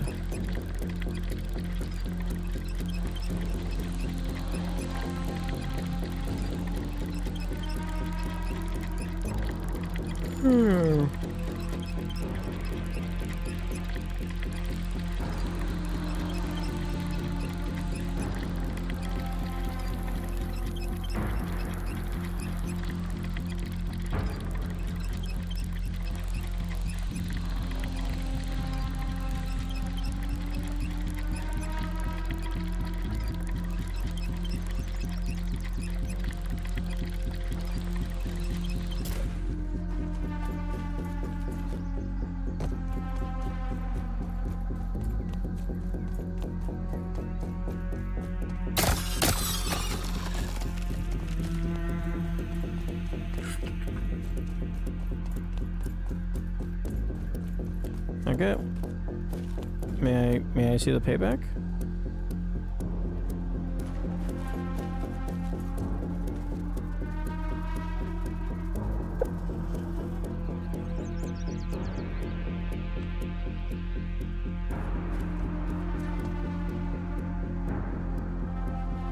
May I...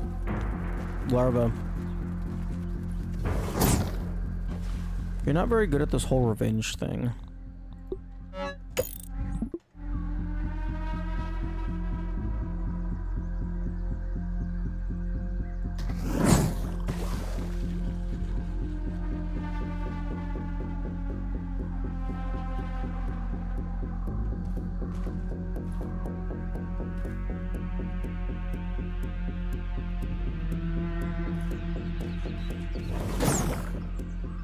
Remaining payback lost interest. Based of... I didn't do anything!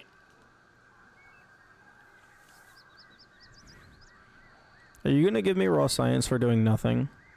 You better not do that.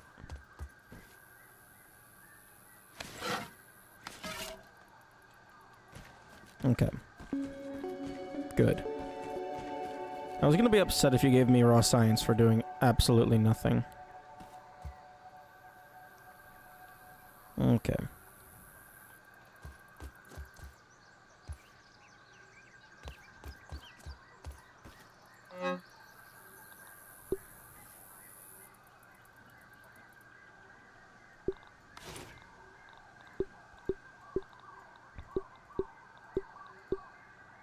I wish the game would tell me what infection does so I could determine if the toenail scimitar is better than the club of the mother demon. Because the toenail scimitar is pretty damn good.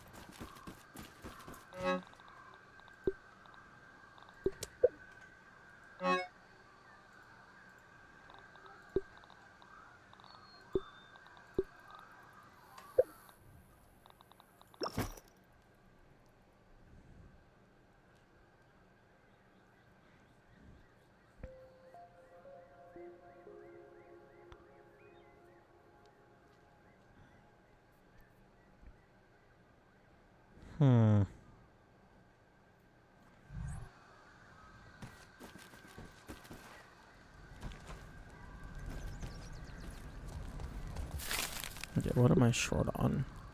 Ladybug parts. Of course it's ladybug parts.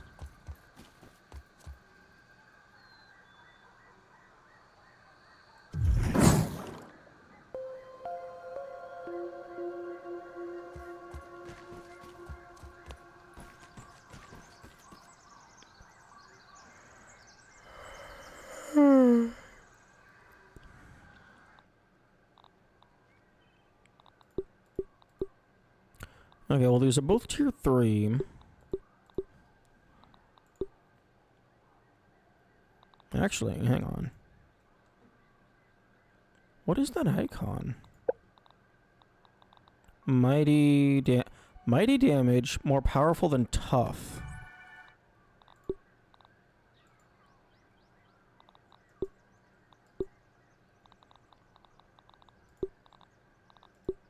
Oh, okay, that's just... Okay, that's just the icon for the main upgrade.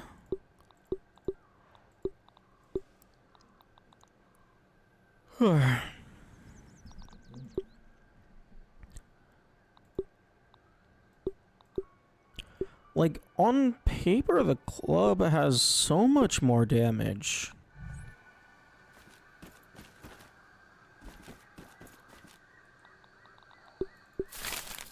Like, I need sour globs and sour gems. Or jewels. Okay, so I need 7 more of these.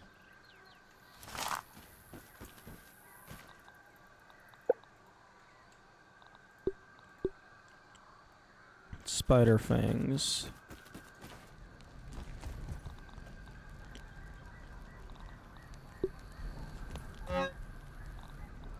I don't have any spider fangs. Fuck.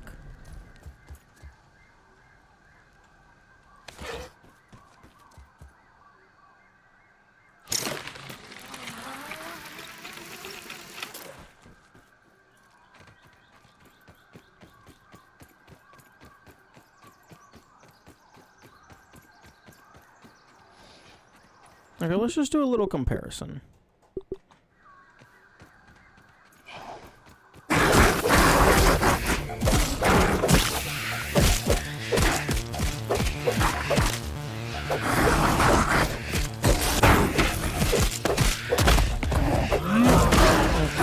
Okay. That wasn't too terrible. I was not looking at the actual damage per hit. I should have been looking at the damage per hit.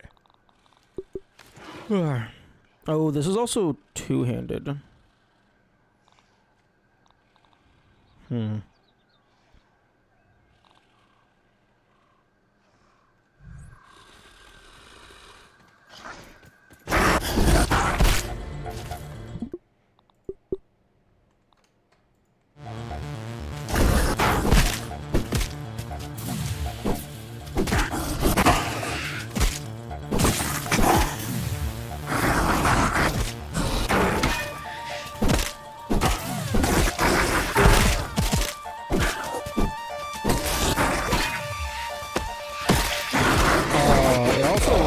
This thing runs out of stamina so fast.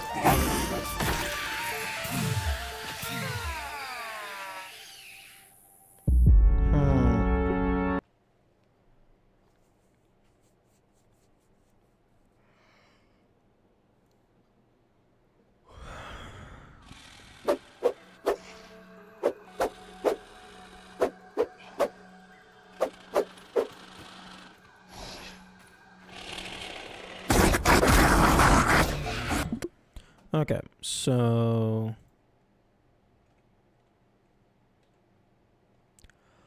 Holy fucking shit. What in the fuck? It does like... Wait.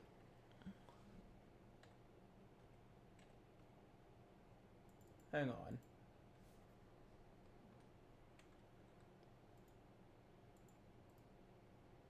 Show on disc.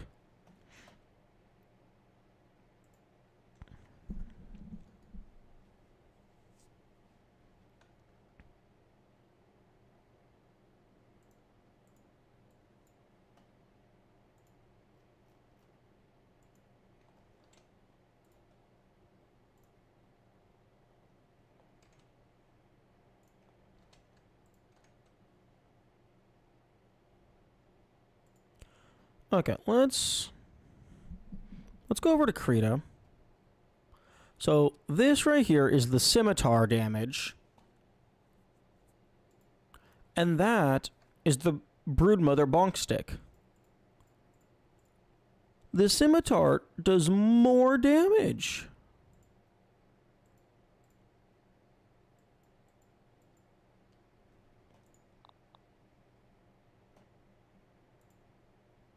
Why?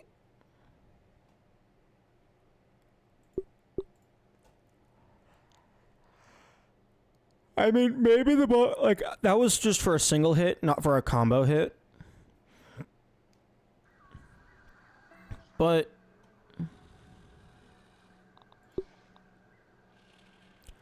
this is 2 levels lower than it, and its damage is fucking shit.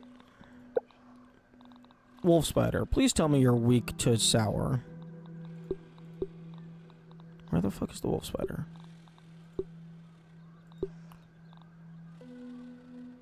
No, you take neutral to sour. Oh, you are weak to slashing, though. Okay, okay. I need to find... What I need to do is I need to just make a new version of both weapons and then find something that isn't weak. Or find something that has resistance slash weakness, like, equivalent between both things. Okay, so pupa hide. Oh fuck! I have 2 pupa leather. I need the raw hide. Okay, well I know where some of that is.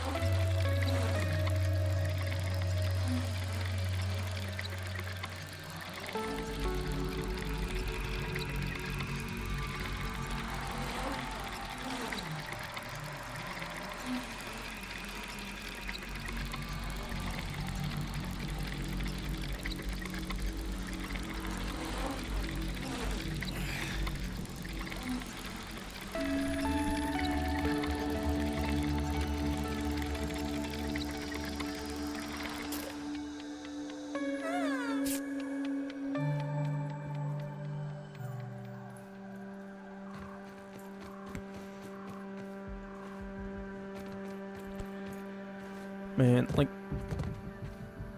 it's mildly upsetting because, like, this game would be so much better if it just gave the player more information. Like, magnitudes better. At least for people with my playstyle. Okay, apparently I don't know where this tunnel is. Not this tunnel. Nope, go away. Okay, I'm just gonna go over here.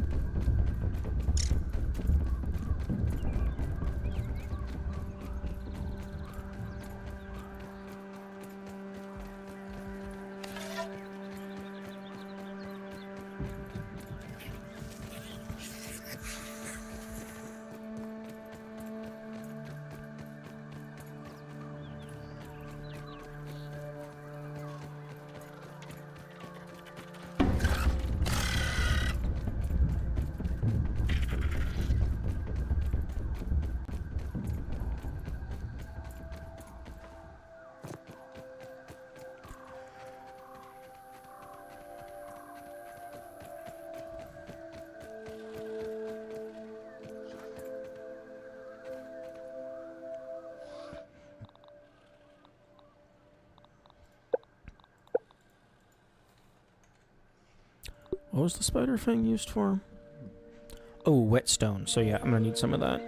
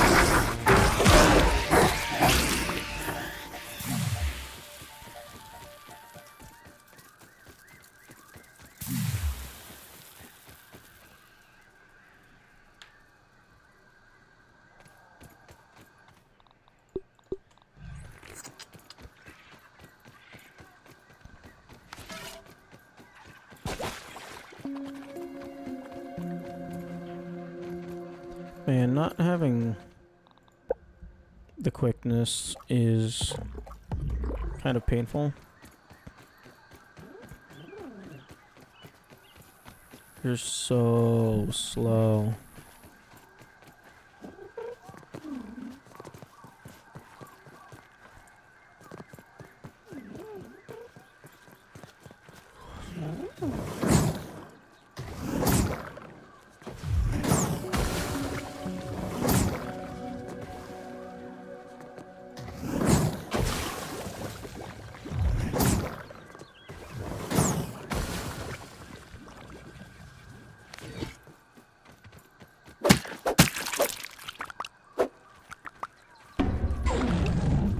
Okay, 4 hide is good enough for me.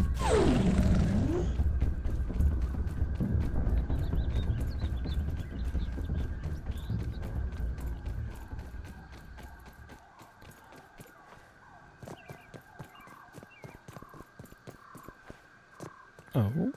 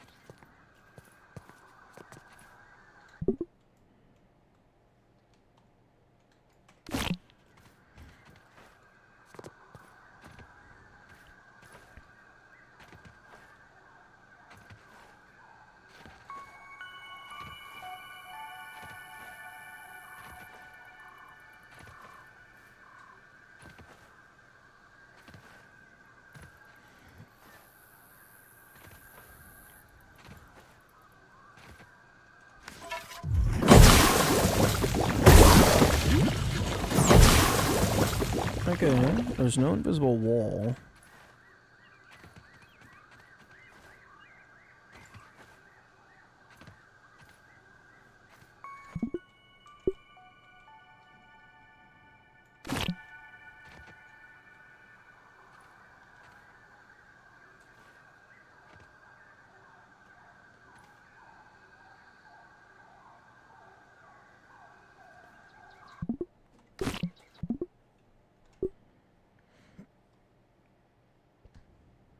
Oh, wait.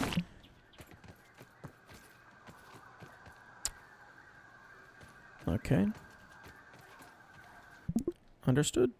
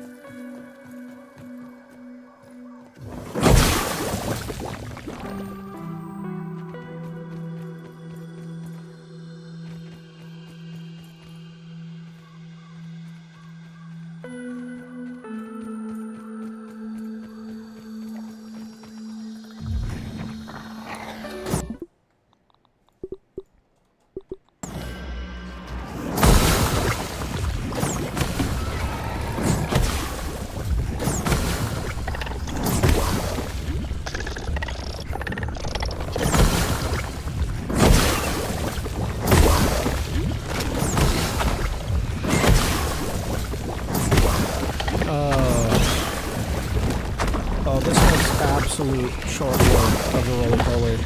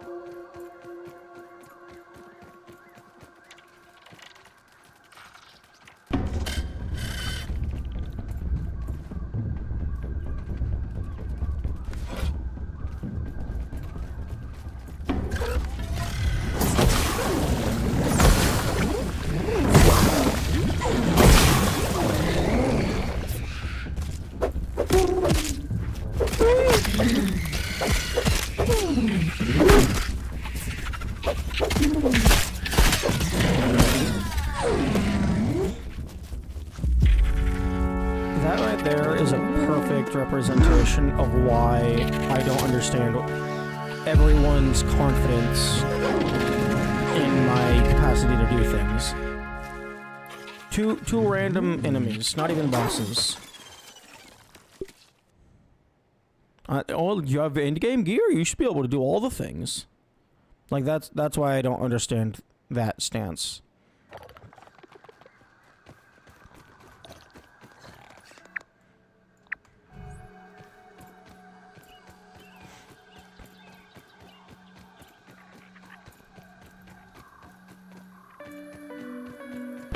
Ooh. That's a lot of salt.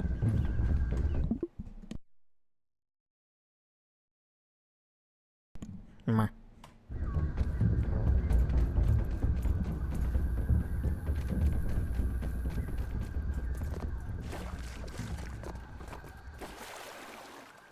Oh.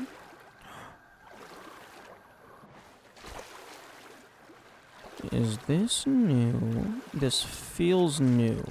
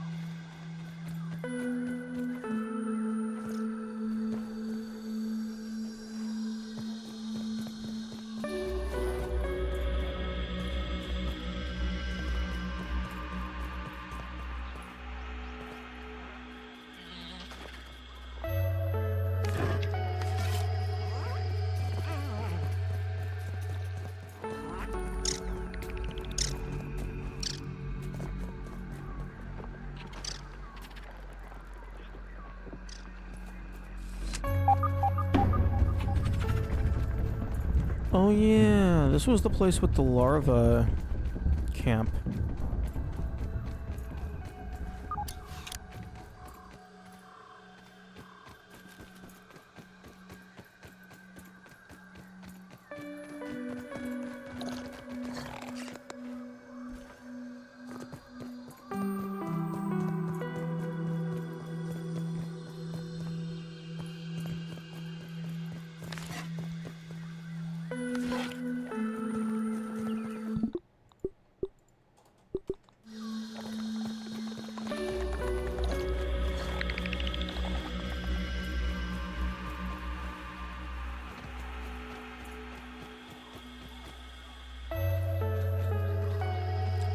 Can I please walk through the grass?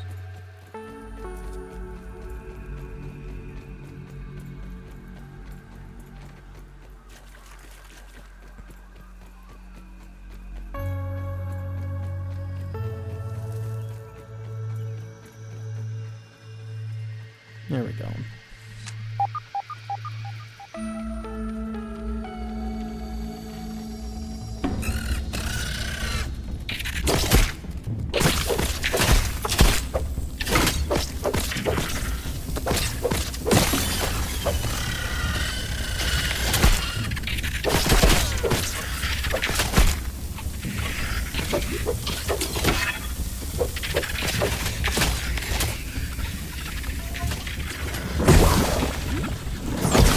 Yeah, no, they're fucking resistant.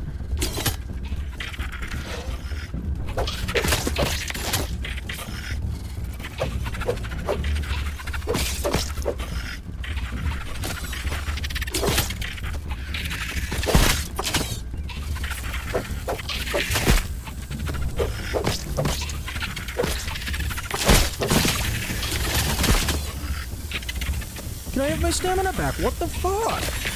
That's a constant issue. Give me my goddamn stamina.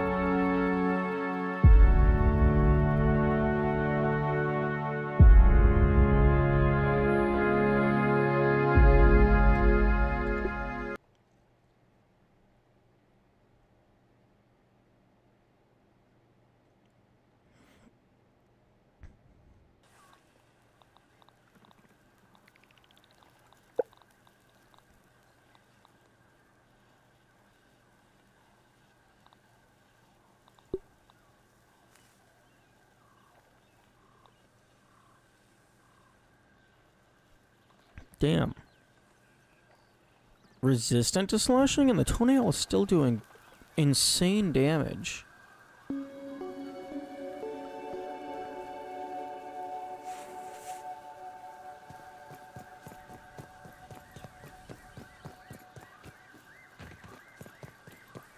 I wonder if infection makes it bypass resistance.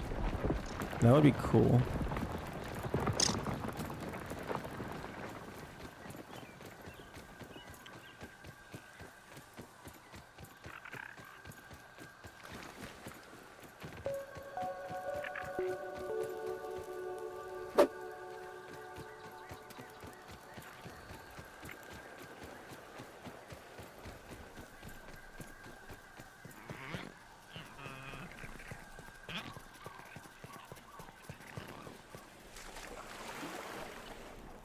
You know, the hotkey bound to auto run does not make the player run.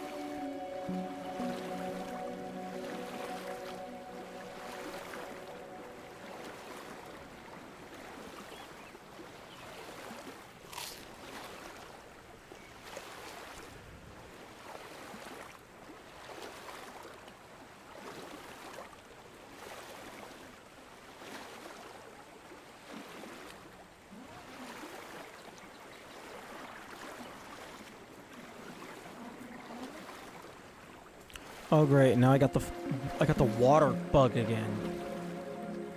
There we go, it fixed itself.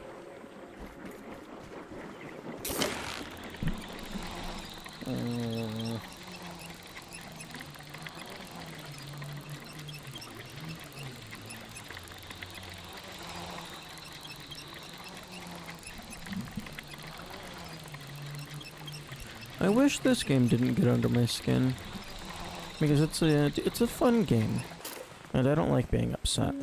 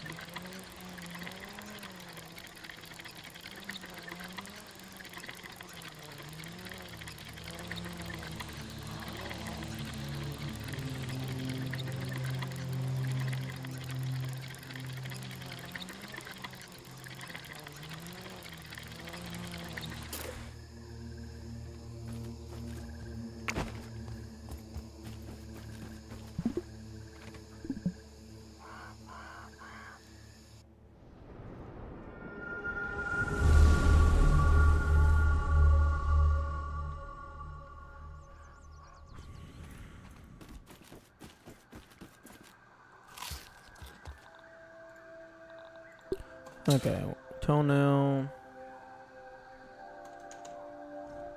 What am I missing? I'm short 2 fangs.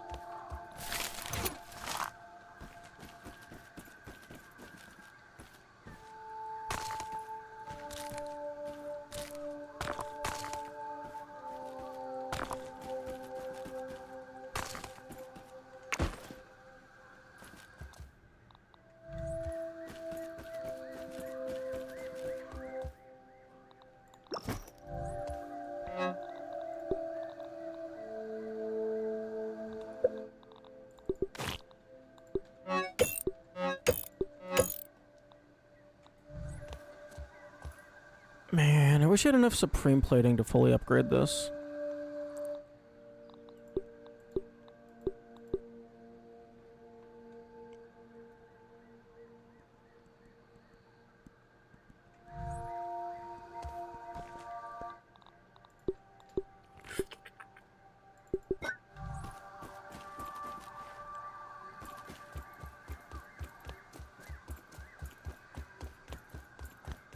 I don't even know if I'm able to get more Supreme Plating.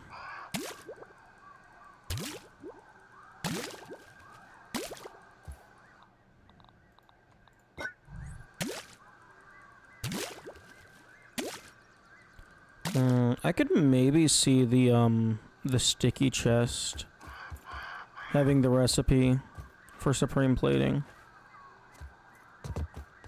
It's probably something absolute nonsense, like, okay, what are... Ladybug parts, grub hide. Oh. Following that trajectory, it would probably be armadillo shell.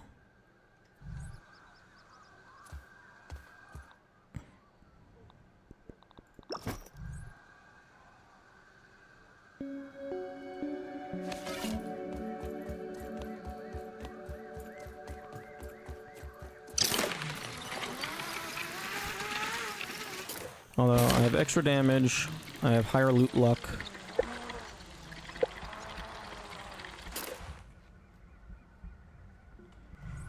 Probably don't need Rascal Rogue, given that I'm not using melee attacks.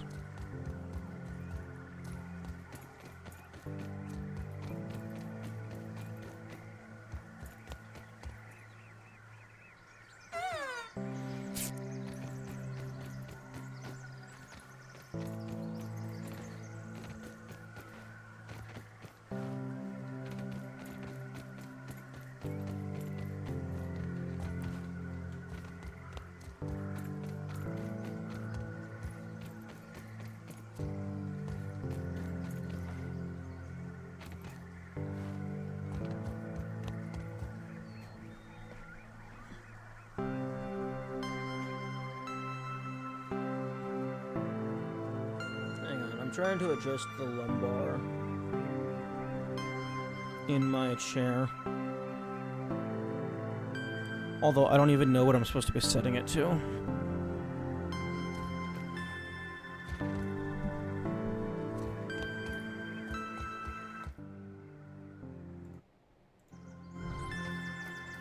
Oh, stop it! Stop falling out of the tree.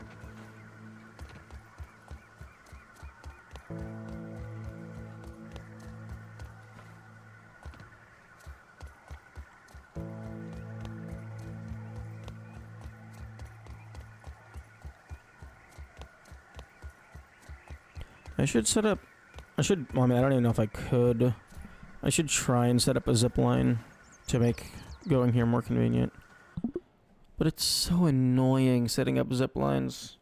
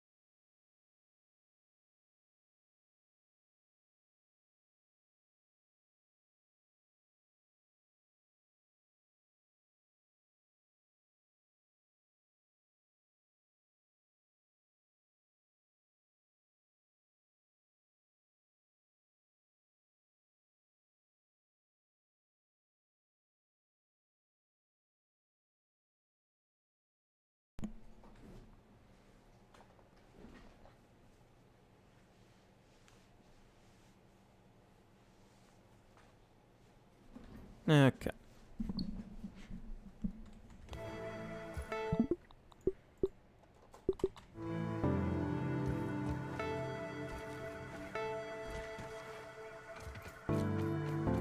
Actually, I just realized the game also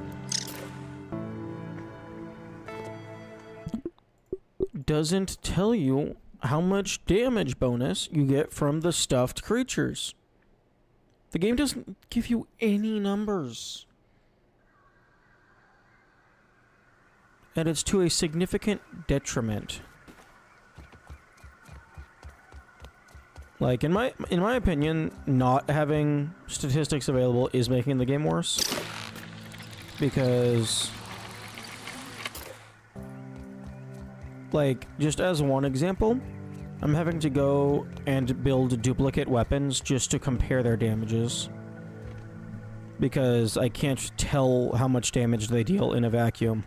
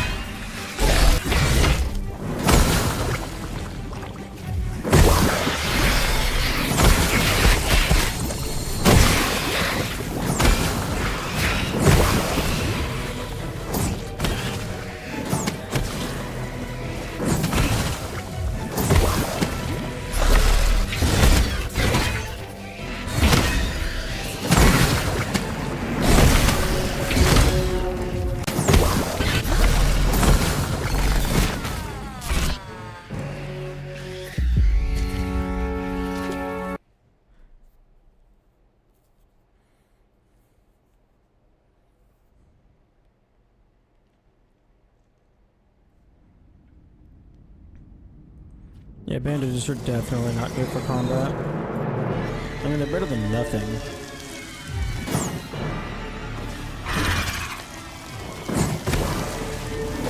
Like, I'd rather have them as smoothies.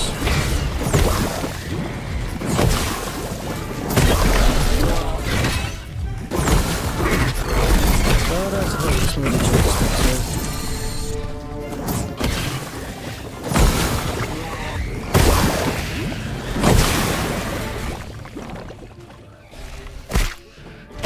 Interesting.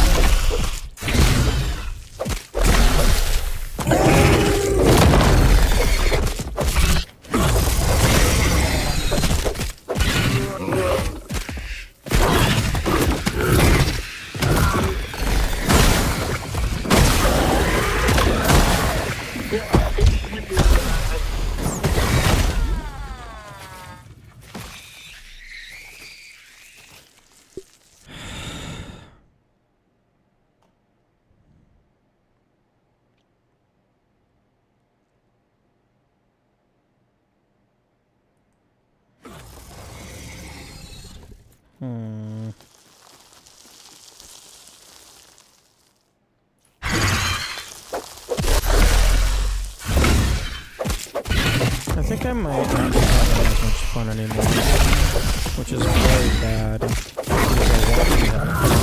I still have objectives left.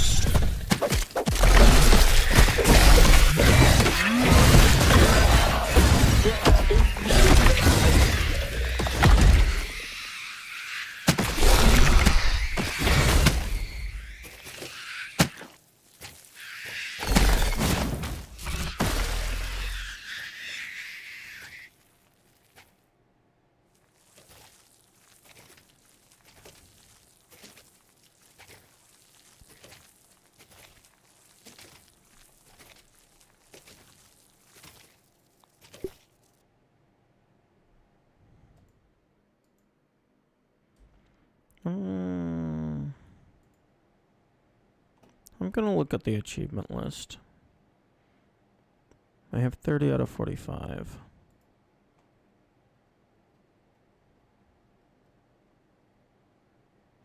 Okay, go big. Okay, max coziness base, ant queens, mixers, creature cards. Wait, score a basket with the basketball hoop from over 40 centimeters away.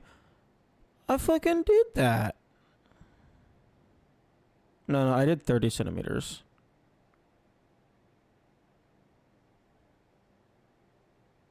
Complete Burgos list of quests. Score 100% on the in-game report card. I'm not looking at any of the hidden shit. Final achievement 0.8%. I wonder what that one is. I'm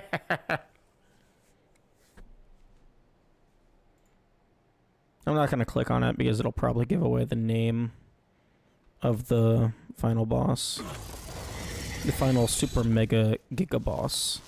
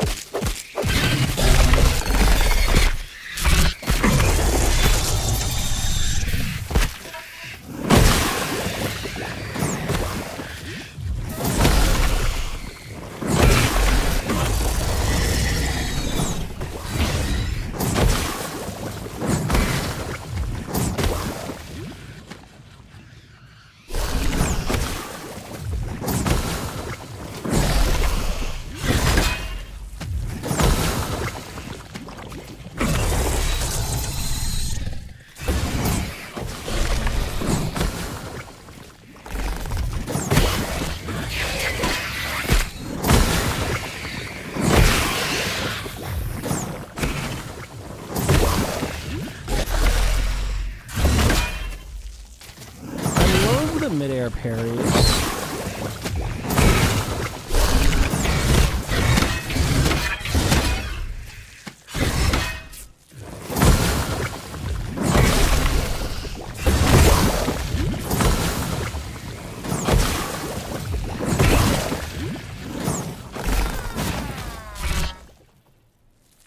I hate the poison. The point.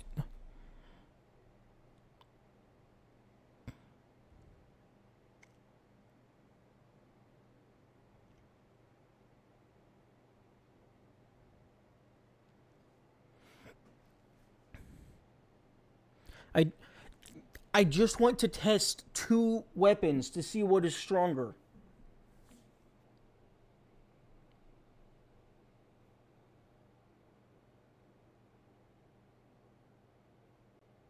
Okay, you know what? Clearly, something is wrong with this. if I'm being this upset. So I'm just gonna stop doing that.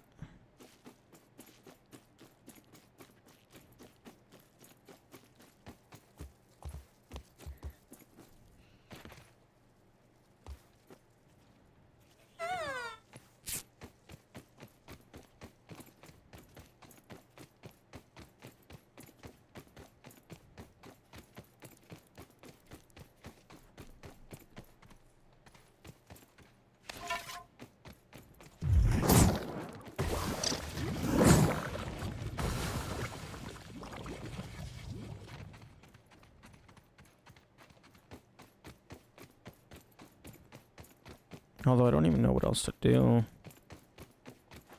I mean, I guess I could make progress, like do the story and stuff. I don't want... Man, absolutely nothing is appealing to me.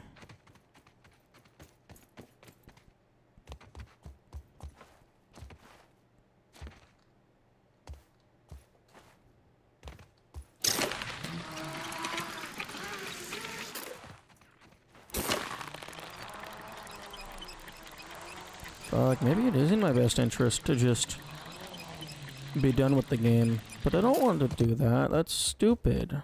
That's stupid and dumb. You're not done yet.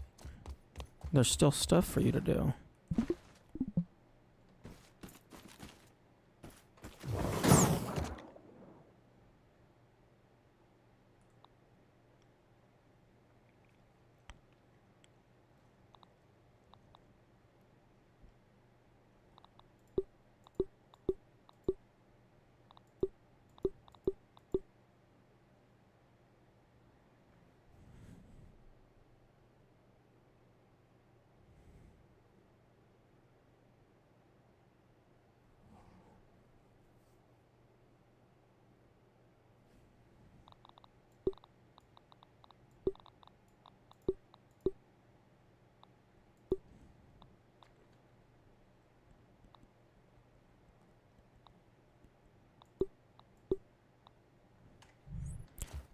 Actually, hang on.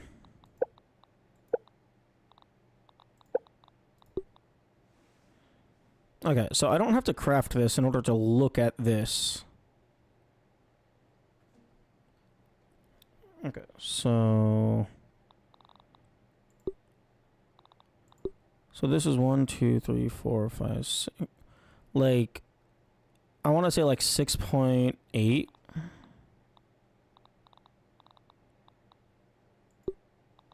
And then this is like 2.9. So, like, in theory, the club is over, like, just about or over twice the damage. Yeah, it's over twice the damage. But the fucking toenail has the... I am getting so upset right now that the game doesn't explain what infection does.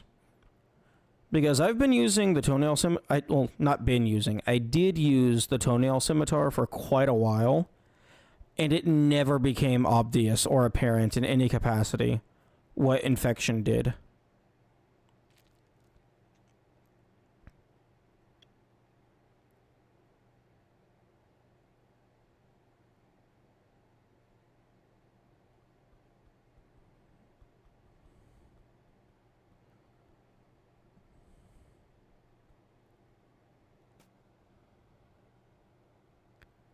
Oh, damn.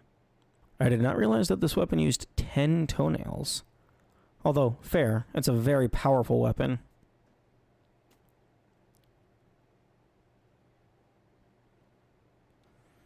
Why do you flash?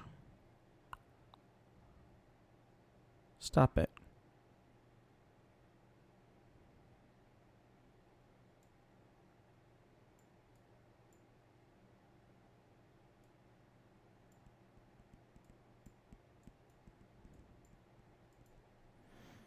Hmm.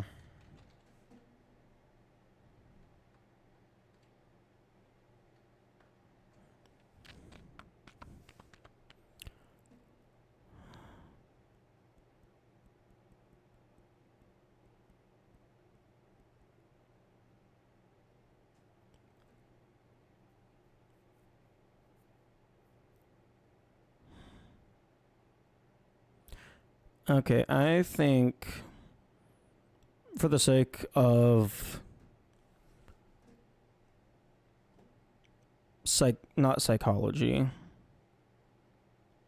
just for mental, I think I have to be done with the game because clearly something about it is bothering me, and the amount of fun that I'm having is not offsetting the amount of botherness. Like it's a very disproportionate ratio.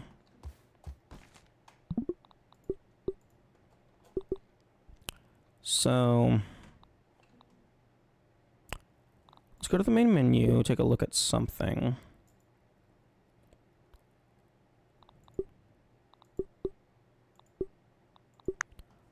The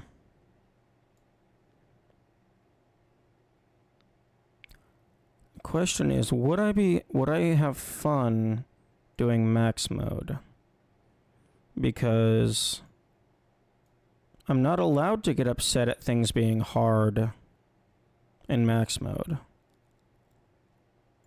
But also, the bosses are optional bonus hidden bosses, so I'm not allowed to be mad either.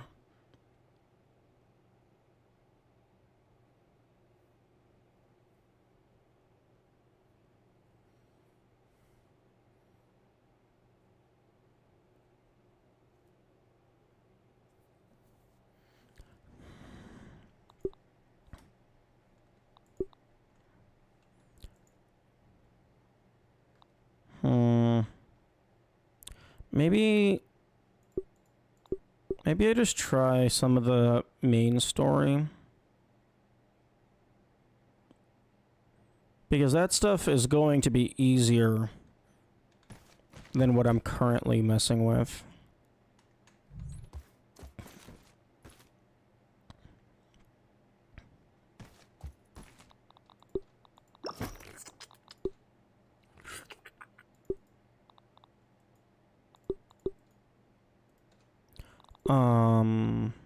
What?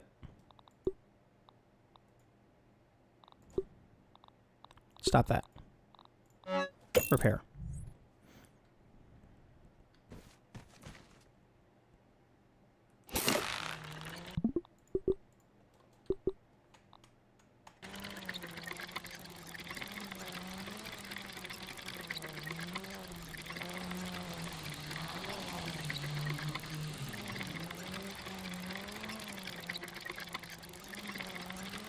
Man, I haven't even killed a fucking moth yet.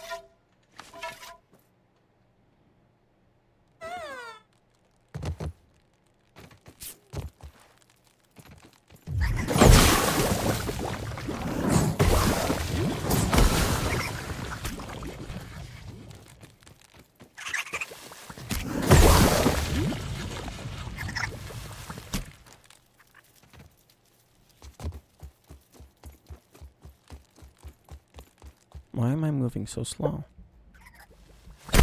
Why am I moving so slow?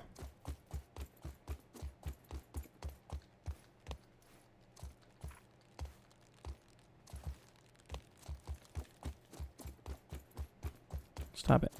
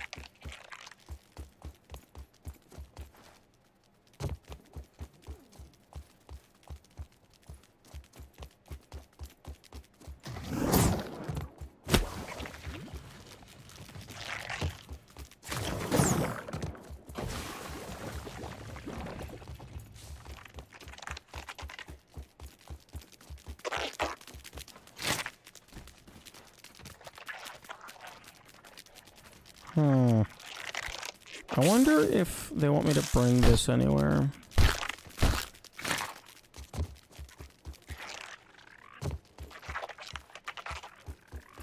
Or if it's more just for decoration.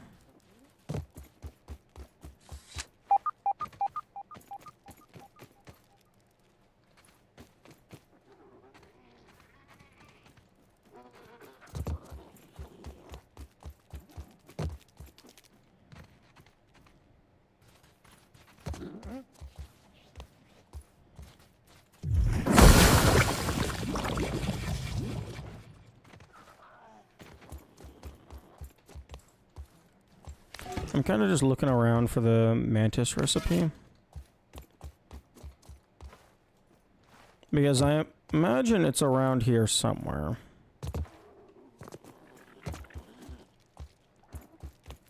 The other two recipes were nearby the boss in the same general area.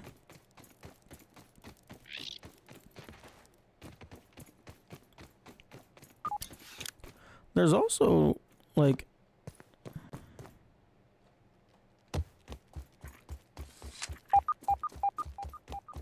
at least one... Like, I think there's one Ant Queen recipe that I'm missing.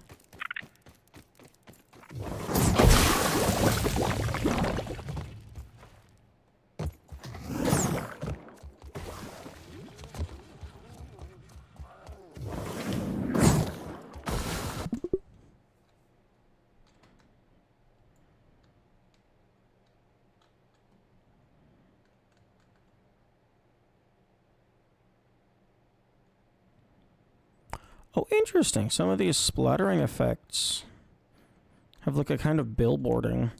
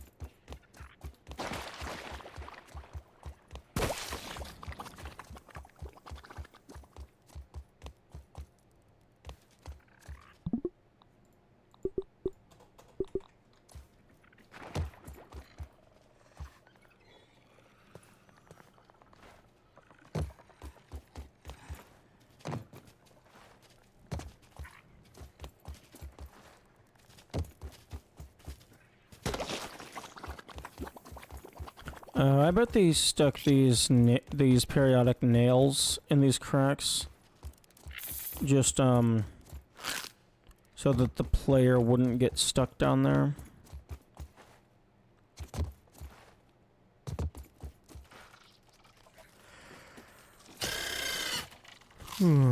Let me breathe. Piece off.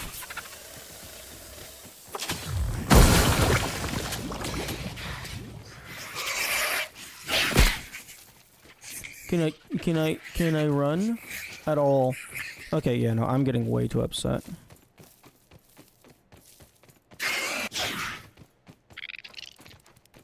I need to figure out why I'm getting upset.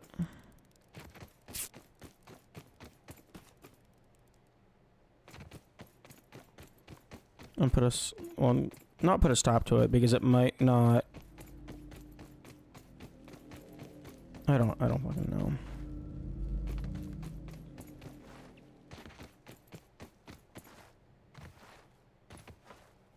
What I do know is I don't like it. Okay, well, this is going to be impossible because the game expects you to build barricades. But I don't want to fucking build barricades. That sounds boring.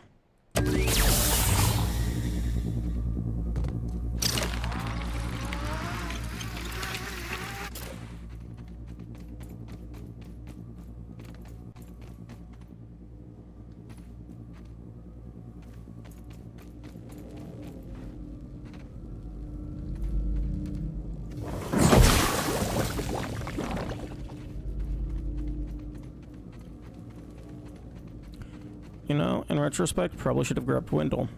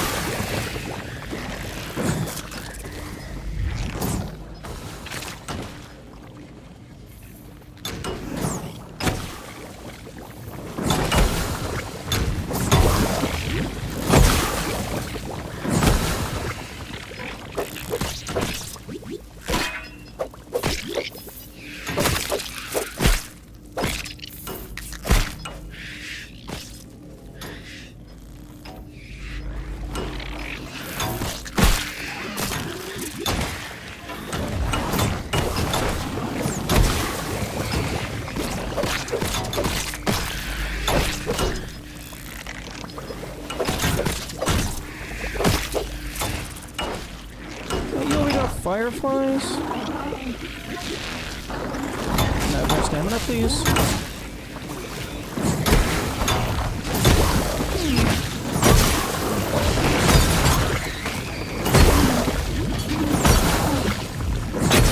Now I just keep blowing up tools.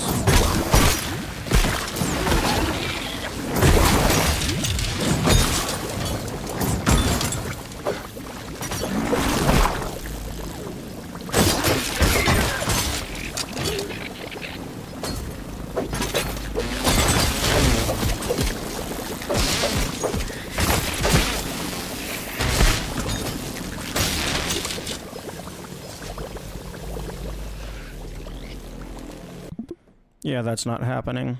No, that's not happening at all.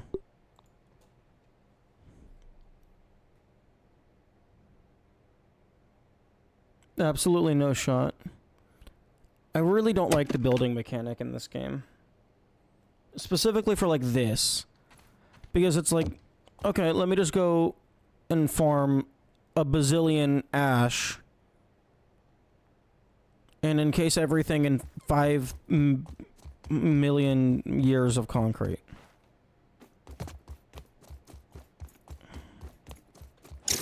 I mean, maybe that wouldn't even work. Maybe that wouldn't even be good enough. I don't know.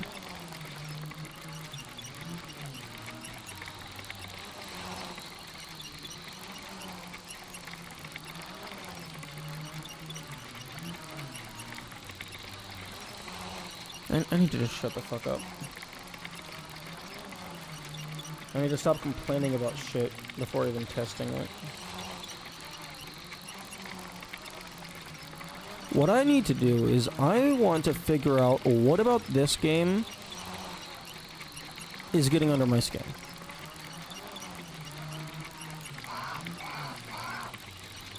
Because, like, playing Bunker, fine. Absolutely fine. Took like a 2-week break from this game. And then I come back, day 1, it's bothering me again.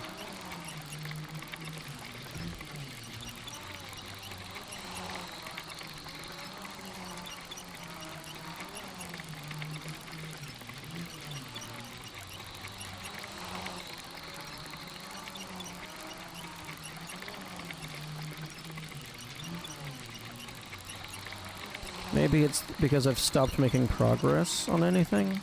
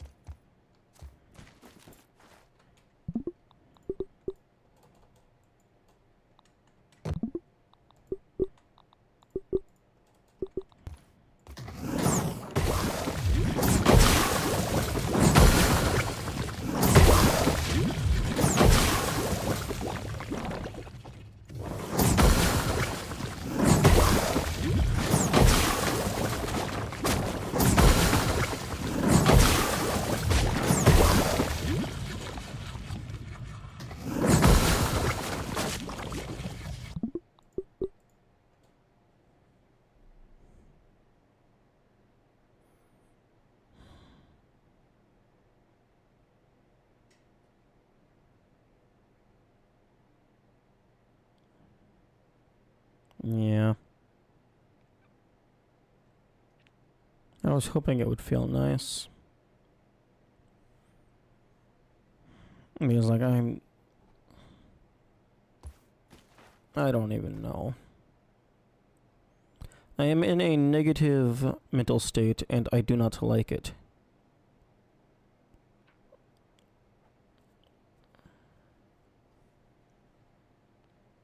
What happened? What happened is just the game in general.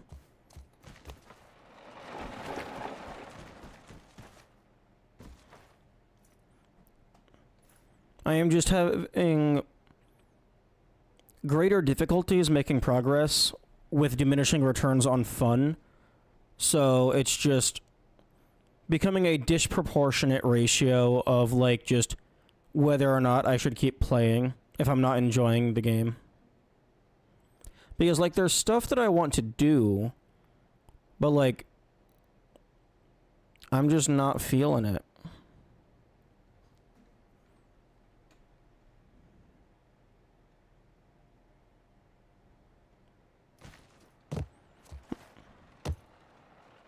Only progress right now is the bosses, though. No, there's the bosses. I could find the sticky key. I could do that main thing. I could do the mixers. There's a lot of stuff that I could do. It's just all of it is insanely difficult.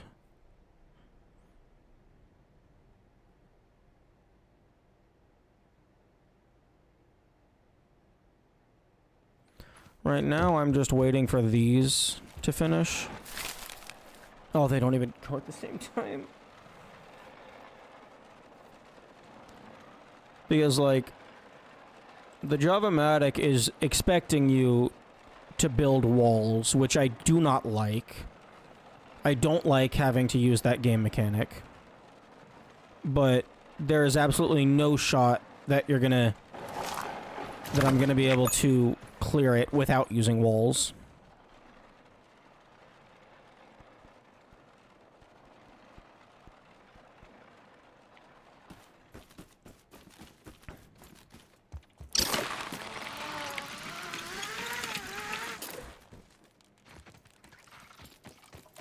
I don't like building walls for defending interfaces.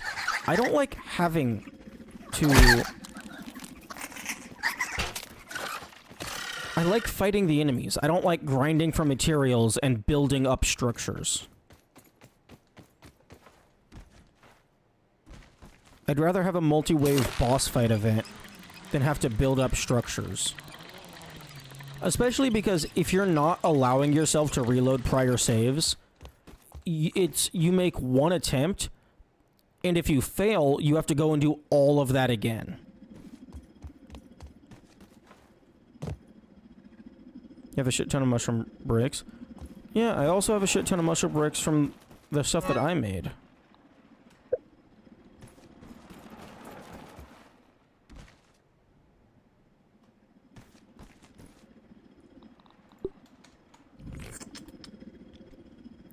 But mushroom doesn't feel like it's going to be good enough. You can just save some. Yeah, no, that's... Well, I mean, it's not... I don't think reloading is save scumming.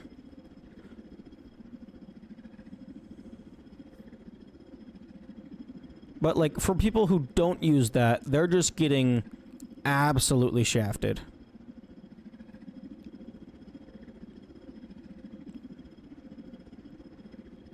To be honest, I don't even know why there's a respawn and a reload option. I think it should just be, like, one or the other. Because there's, like, absolutely no reason to use respawn if you have reload. Outside of, like, a couple niche scenarios.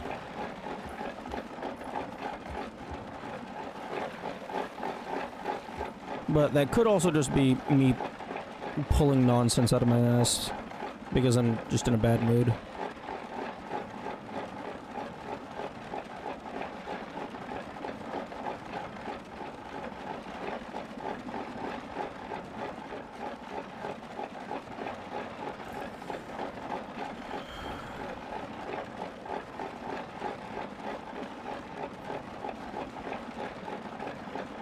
Respawn equals rewind. Yeah, but like save before, if you, assuming you are doing periodic saving, there's no reason to ever respawn. Because if you respawn, your shit loses durability. You have to go and pick up your bag again. Whereas if you reload, oh, you just go back 2 minutes and you just go. Co-op reloads are a pain. I always forget that. Oh yeah, that's another thing. This game was designed for co-op. That might be a part of my issues, to be honest. If the game was designed around co-op, like, they're not expecting people to play it single player.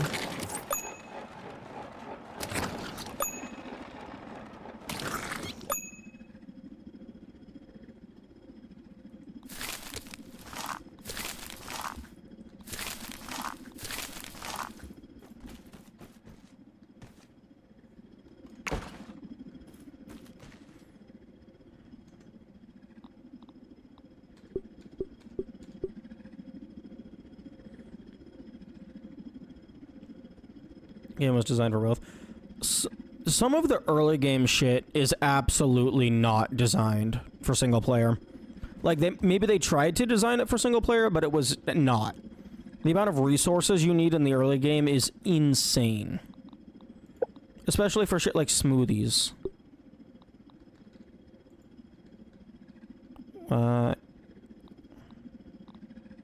Why can I... Oh, oven.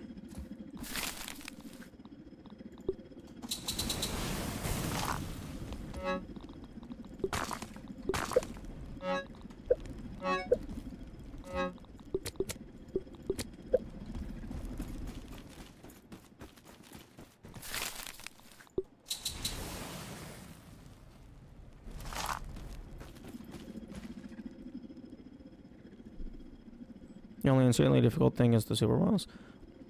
Well, yeah, I don't know.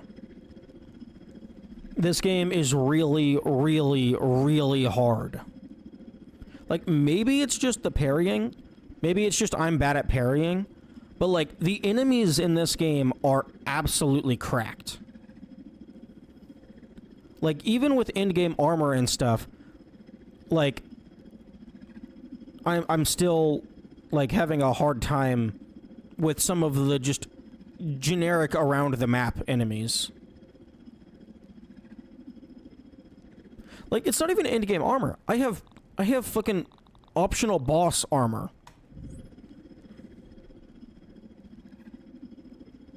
It could also just be maybe this is just like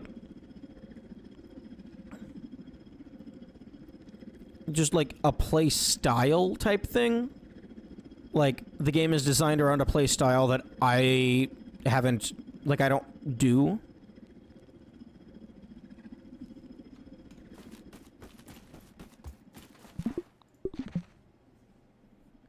Like, I really don't get it, because it's like, clearly it's a me issue, because everyone is saying that the game is easy, whereas I'm having, like, bucket loads of trouble.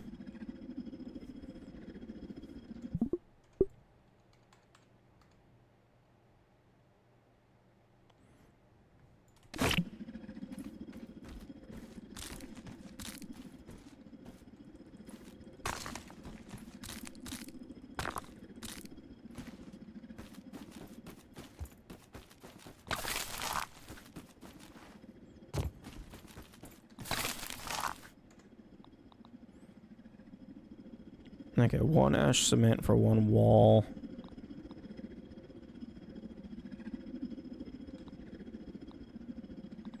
There's no ash floor. No cement floor. Okay.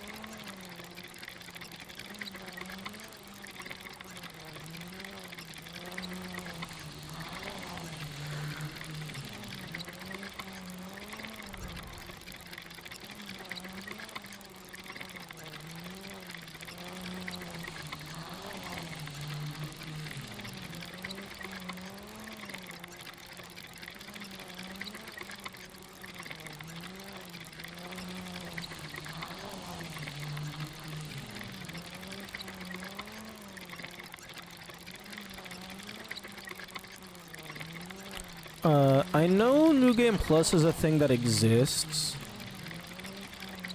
The only thing that I know about New Game Plus is, the fucking HandyNet, which, like, helps you build things more conveniently, is locked behind New Game Plus. I don't know if there's anything else. But, yeah, no, if there is stuff, New Game Plus is absolutely spoilers, because that's post-game. That's about as spoilers as you can possibly get.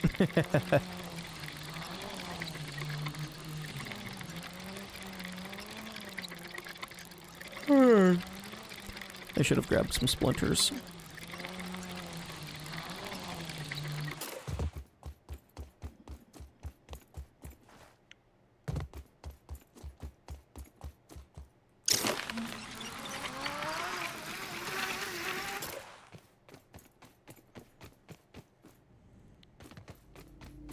Have you tried Schmecter? No.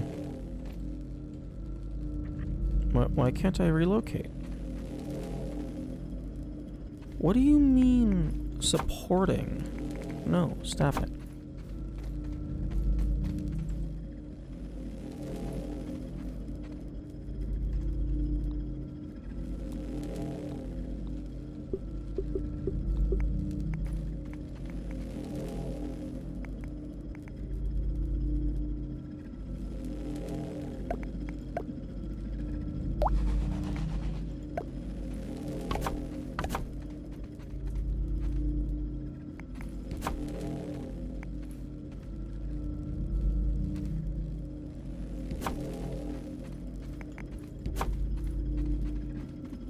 Wait, what?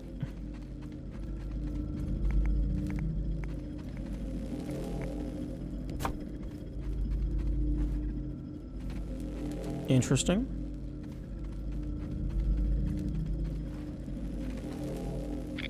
I was expecting that to snap in a different way.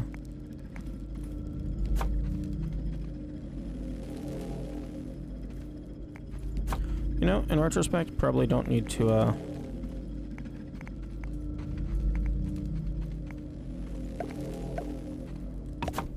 get rid of the... Okay, never mind. It'll just destroy it.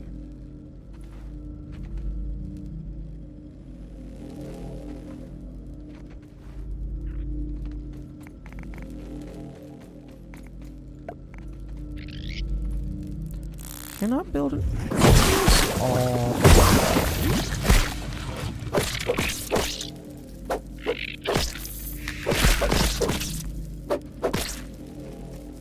He's gonna die to the poison.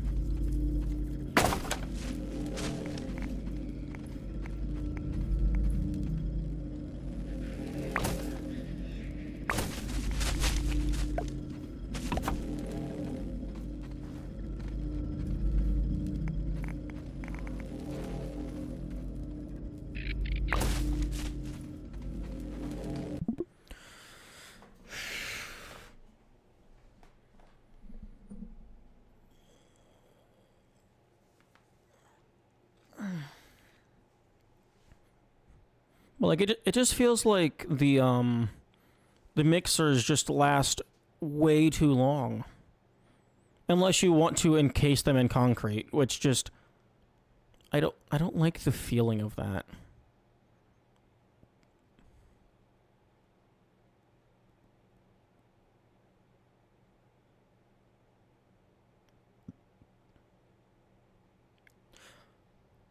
Like, the mixers are so fragile. Like, the enemies hit them once, and it's like, oh, okay, bye-bye 10% of their health.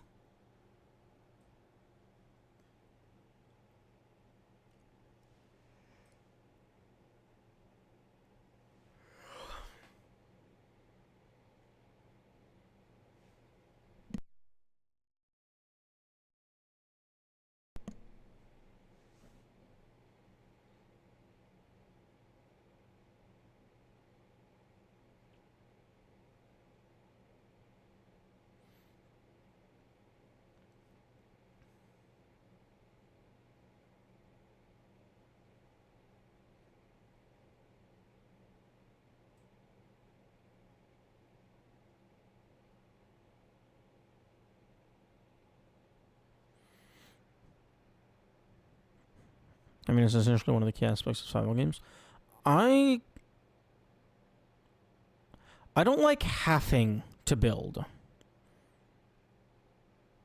I don't like being forced to build. I'd rather just fight the enemies and get good at the combat.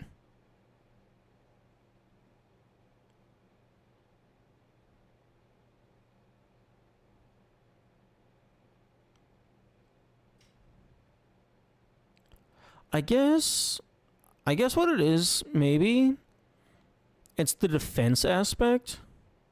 Because it's like, I can just lose because, oh, this random doohickey got hit too many times and it has like 5 HP. It's like, oh, I have endgame gear, I have endgame armor. I'm obliterating these guys, but oh, one guy got past me and oh, fuck you.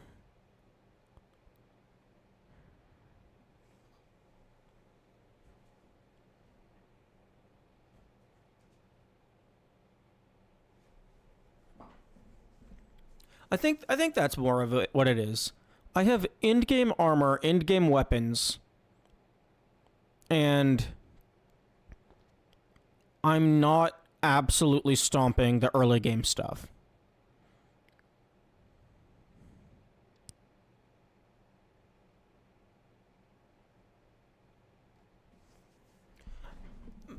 That might be what it is. Like, I feel like I should just be obliterating early game stuff with my current gear. Cannot build in... Piss off.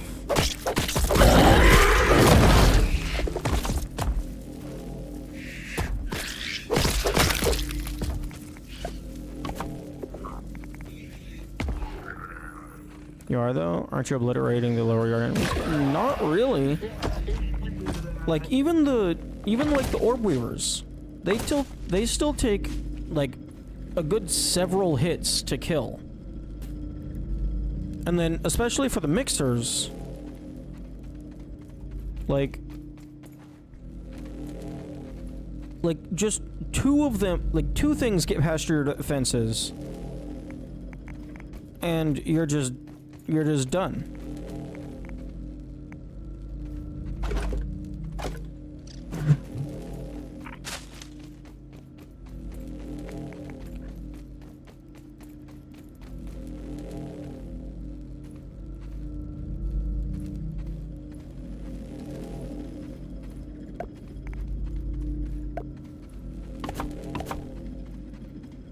Cortana is amazing.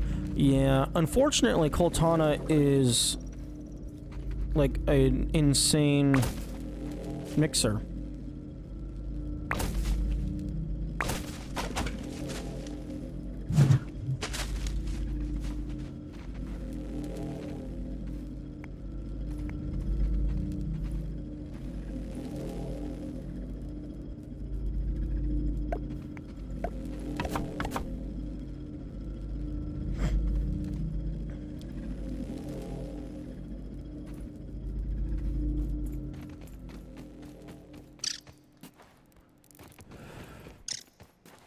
Okay, let's go see if this fucking does anything.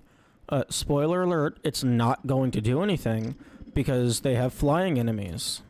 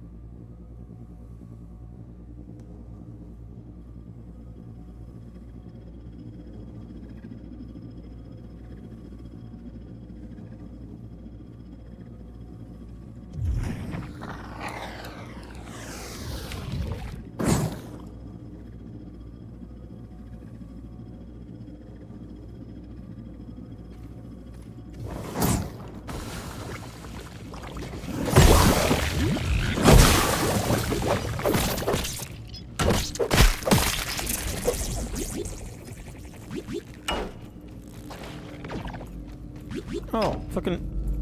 What? How are you hitting? How are you fucking hitting it? Oh, you piece of shit.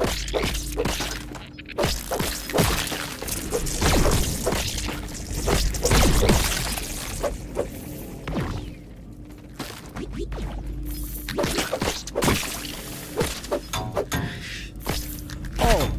No, that's absolutely not doing goddamn anything. Fucking shit for defense.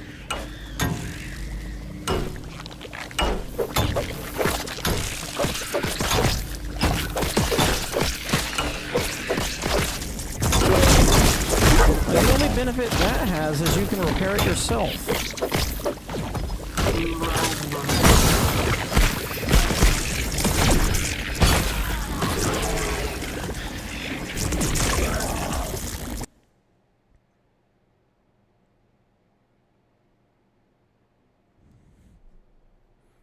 Yeah, I mean, it's not the only part, because, like, the other aspects of the game exist, but, yeah. I don't think I like the defense events. I don't think they vibe with me.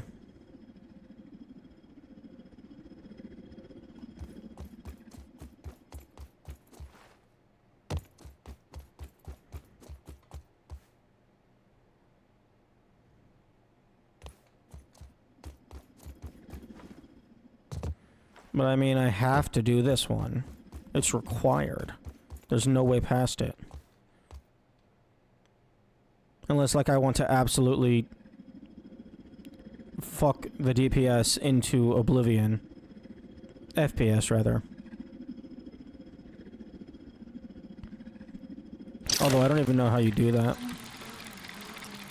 I mean, like, in-game, you just drop a bunch of items on the ground. But there's probably an external way to tank the frame rate. Like, prevent the game from running higher than a certain speed.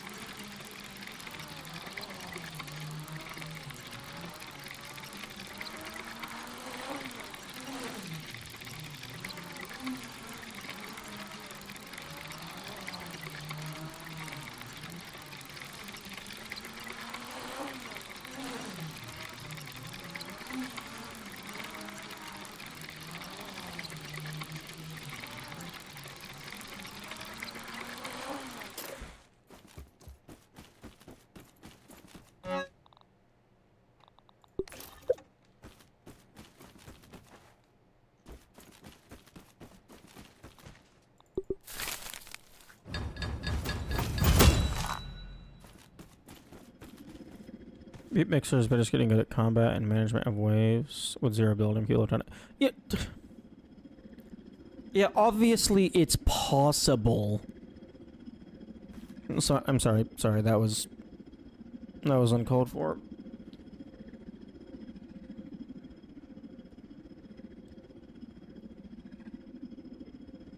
I'm just I just don't get how it seems like everyone finds this game easy. Like, there's something I'm missing. There's something I'm missing.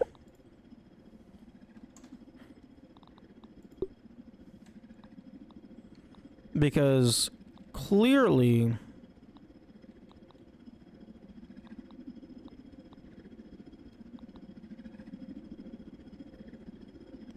there's something I'm missing. If everyone finds this game easy, and I'm finding it to be impossible.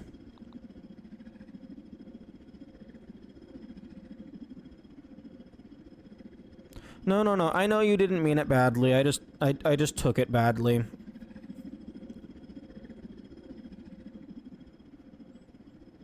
It's just that's like one of the major issues with being in a bad headspace. Like, everything is augmented to be worse than it actually is, which then just creates a negative feedback loop inside your mind space. And like, and then for me personally, I don't know why I'm upset, but then I get upset when I don't understand things, so that feeds back into it as well. Ugh, sturdy whetstone is spider fangs.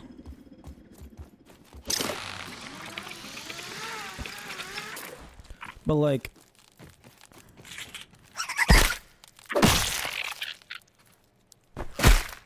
What? Oh, piss off. But like, I just don't get it. Like, I have level 7 Broodmother armor. And the fire ants are still just obliterating me.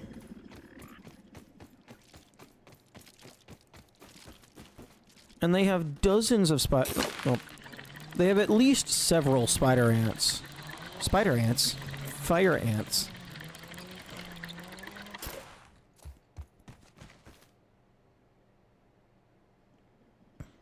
And I can't even use my... this, because then I'm damaging the doohickeys.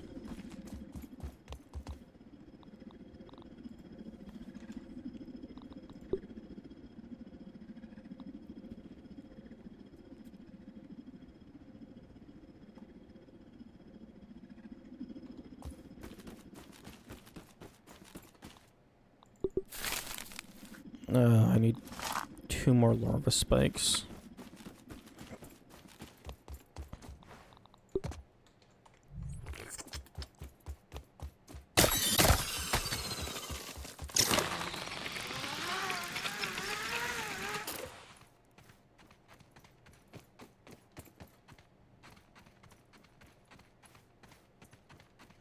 Luva, wherefore art thou, Luva?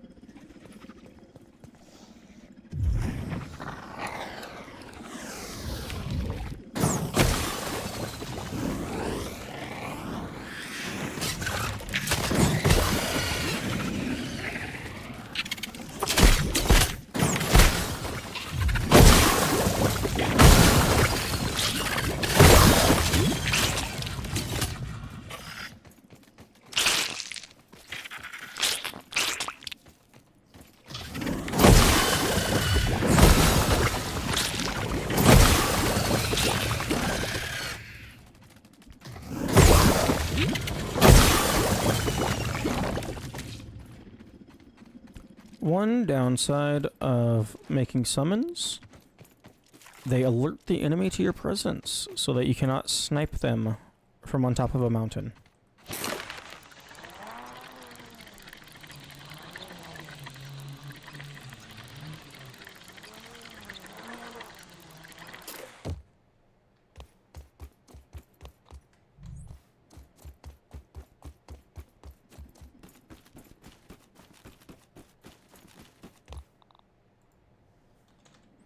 Okay, so 2 of those.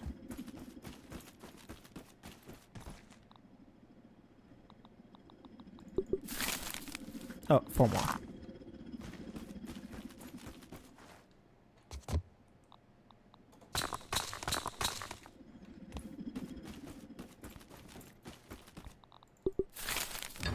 And then 5 mighty globs. Yo, that final aftershock looking kinda spicy.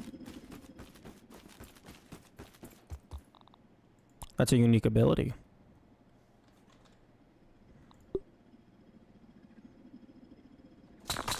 I need more spider fangs.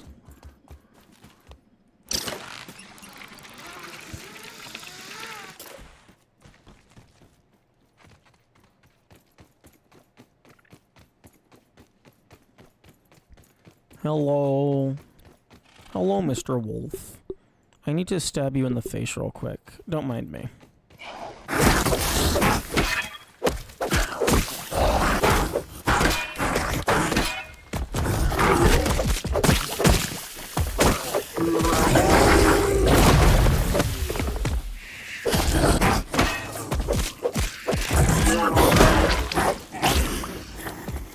Wait. Oh, my inventory's full.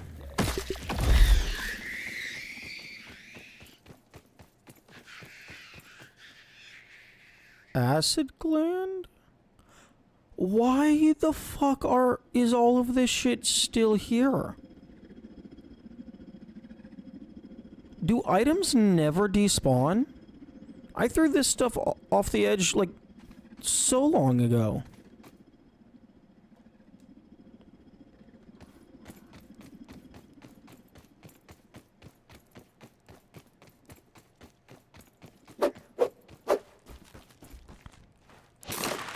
You spawn only if object limit is too much?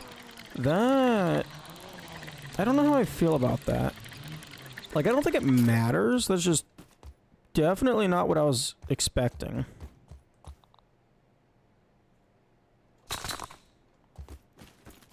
Okay.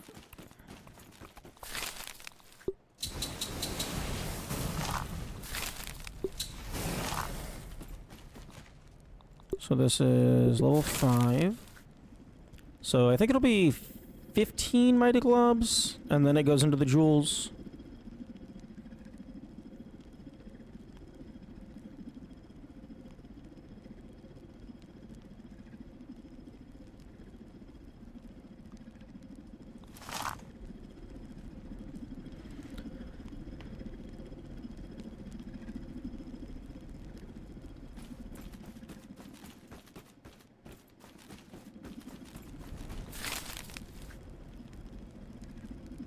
It would be nice if I could upgrade the oven so that it went faster. Let me put some more coal in it. Yo, that would actually be kind of cool. Be able to consume 1 coal to like bump up the progress bar by like 15%.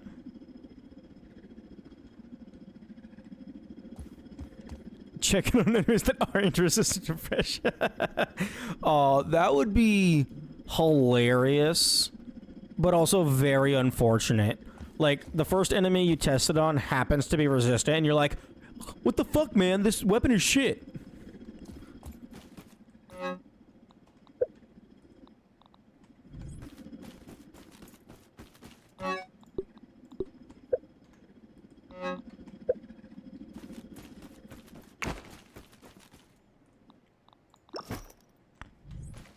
Yeah, let me put that shit away. Put that away. That away.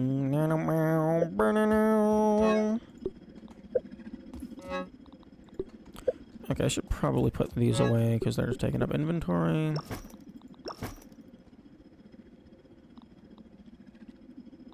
Okay, so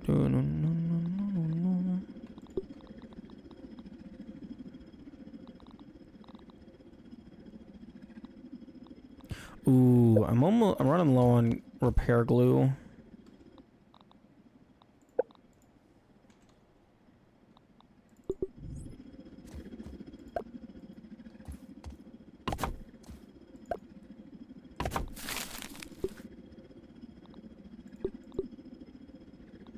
Oh, the glue is so expensive.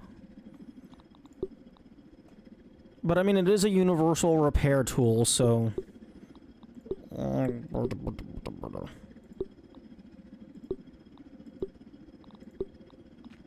Roly-poly part might be the best thing to use. Because that's not too terrible to get, and I think you get a decent number of them per roly-poly.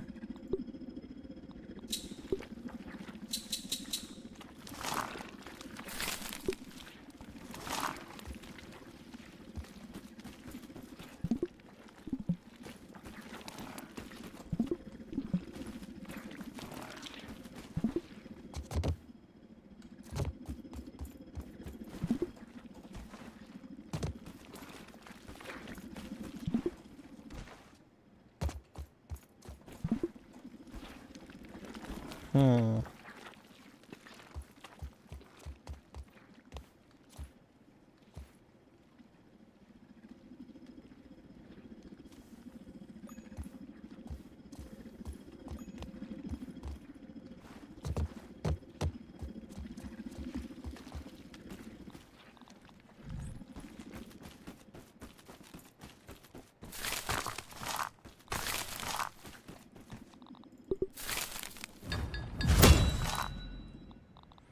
Shockwave. Yeah, shockwave.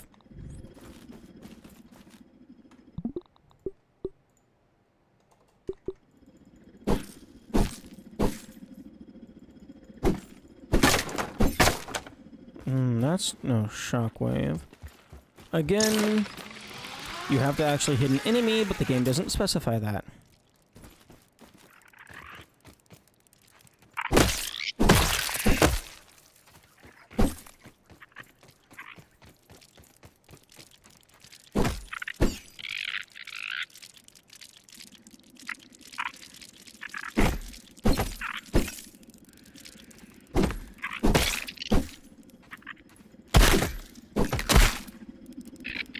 Give me my stamina. No. That doesn't exactly look like a shock wave, but I guess we'll see. Yeah, oh no, I'm aware of how good AoE damage is. Trust me.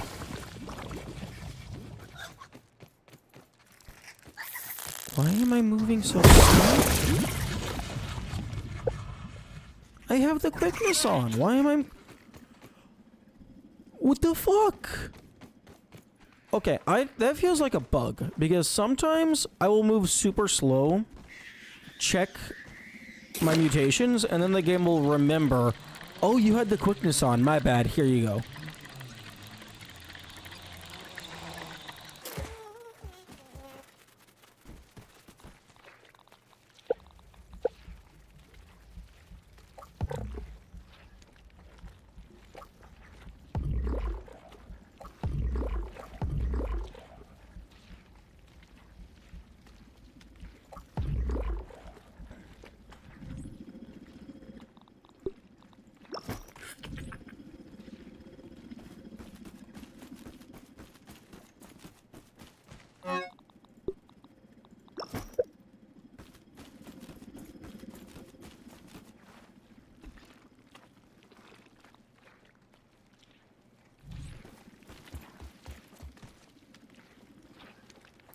Okay.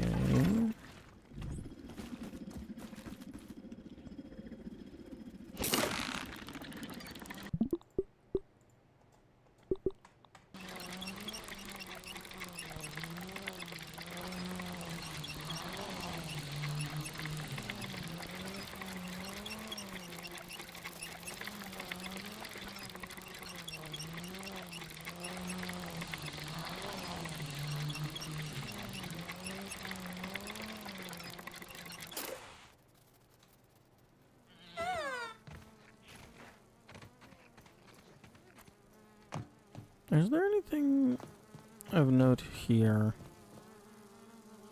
Filled embiggening cell. Locked. Requires key. Okay, so I need to come back here after we do the Doohickey Brigade.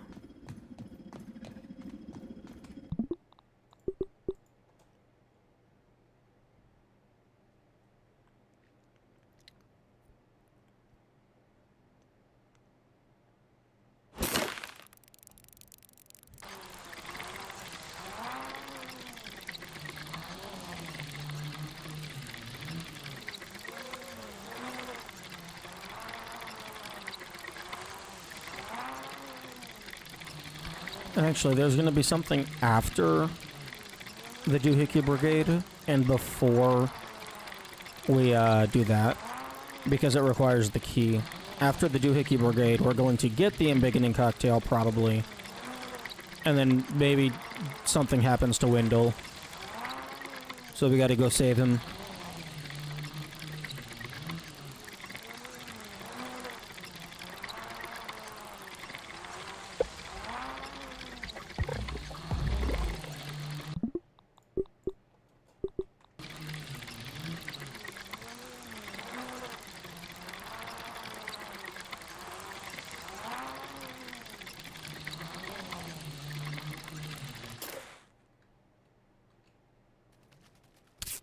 Almost.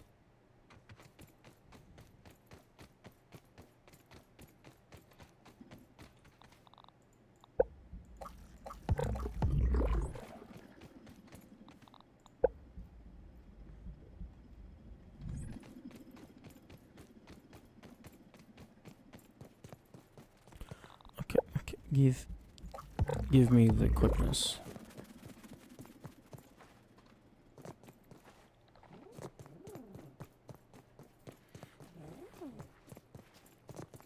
I think my biggest issue with the clubs is that they use so much stamina.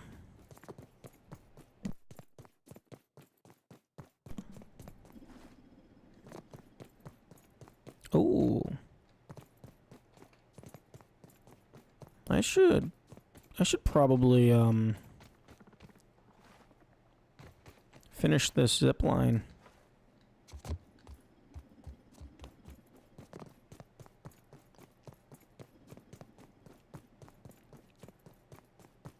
Yeah, that goes right back to bait. Wait, what?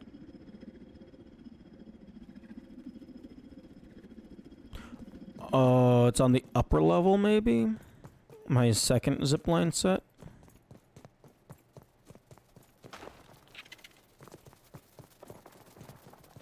Brr.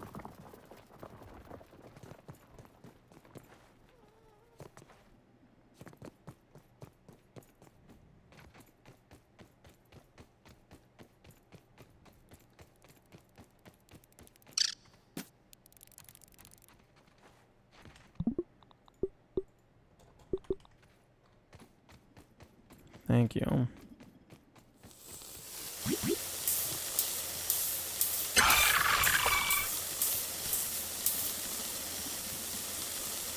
Okay, let's see how this goes.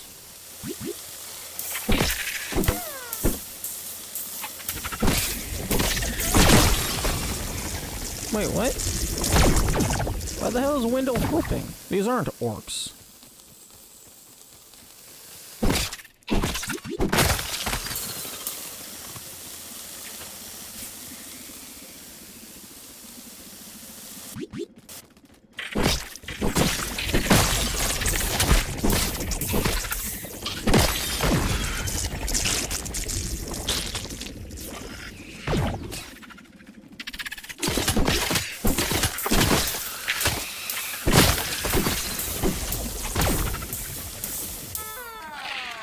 Yeah, that's about what I expected.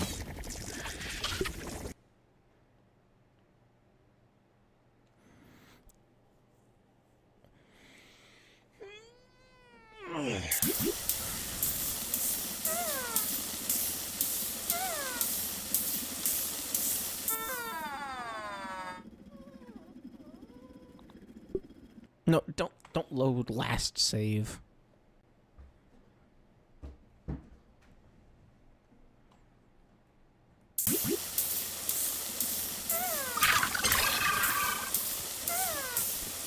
Look at it, stop taking damage.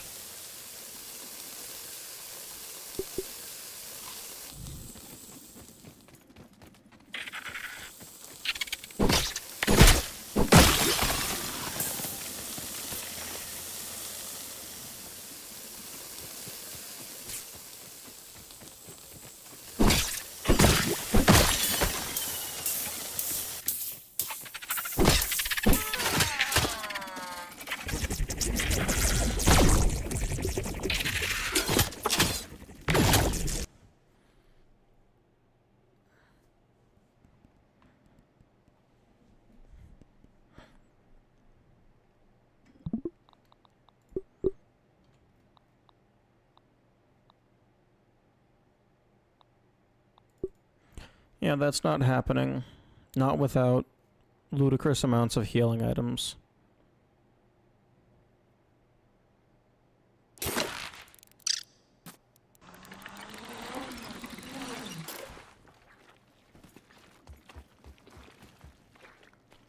I mean, pretty decent weapon, though.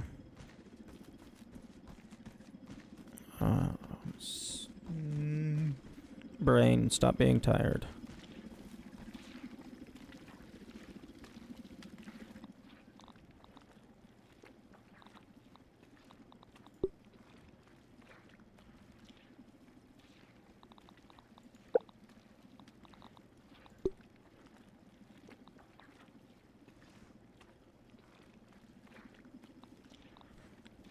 Oh, he fucking resists everything.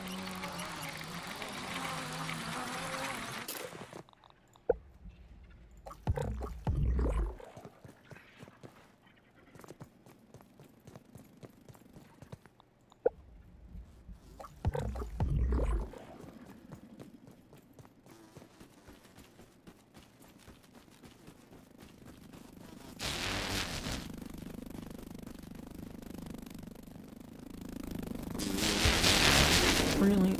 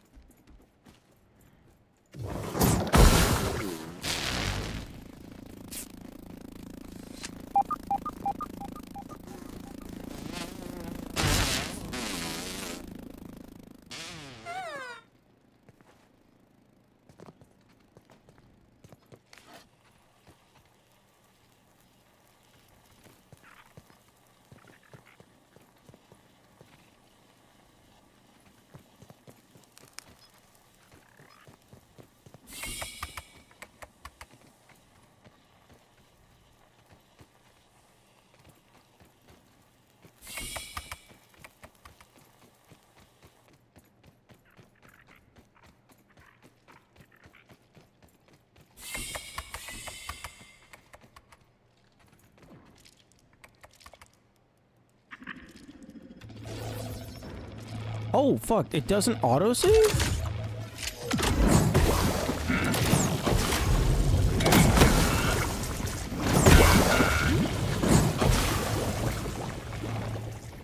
I guess because it's like a unique...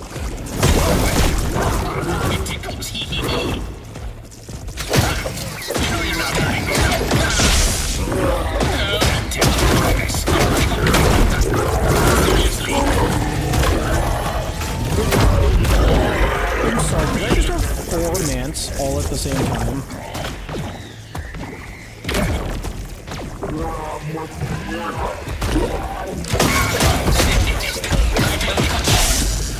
Interesting.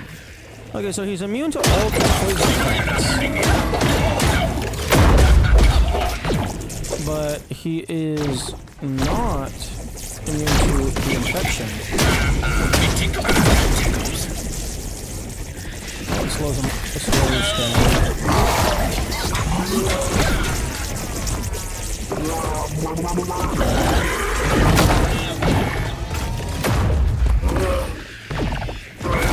Really?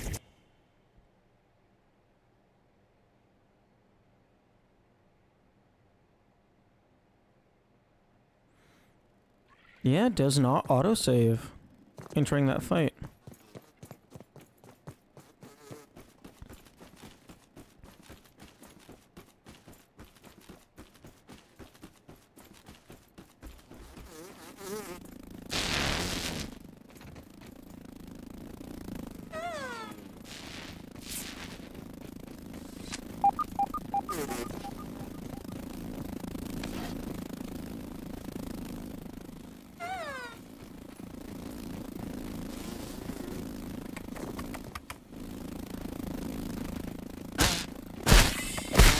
Oh, piss off! Ugh. Stupid ass mosquito.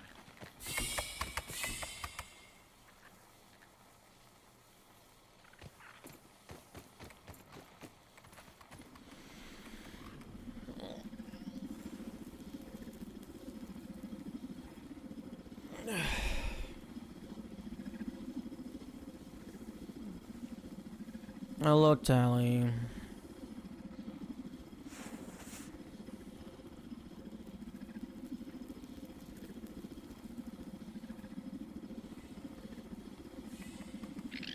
I'm just waiting for this. Wait, what? What? Where did the fuck did it come from? Bro, I was trying to heal! Piss off!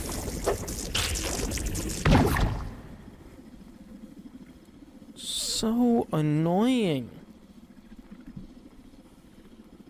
Yeah, sorry, I'm in a bit of a bad mood right now. But I'm trying to keep it in check.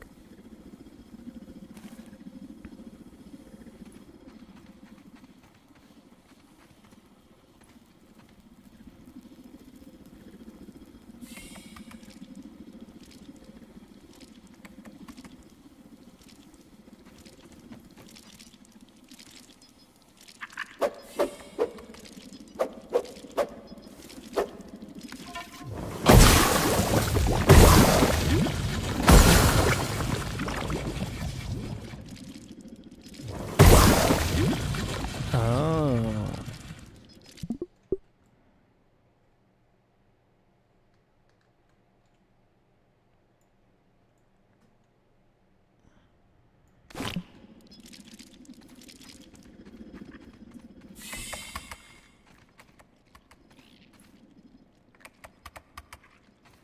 I bet all these guys enter the arena during the fight through these doors.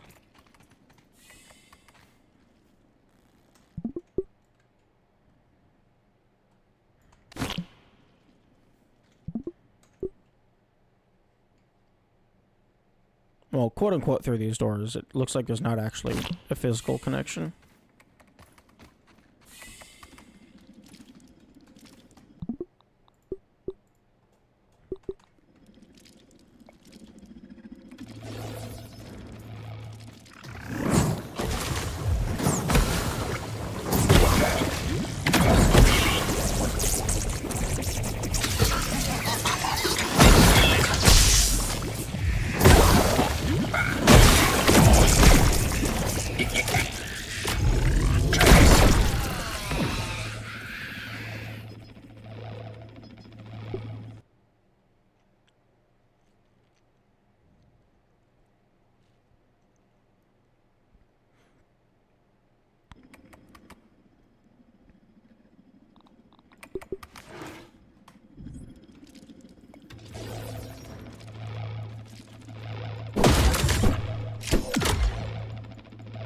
Really? I don't feel anything. Didn't feel it.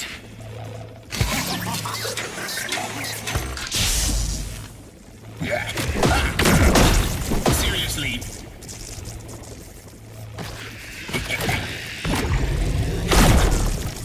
Oh, what the fuck?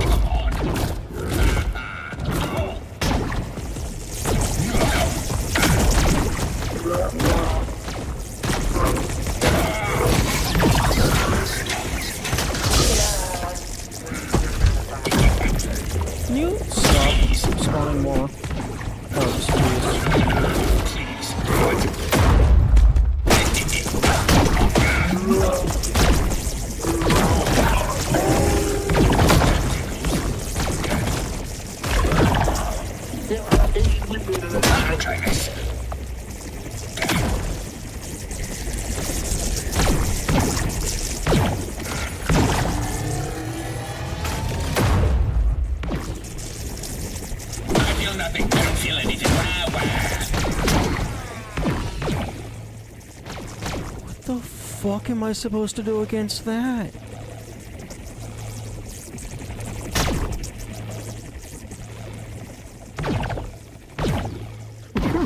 Was fired by Director Schmecter. Oh, that's cute. I like that. Also, developers, I know you're never gonna see this, but get rid of this message. I don't like it. It's very demeaning.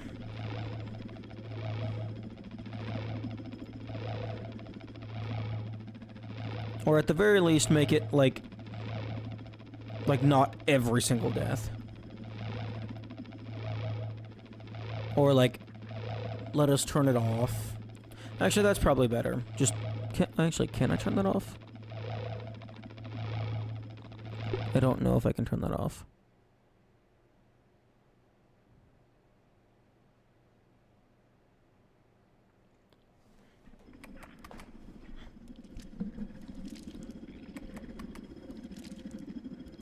Playing on hard difficulty and not enjoying it is less than turning down and false.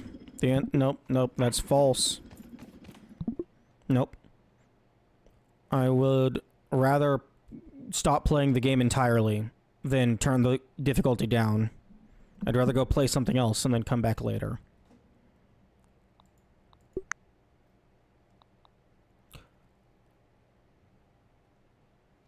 Yes, it is ego.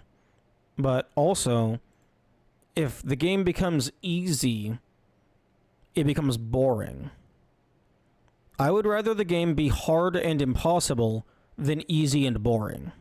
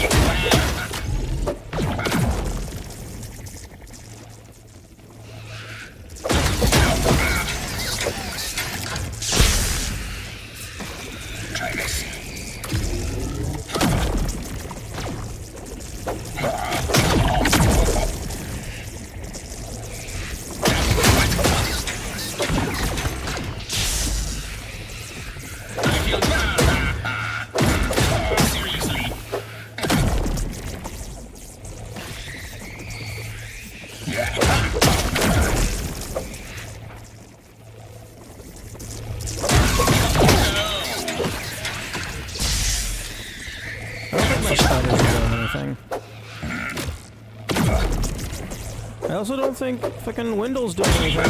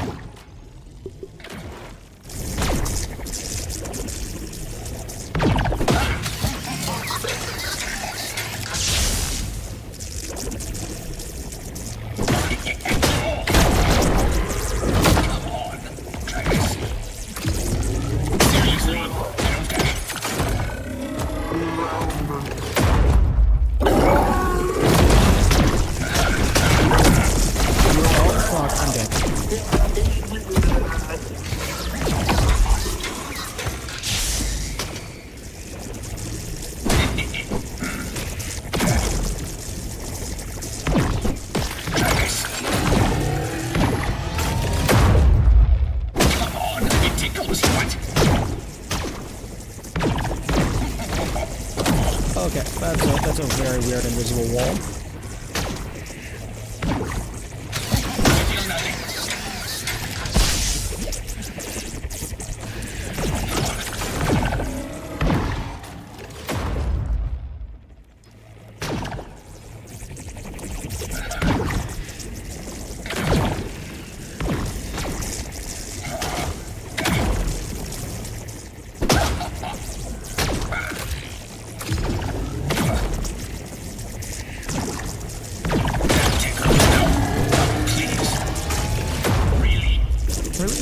gonna go immediately again?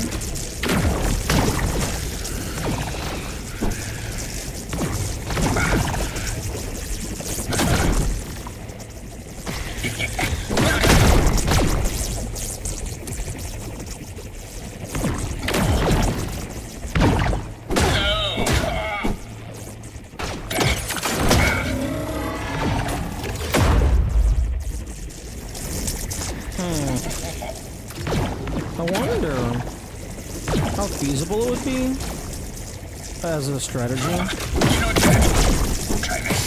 to like maximize my number of summons and then just spam crossbow quick reload.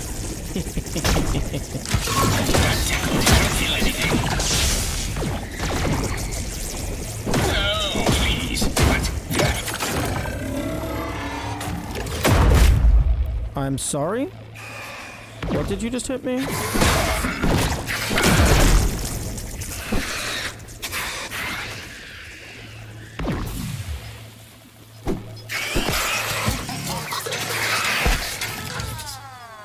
Well.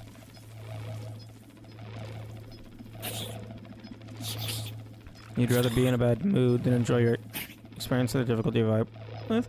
Well, I wouldn't be enjoying the experience, because I would be disappointed that I had to lower the difficulty. And if I lower the difficulty and then it becomes too easy, that's also just a bad experience.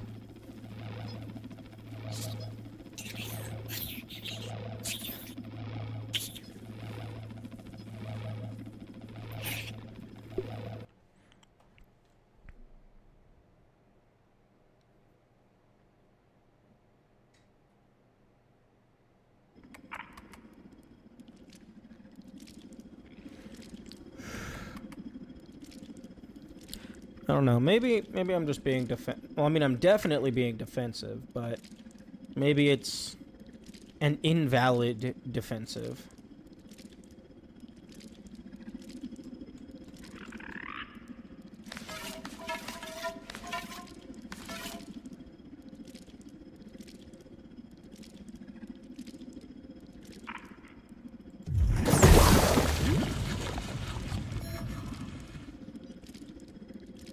I don't know.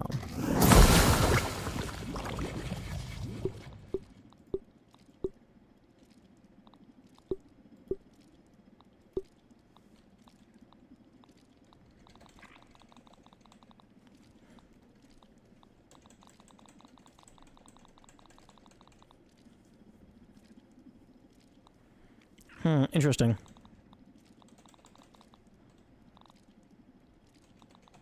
It looks like it initially displays the data at a preset threshold, and then it snaps it up to what it actually is.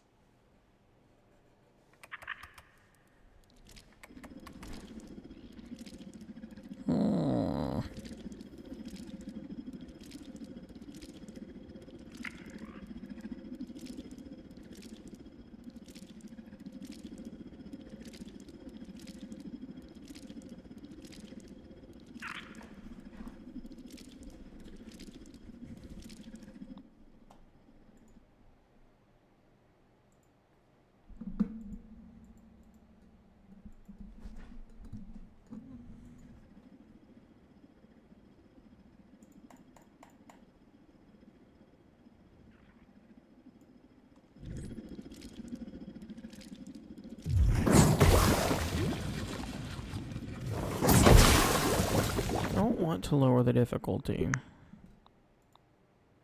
Because that feels like defeat. That's a loss in its own right.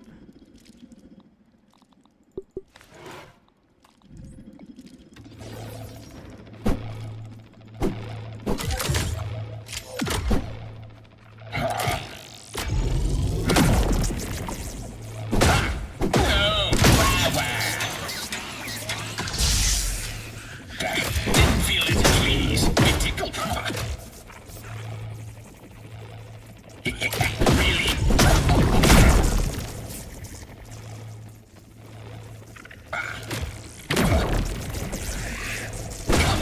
Seriously, come on.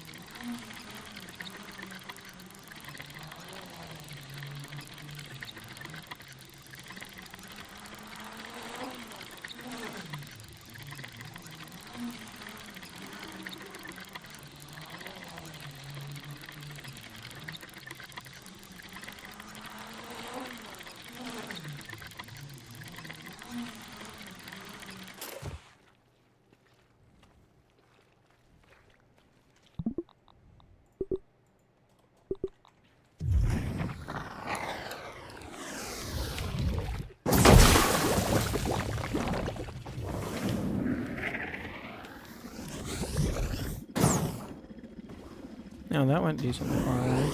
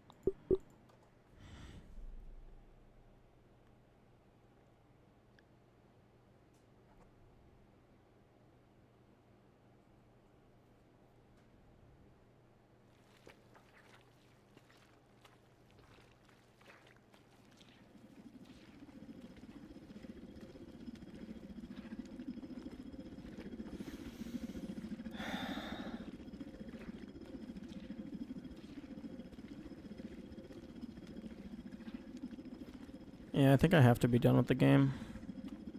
I don't want to, but everything is just very unpleasant.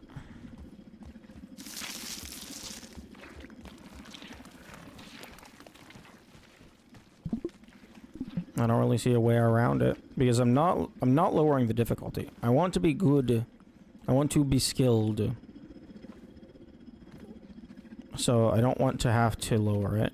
And then if I lower it too far, oh well, then it just stops being fun.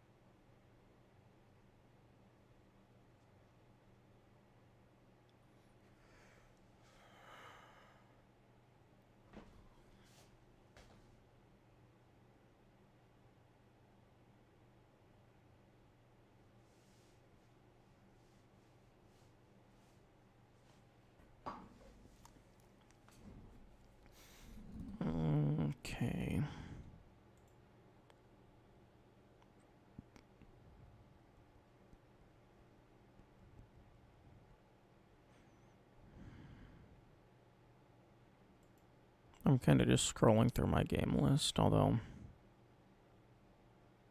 I don't think anything... Fuck, I don't even know if I'm in a mood to shift.